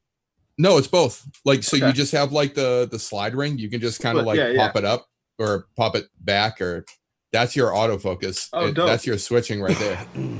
But it's so fucking good. And I mean, 11-16, like this is what I normally use if I'm. Yeah, that's not even very like long, you know. No, not at all. So like, definitely check that out. Like, I highly fucking recommend that because the mount 11 is, it's an EFS mount. Okay. Isn't the M50 an ESM? It's an M, yeah. What's an M? So you'd have to that's EFS. Yeah, it's EFS. S is a short back. So like I had a bunch of short back lenses because I was one of my first like digital camera setups was like a Rebel TI 3 or some shit, T3i or whatever. I was running Magic Lantern on it and shit, you know. But then when I got my 5D, I'm like, I don't need this anymore. So I sold that with all the kit lenses. But I had a couple of fucking short back lenses, and I'm like, fuck. What am I gonna do with this shit? So I was gonna sell them. I had like some nice Sigma image stabilizes lenses and stuff, and what's dope with some of the adapters that are now available, and then in the case of like the Blackmagic CinemaCam, that's the new one. The 6K is an EF mount. The dope thing about it is, since it doesn't have the lens and all that to contend with, you can run short back lenses in the Canon natively. It's just fucking plug and play, which is so now all of like having a Blackmagic, all of my fucking EFS lenses will fucking come back into play. You can get some adapters for some of them. It is, I think, harder to adapt EFS to anything than anything. I think you could. I mean, they do make some EFS to Sigma adapters though. I think it's the Sigma adapter is like that's something you can definitely do, and it's also a speed ramp, so it's cool because you're gonna have. But if you're using any sort of a speed booster, that's gonna change your distance, and you'll be able to. Because the problem is with the issue with the short back is that the back part of the lens actually extends further into the camera body. So if the camera body doesn't accommodate that and you're running a mirrored camera system, it's going to clash. It's actually going to hit the lens and can cause damage to the mirror. Oh, no shit. Yeah, stuff like that. I didn't even know that. It's actually a physical problem. But if you're using a speed booster, that actually puts enough material generally in there. But then what you have to do at that point is start looking at your crop factor and figuring out if you're fucking with that or not. Yeah. But I mean, with something that's why I like it's such a shallow lens, like 11, like I vlog at like 11 and I'll just kind of do like 3 points of contact. I'll put the fucking like a tripod like on my belt and I'll just kind of hold it there. Yeah. Just like, and super it just, close. Dude, it's so fucking good. It's really, even with it, like taking into effect, like the crop factor of going with a crop sensor with that lens. Like I mean, even though, it's not an 11, it doesn't have that it's weird, probably more like an perspective 18 on your head at that close range. No, I mean, you've watched my videos, like you've never seen it with my vlog. I mean, they're always, and I think it's like a 1.2 or a 1.4, something like that. Like, hands down, the best lens. Like, I'll shoot with that all fucking day. You can almost shoot fucking macro with it. Do you have an A7 Gravy or what? What do you shoot? At work we have an A7 III, and then we have a bunch of 5D Mark IIIs, 5D Mark IVs, and C200s. But like me personally, it's an 80D, so it's still a crop sensor. I'm old school. I like a lens camera, but if I were to buy a new camera specifically for stills, I would probably go with 5D Mark IV. I like the versatility and the compactness of a A7, you know, but Micro Four Thirds there's a lot of lenses in Micro Four Thirds. There's a lot of fucking lenses in 4/3. Yep. It's a lot of options. I don't know. EF mounting though has also a lot of options, and there's a lot of things you can adapt to EF. So that whatchamacallit, that fucking Helios lens I was telling you about, I would think that's a fucking 1.4. It's a wide lens. 1.4 is. Yeah. I have the Canon 50 Prime, the 1.2, the one that's like $700. I have to rebuild the barrel in it because like the focus doesn't always catch correctly.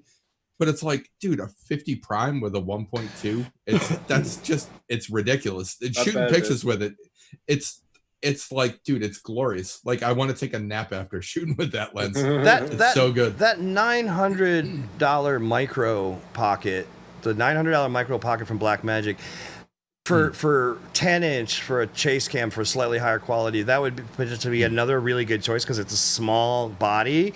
And the dope thing about it is it accepts PWM and S-Bus for control. Whoa. Really? Yeah. Really? Yeah. Yep. Huh. So you could start and stop That's the camera. amazing. You could run a dual op. You could run a dual op. You could also start and stop control, like record and shit like that. Right off your fucking flight controller, off your radio. Yeah, you could totally do it. Holy shit! Yeah, I don't know if the Blackmagic Pocket, like the 6K, will do that. I don't know. I don't think so. I don't know what their control. I have a 6K. I haven't figured out the control aspects on those verses. We'll definitely have to. We gotta nerd out on that. I'll bring it home. But the reason why I'm bringing that's gonna be a weekend. I'm bringing that up because I think that's a micro 4/3. You can get a really light lens. The camera body, I get it. It's $1,000. It's a lot of money to be flying. But look, guys, you guys are spending $500 on a Hero setup, right? If you want to step up, this is an option that's realistic. That's not. You don't have to break the bank building an airframe to carry it. You should be able to get that on something, maybe probably like a 7-8 inch, probably, and you could definitely do it on a 10. Like 10-inch would be no problem. 9, 10, and you're not even stressing the quad out at that point. Versus like some of the stuff we're trying to build right now, like running a Z cam or a fucking the big Blackmagics or whatever. Yep. Yeah.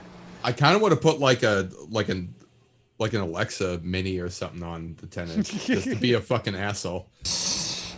Jesus. Or put like a red Monstro on there.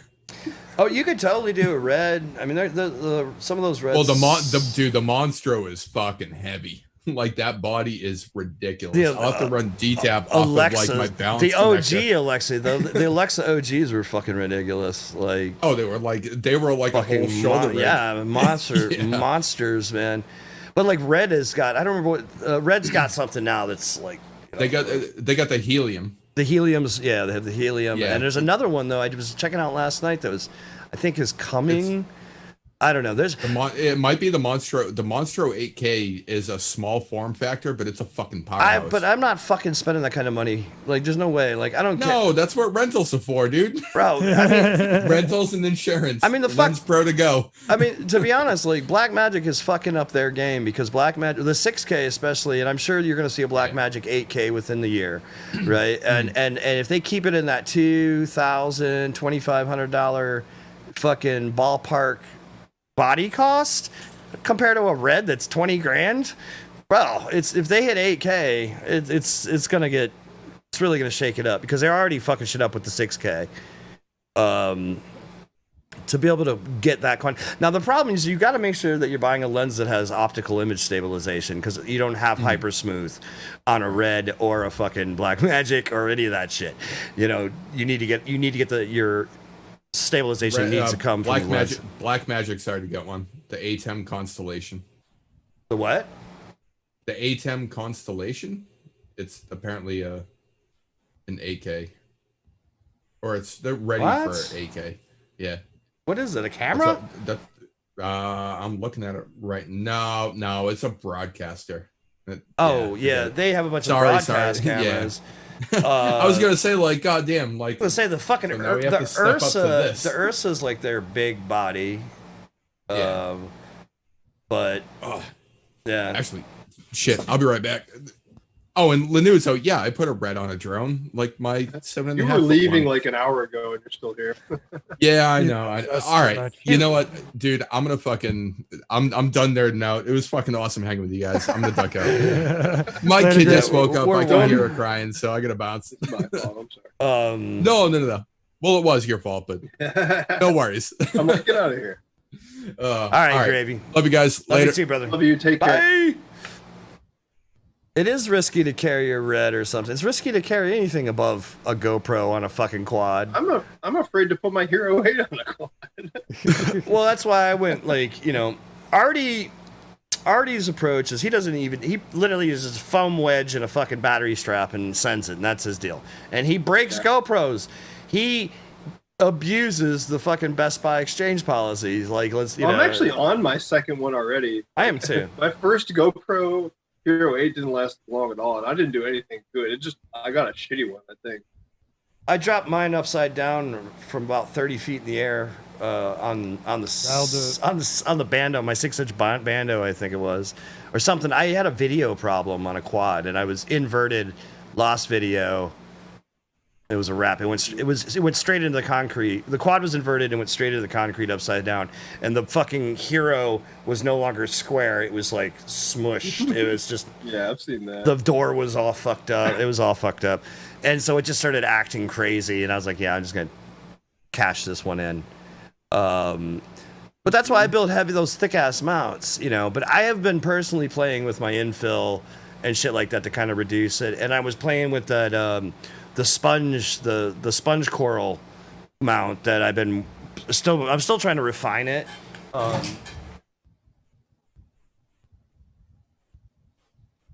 This one, the brain coral, that's what it would be called, the brain coral mount. Oh yeah, that's cool. Here, I'll go full screen for a second. Does that take forever to print? No, it's actually pretty fucking quick. I know a lot of people have seen it. Let me turn off my chroma its first. Own support. So it's maybe you can see it better that way. Is that better because it's more flexible because of the give? Well, what's interesting is it's 2 layers, and it actually, like, when you have the camera in it, the inside layer is like almost kind of like a normal thin GoPro sleeve, but then the outside is almost like a shock web, and it fucking, like, I hit shit with it and stuff. And so it's a little spongy. It's honestly a little spongy. It's hard to. It's the only way you can describe it. It feels. So is it designed with like ribs that hold the 2 layers together? Or? I hadn't put any ribs in it yet. This is just. So how are they held together? By the ends. It's literally just on the corners. On the ends, like all along the edge. It's so not in the middle anywhere. No, but around in the middle. But around the hole. It is joined. It's joined. But once you actually put the GoPro in it, it actually becomes very rigid, and it's an interesting. It's like I said, it's a work in progress. It does save weight, I'll tell you that much, and it actually is really easy to print. There was no support or anything. Cool. It prints. I'm interested. It's very organic. I mean, I can send you the file that you try printing it. I can't guarantee the protectiveness yet. I've been working. I would like to maybe like take it into Tinker and like mess with it, even like put some. It's a hell of a lot of work to make this. It's a hell of a lot of work actually. It took me a while to figure out the process to make these. It not only does it look cool, it has potential. Oh, my camera died again. Damn, we've been through 2 batteries on my camera now. I'm like frozen on a real goofy looking face. We're good like that. We do this shit all the time. Everybody fell off. How are we doing? We'll play a couple of videos and I think call it. I think that's kind of where we should be. Yeah. I should probably get to bed at some point anyway. I got a dentist in the morning. Videos. Yeah, we don't have many videos. So let's actually rock a couple videos, guys, and kind of start winding it down for the night. Sounds good. So next up, we got Magic Carpet. I didn't see him tonight. Was he in here? So he just got 1,000 subs. So congratulations to Magic Carpet. He's good. I love it. I love those guys, dude. Edwin and Ahmad. Edwin is so good. They're I love it when great pilots are also great personal people. Yeah. You know what I mean? I hate it when a pilot gets good and his ego takes over and he's an asshole. Like, that drives me crazy. But I those guys definitely do not fit that bill. They are great pilots with great attitudes and great personalities and great they're just I don't know, deserving of it all, I guess. Yeah. It's just like, they've been blowing up on like the Rotary riots and all those things, and so deserving. All right, Magic Carpet, 1,000 subs.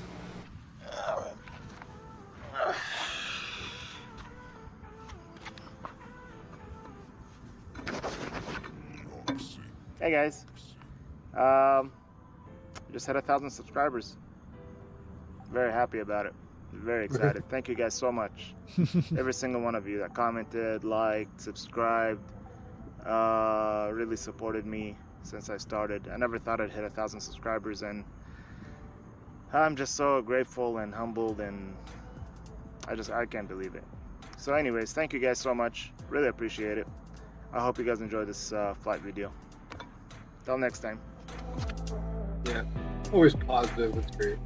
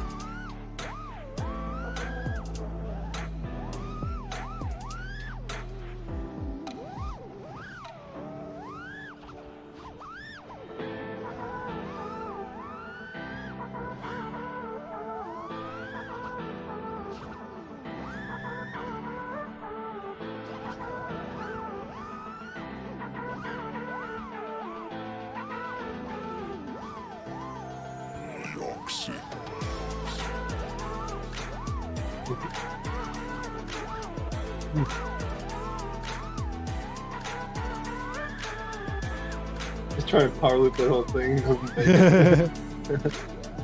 I've seen this video. Isn't it funny how like dudes who like fly together kind of get like a same style going because they like are hanging out together and like that's you know, you can totally tell that.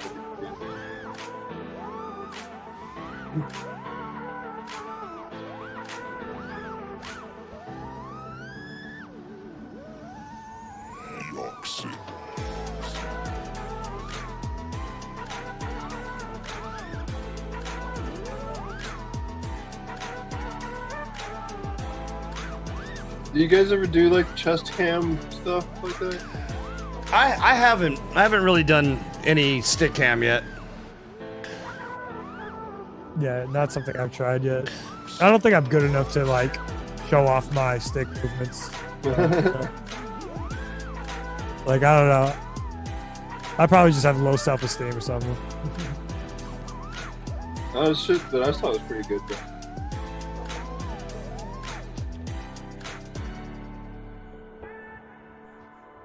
He's a sitter. Yeah, he is. He knows what's up. Those dudes, like the one where they were doing the, where they were trying to power loop their own legs and shit on the train, but they were on a train. He was trying to split. He wanted to split the fucking the two cars, and they're just like, no, do not do that with the fucking goggles on. You guys are fucking crazy. I love those guys, man. I'm definitely jelly. They have fucking good flying weather, fucking pretty much year round down there. I mean, it might get a little hot and humid in the summer, but. You know, and obviously hurricanes and shit from time to time. But having said that, those guys, man, that's like I said, that's what keeps. Like for me, I kind of feel like I need to go southwest. Like honestly, I feel like I need to go kind of southwest. I want to go somewhere where it doesn't get freezing in the winter and I can still fly. I can deal with a bit of heat. I'd rather deal with heat than cold, to be honest. Like, and I need to be able to fly. Like more easily than I do now. You know, if the FAA is gonna fuck around and try to fuck with us, I want to try to get as much flying in while the getting's good. You know, before I have to just fly commercially or something with bullshit gear. Like that's not Yeah. Oh, like you're not gonna fly anyway. Well, yeah, you know, but Phoenix is gonna be cool. Arizona's got possibilities. I've got a lot of friends down that way. I have considered Arizona a few times. Fucking, I really want to get out somewhere where I can get close to the desert. I'm jelly of like Chris Teal's spot out in Colorado, man. I mean, like, yeah, I'm headed out that way later. Oh, I gotta go out there too, man. Like, just it's like, dude, that's just like, how lucky would it be to just be able to fucking pop over and fly that on the regular? Like any range. On Like, the regular. Range Yeah, I'm just gonna go fucking. I'm just gonna go send it on this dope ass fucking mountain range, dude. Like all the time. With the shit in any direction. Just send it. Yeah, bro, just go. Or like the desert, just go do some long range. Just fucking send it, you know. Yeah.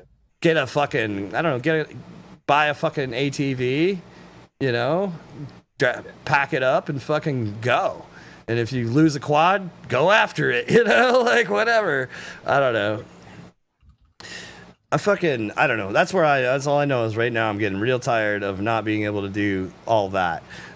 Like, I used to go camping. This is what it's all. And fucking, you know, canoeing and kayaking. I don't do that shit after I didn't hardly do that shit after I moved to New York, and I miss that stuff. You know. Yeah, I'm want to do some camping. I'm ready for that. Bro, I love camping, dude. I fucking love camping. Fucking, especially spots like when you get away from like state parks, you get maybe I did meet this guy and I got his number here in New York, upstate. There's some spots in the summer upstate that could be awesome. I've thought about trying to organize like a small group of us to go up. There's a spot up in Bear Mountain Range here in upstate a little bit in New York that the guy that owns it is fucking awesome. He actually, I met him when I was flying on Bear Mountain. I hiked up the mountain, went flying, and met these dudes. They come rolling up in a truck and they're fucking smoking grass and shit. They're super cool. And he's like, dude, I got a campground like over here. He's like, you're gonna have to hike in about a mile to get there, but it's big enough for you guys could set up a racetrack and shit if you wanted to. I was like, what? He's like, Dad, you can totally set up, do whatever you want, and there's plenty of shit that you could go fly, you know, blah blah blah blah. I was like, what the fuck, you know? So there are, you know, there's definitely some things like that, but it would be sick, like Rampage was a good idea in a lot of ways. The site, if the site had showers and maybe a few more trees, it would have been, you know, for shade, it would have been a little more conducive.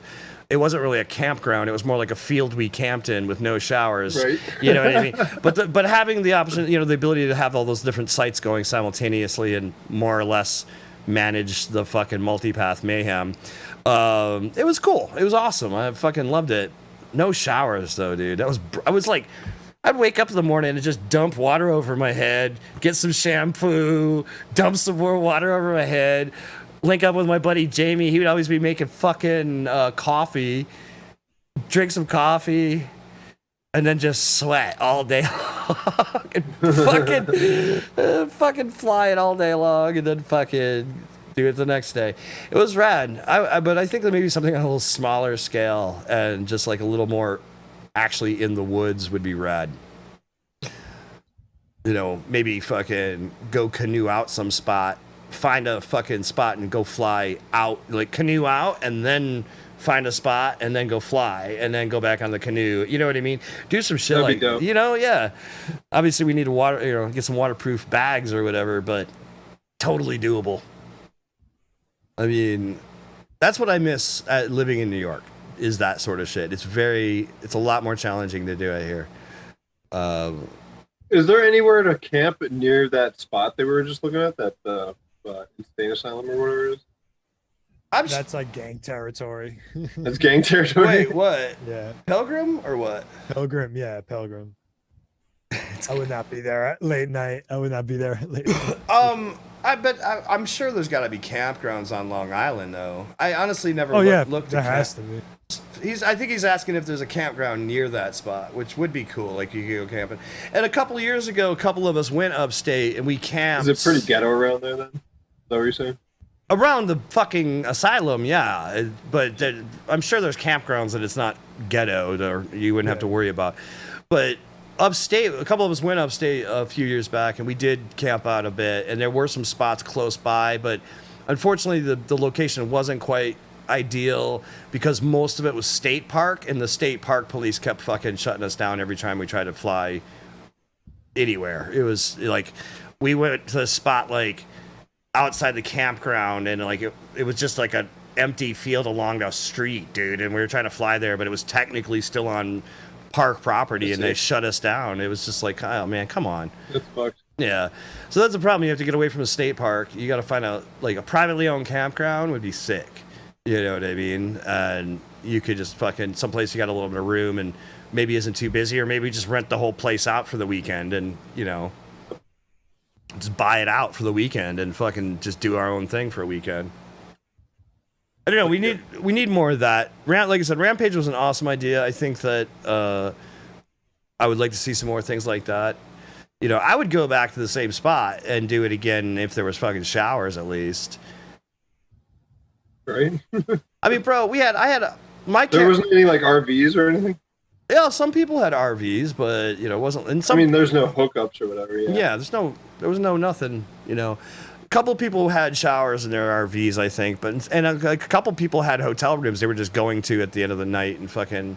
I was like, well, that's not camping. But for me, like camping, at least I can go fucking swimming, and even most campsites have a cold ass shower. You know what I mean? Like a polar bear shower, you can go wake up and take a fucking at least wash yourself. It's a ghost town. I don't know. I miss that stuff. I want to see some more shit like that happen. What else you got? Got fucking. Is this B-Rad? Yeah, this is B-Rad. Bring him up. All about good people, good adventures, living the FPV dream. All right, with us. You are the man. That's great. Thank you. Drank way too much last night. Let's feel it before this rain gets here.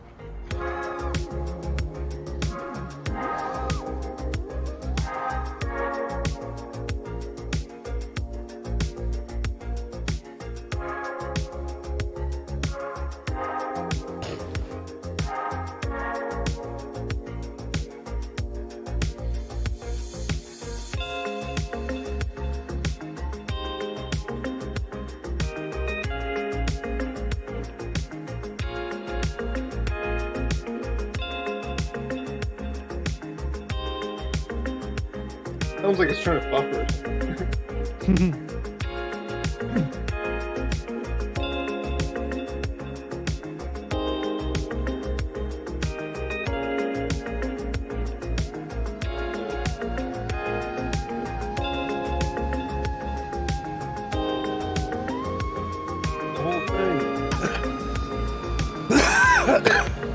Get it! Yeah! That's my shit. I love fucking super long power loops. I'm a sucker for that for sure. What? Lost it. Oh shit, they're trying to save that shit. I'm gonna scrape it off there. You're gonna hook it off there? That's amazing. I was just doing that for a drone rescue. I was trying to joust some shit. Work. That's hard to do. Wade, thank you, buddy. No worries. Appreciate it. Ken, you're the man. Ladder, man. Yeah. Day in paradise. That was Dang. That was good. Who do we got next? B-Red. Oh. So this is a New York dude. Oh. I wanted to throw him down. Fucking probably one of my favorite pilots.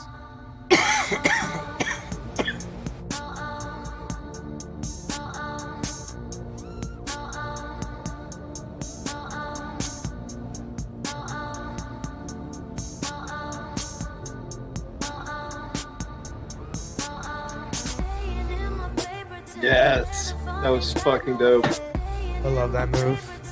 Fuck yeah. I've been trying to incorporate that shit. Hard to fuck to get that right.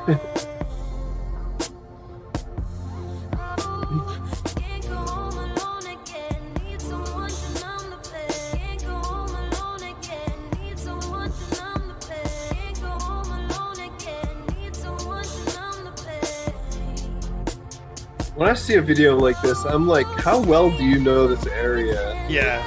You know these trees like the back of your hand, or are you just like fucking ripping it and getting an inch away from that shit? Somehow. Somewhere between skills.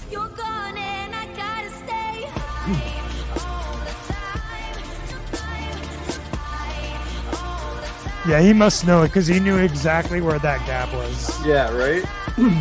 Yeah, he must know the spot super well.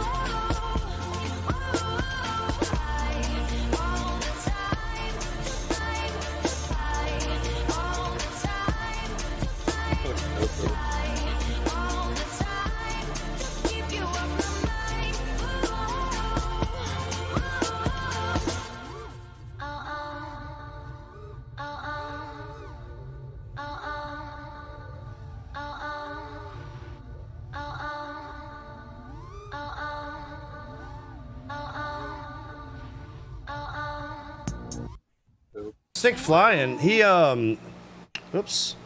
Yeah, I would it's one of those things like the guys in Florida, like they have the sickest spots too, man. But you do see like they do go back to them, they rotate their spots, but you see them go through the rotation and those spots come back around. And I mean, that's the thing for me too, is like when I first had a brand new spot, I tend to be, a little more cautious until I feel it out and start getting comfortable. I've been Pilgrim a couple times, and I feel like I'm just now getting comfortable out there. I've only been there once. Like my first flight there, was clunky.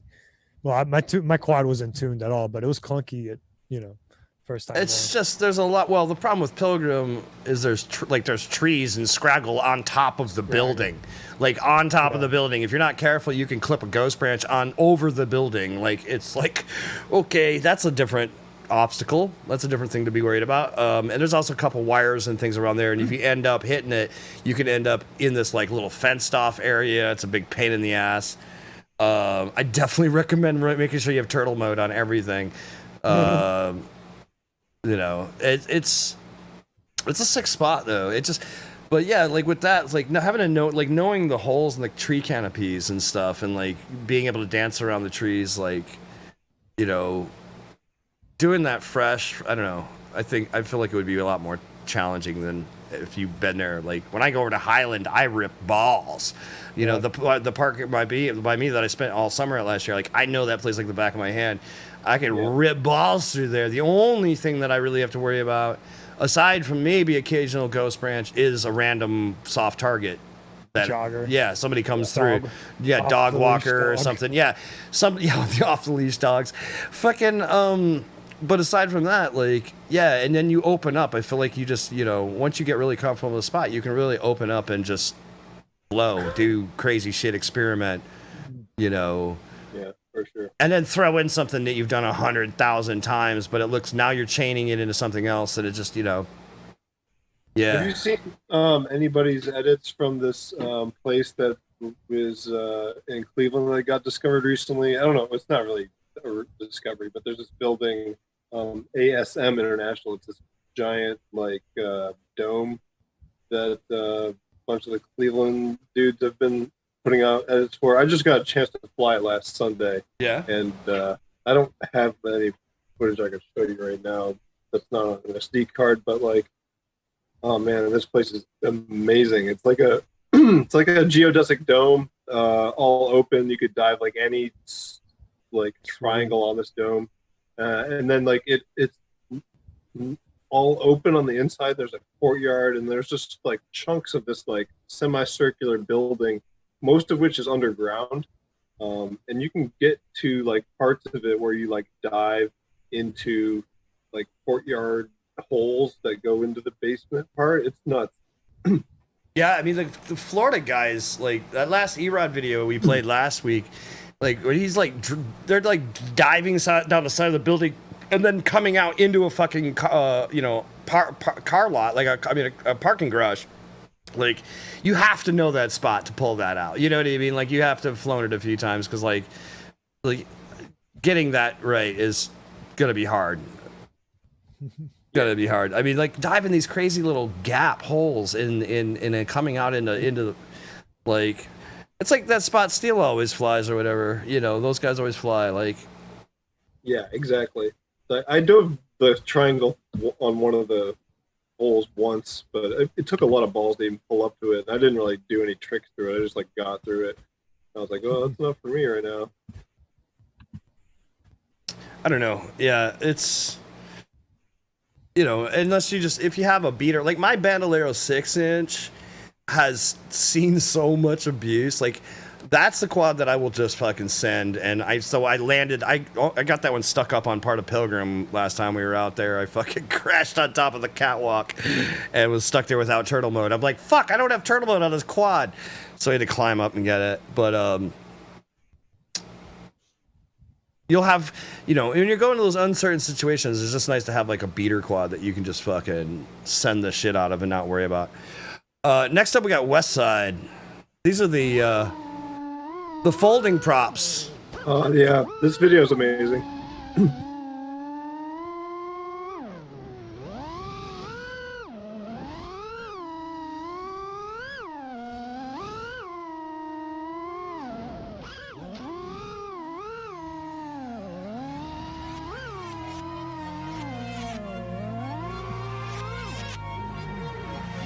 Woohoo!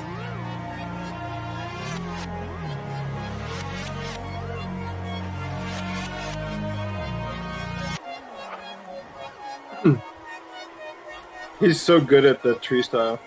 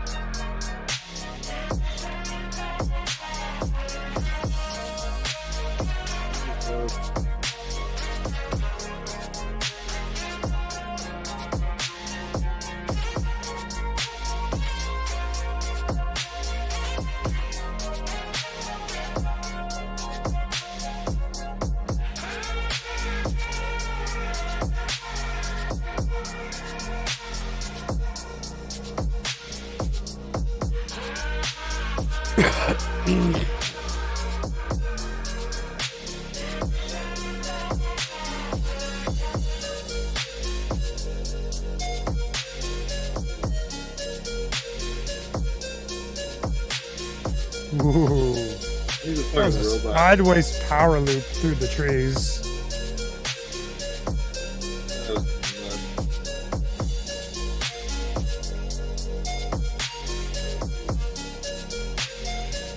He's really good at that inverted split S too.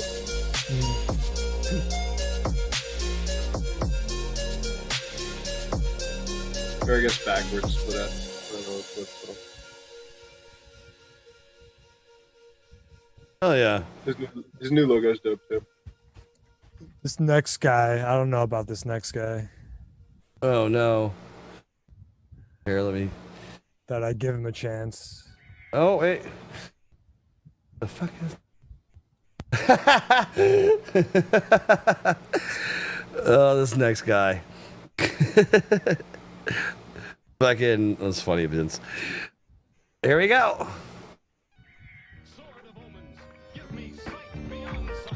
Oh hey, that's right up my alley. I was just talking about that shit.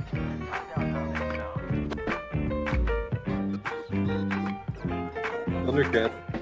Oh.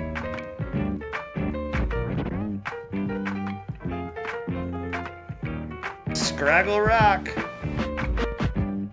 Who is this? This is Vince. mine. Oh, this is yours. Sweet. I uploaded during the podcast.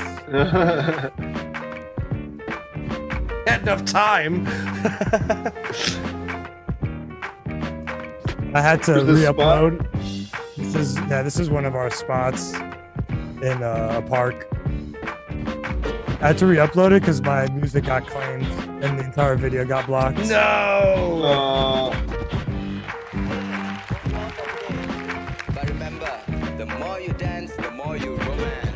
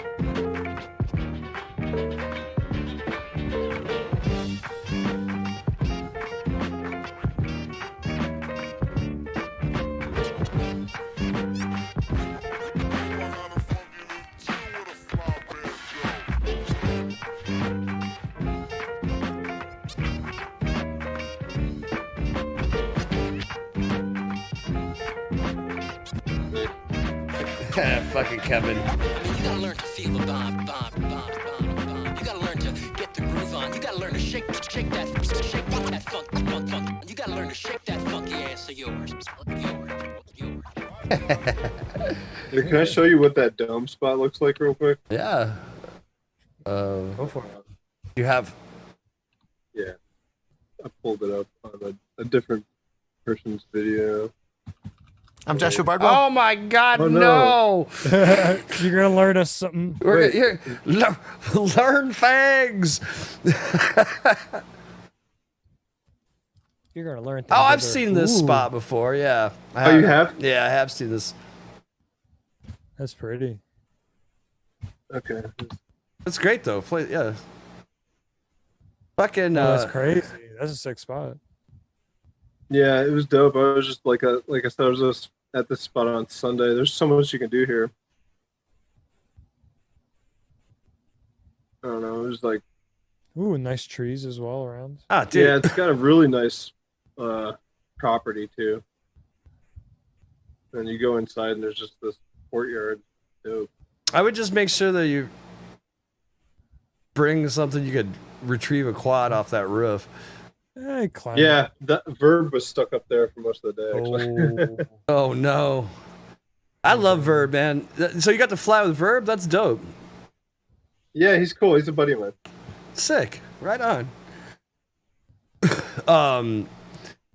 Yeah, I keep an old fucking AP quad just to be able to retrieve if I have to.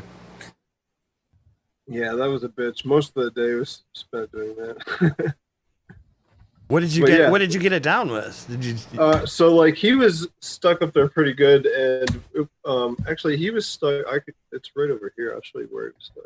This right. So he was stuck, like right. Can you see where my cursor? He was is? actually in the structure. Yeah, he's like at this corner. Like his shit landed like in that armpit. Oh wow. Yeah,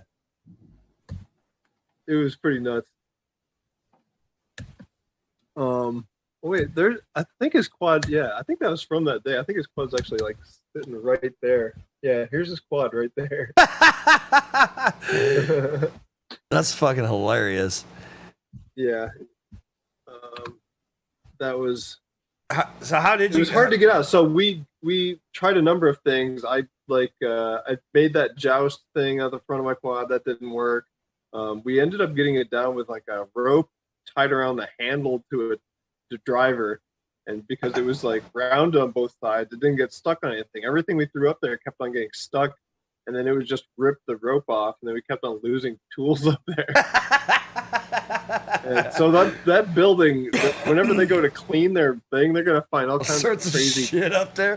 driver handles and shit up there. That's fucking funny. That's awesome. Well, it's a good thing you got it down, man. So it wasn't climbable then. I take it. What, like the spacing's too much to climb? Well, he didn't want to like get the cops called on because he wasn't super happy about that idea climbing it. I didn't want to climb it because I just threw out my back recently and hit a rib. I'm not climbing anything right now. And Ted Mindfucker, who's the only other guy there, wasn't going to climb it either. But he has a bunch of drones that he ended up tossing at it. Dude, one time I got my 6-inch stuck in the tree, and I was throwing everything at it, and it was like the end of the day. It was like the end of I'd been flying all day, but I decided to rip a couple packs over in this other spot, and I fucking went through, fucking 2 branches, and I got caught, and on a ghost branch, I just got caught up, dude, and I was gonna send my 10-inch up after it, knock it out, but the problem was that I actually plugged it in and I armed it in the fucking quad. The tree armed because I was on Crossfire. They both fucking were active at the time, and I was like, "Fuck!" And it just like I called my friend Travis, like, dude, he was actually getting ready to get in his car, come over and help me, and then some jogger came by and started throwing shit at it with me, and we knocked it down. But it was like fucking 9:30 at night. It's getting dark, and you're just like. That's the worst time. One time, fucking Dragon got stuck in a tree, and we stayed out there like 9:30, 10 o'clock trying to get it. And I felt bad. Like I didn't want to leave, but like the park police are trying to kick us out and shit, dude. You're just like, fuck. It's the worst feeling when you got a quad in the tree and the sun's going down. Like that's the drive is strong at that point. Fuck! We were like tying rope to my bando, and I was sending the bando up, trying to get it up over the tree because it was way the fuck up over there. Well, that's what I was gonna build, and I still need to build one at some point. I carry 100-foot paracord with me everywhere I go, so I can at least wrap you have one of these things? Wrap it around a water bottle. Yeah, the grappling hooks are cool. But the thing that I'm gonna build though is I've got a couple fishing reels, and so I was gonna take one of my fishing reels and I was gonna get a tennis ball launcher like for dogs. Oh. And I'm gonna put the fucking I'm gonna bind the reel to the handle of the tennis ball launcher, and I'm gonna take the tennis ball and I'm gonna cut it open and I'm gonna fill it full of bolts or nuts, and then I'm gonna run fishing line through it and tie it off, and so I could fucking fling it, and the fishing line will be light enough to be able to cast really far, right? But then once you get it where you want it, you can fucking tie paracord to the fishing line and pull it through if you need to. So if you can shoot the tennis ball up over the tree, get it down on the other side, now you can tie your paracord and pull it through and then yank if you really need to get something that strong. And Awesome. Worst case... Imagine all the fun things you could do with that when you're not rescuing quads with it. Yeah, right? Well, I mean, nice thing about fishing line though is like you can break fishing line. You get like 500-pound test paracord. That shit's hard to break, bro. Like, right, yeah, you get it stuck in the wrong spot. And you're like, now we got paracord stuck in the tree. Which that happened with me and Dragon. Dude, I never put so much weight on a fucking piece of string in my life. Like, it wouldn't break. The tree wouldn't break. The fucking paracord wouldn't break. Shit was a mess. Yeah, that's what they were using on Sunday's Yeah. So Enoch was telling us they make those like these throw sacks and it's kind of like a paracord, but the paracord has I think it's not really paracord, but the cord has like paraffin in the mesh, so it's slick. Okay. Yeah, it's like a bag throwing rope shit. It's weird. But that seems to be a good solution as well. But, well, shit, dude. Did you have anything else, Matty, you wanted to show? I don't know if there was anything else you wanted to show. You're a guest. And yeah, I mean, like, the only thing I didn't get to show you really was I had this, like, just samples page of, like, the artwork I've been doing recently. Let me throw that up real quick.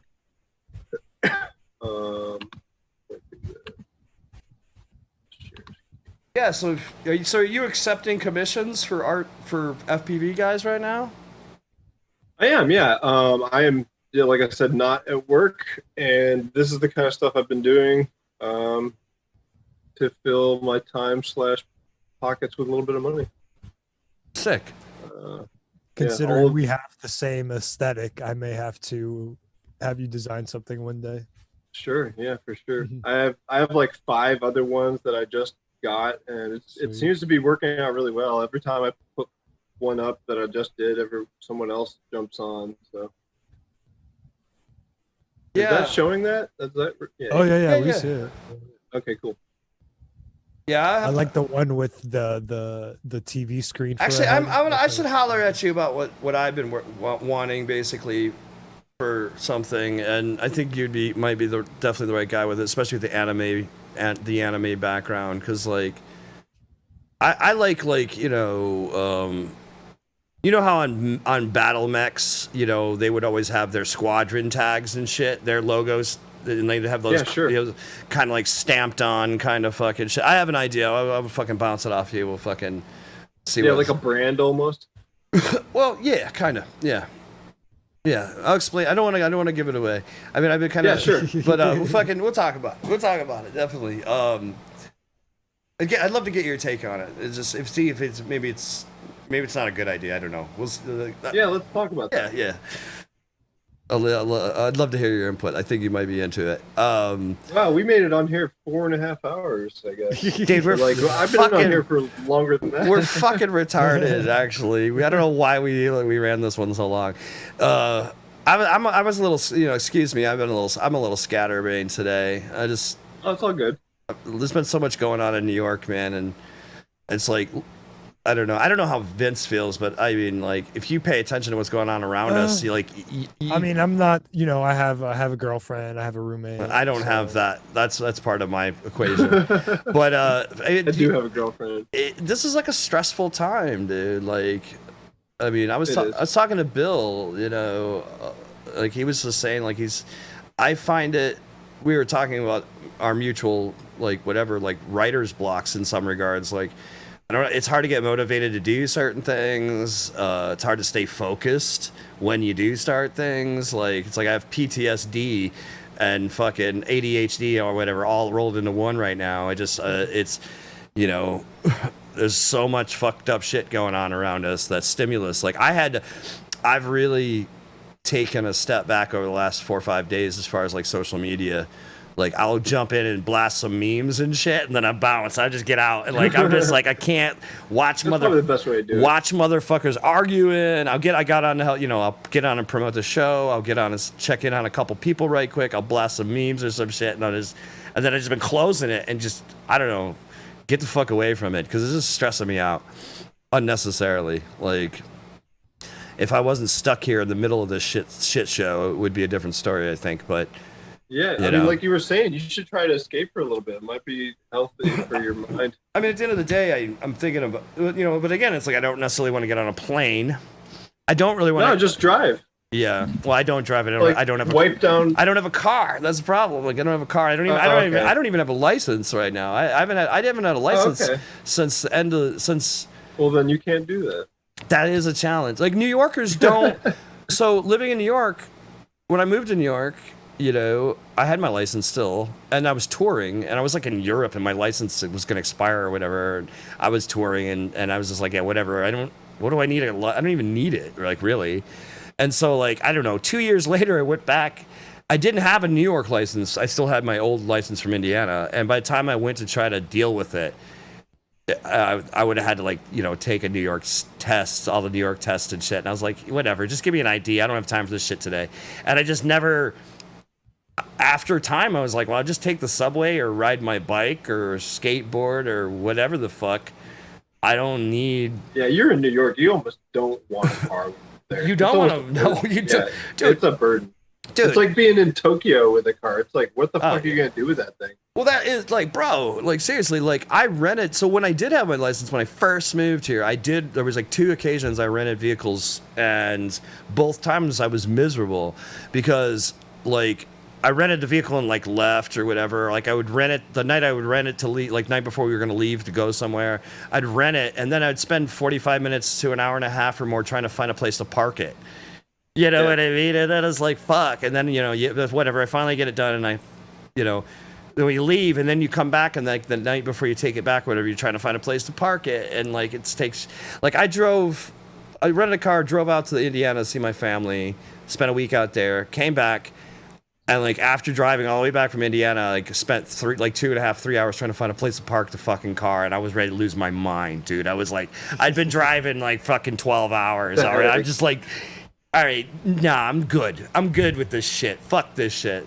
I ain't fucking with this shit no more. Dude, when I do a New York City show, my biggest concern is where is my van gonna go? Yeah.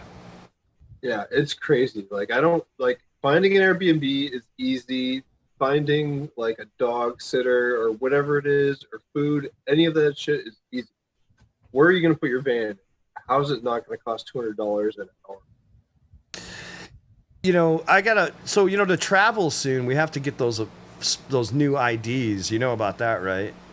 A real ID, yeah. Yeah, so I was thinking about maybe I would look into dealing with getting a license again, maybe. But then, but when you're saying like, so not that necessarily I'm trying to escape or run away from anything. I'm just like, I'm starting to think that I just might just leave New York for good. You know what I mean? I want to get away from it. I want to change scenery. I've been here over 10 years.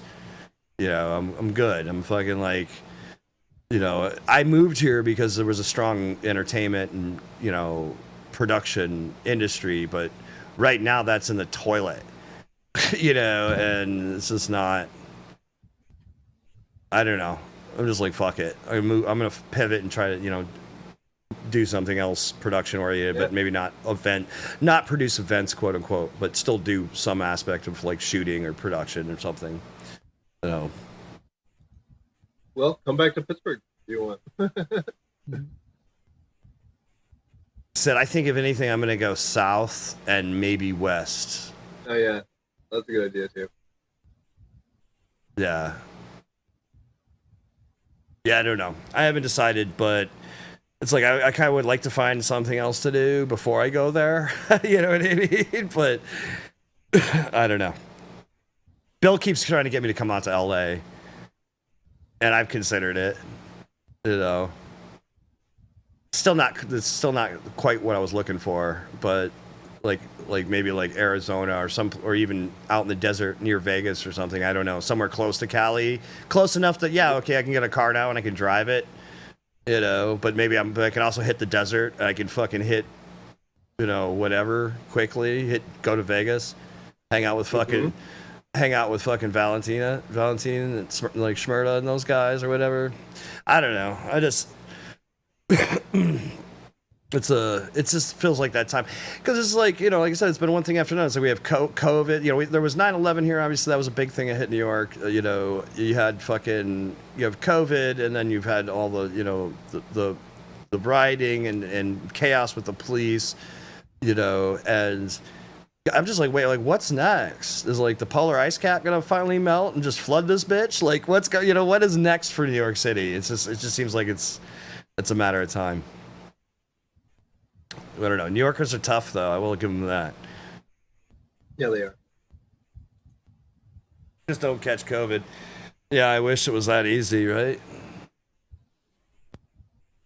But, are we out of videos, Vice? I think we are, aren't we? Yeah. I think I saved mine for last. The best for last. So. Best for last, of course. Yeah. Yeah, I think that's good for tonight. Yeah. I am tired.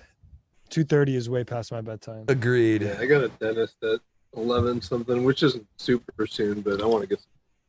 Yeah. What you're? Food. Yeah. Right. Well, good, right, dude. everyone. I'm sorry. I'm like, fucking. Thank you, Matty, for fucking joining us tonight, man. It was super dope. I had an amazing time. I wasn't man. gonna fucking jump off of here until you guys were done. This was totally fun. It's a I would do trap. it anytime. Try to have me back on. Dude, absolutely. Anytime, yeah. It's a trap. Like you come out here, you're gonna potentially get roped into a fucking ride for a while.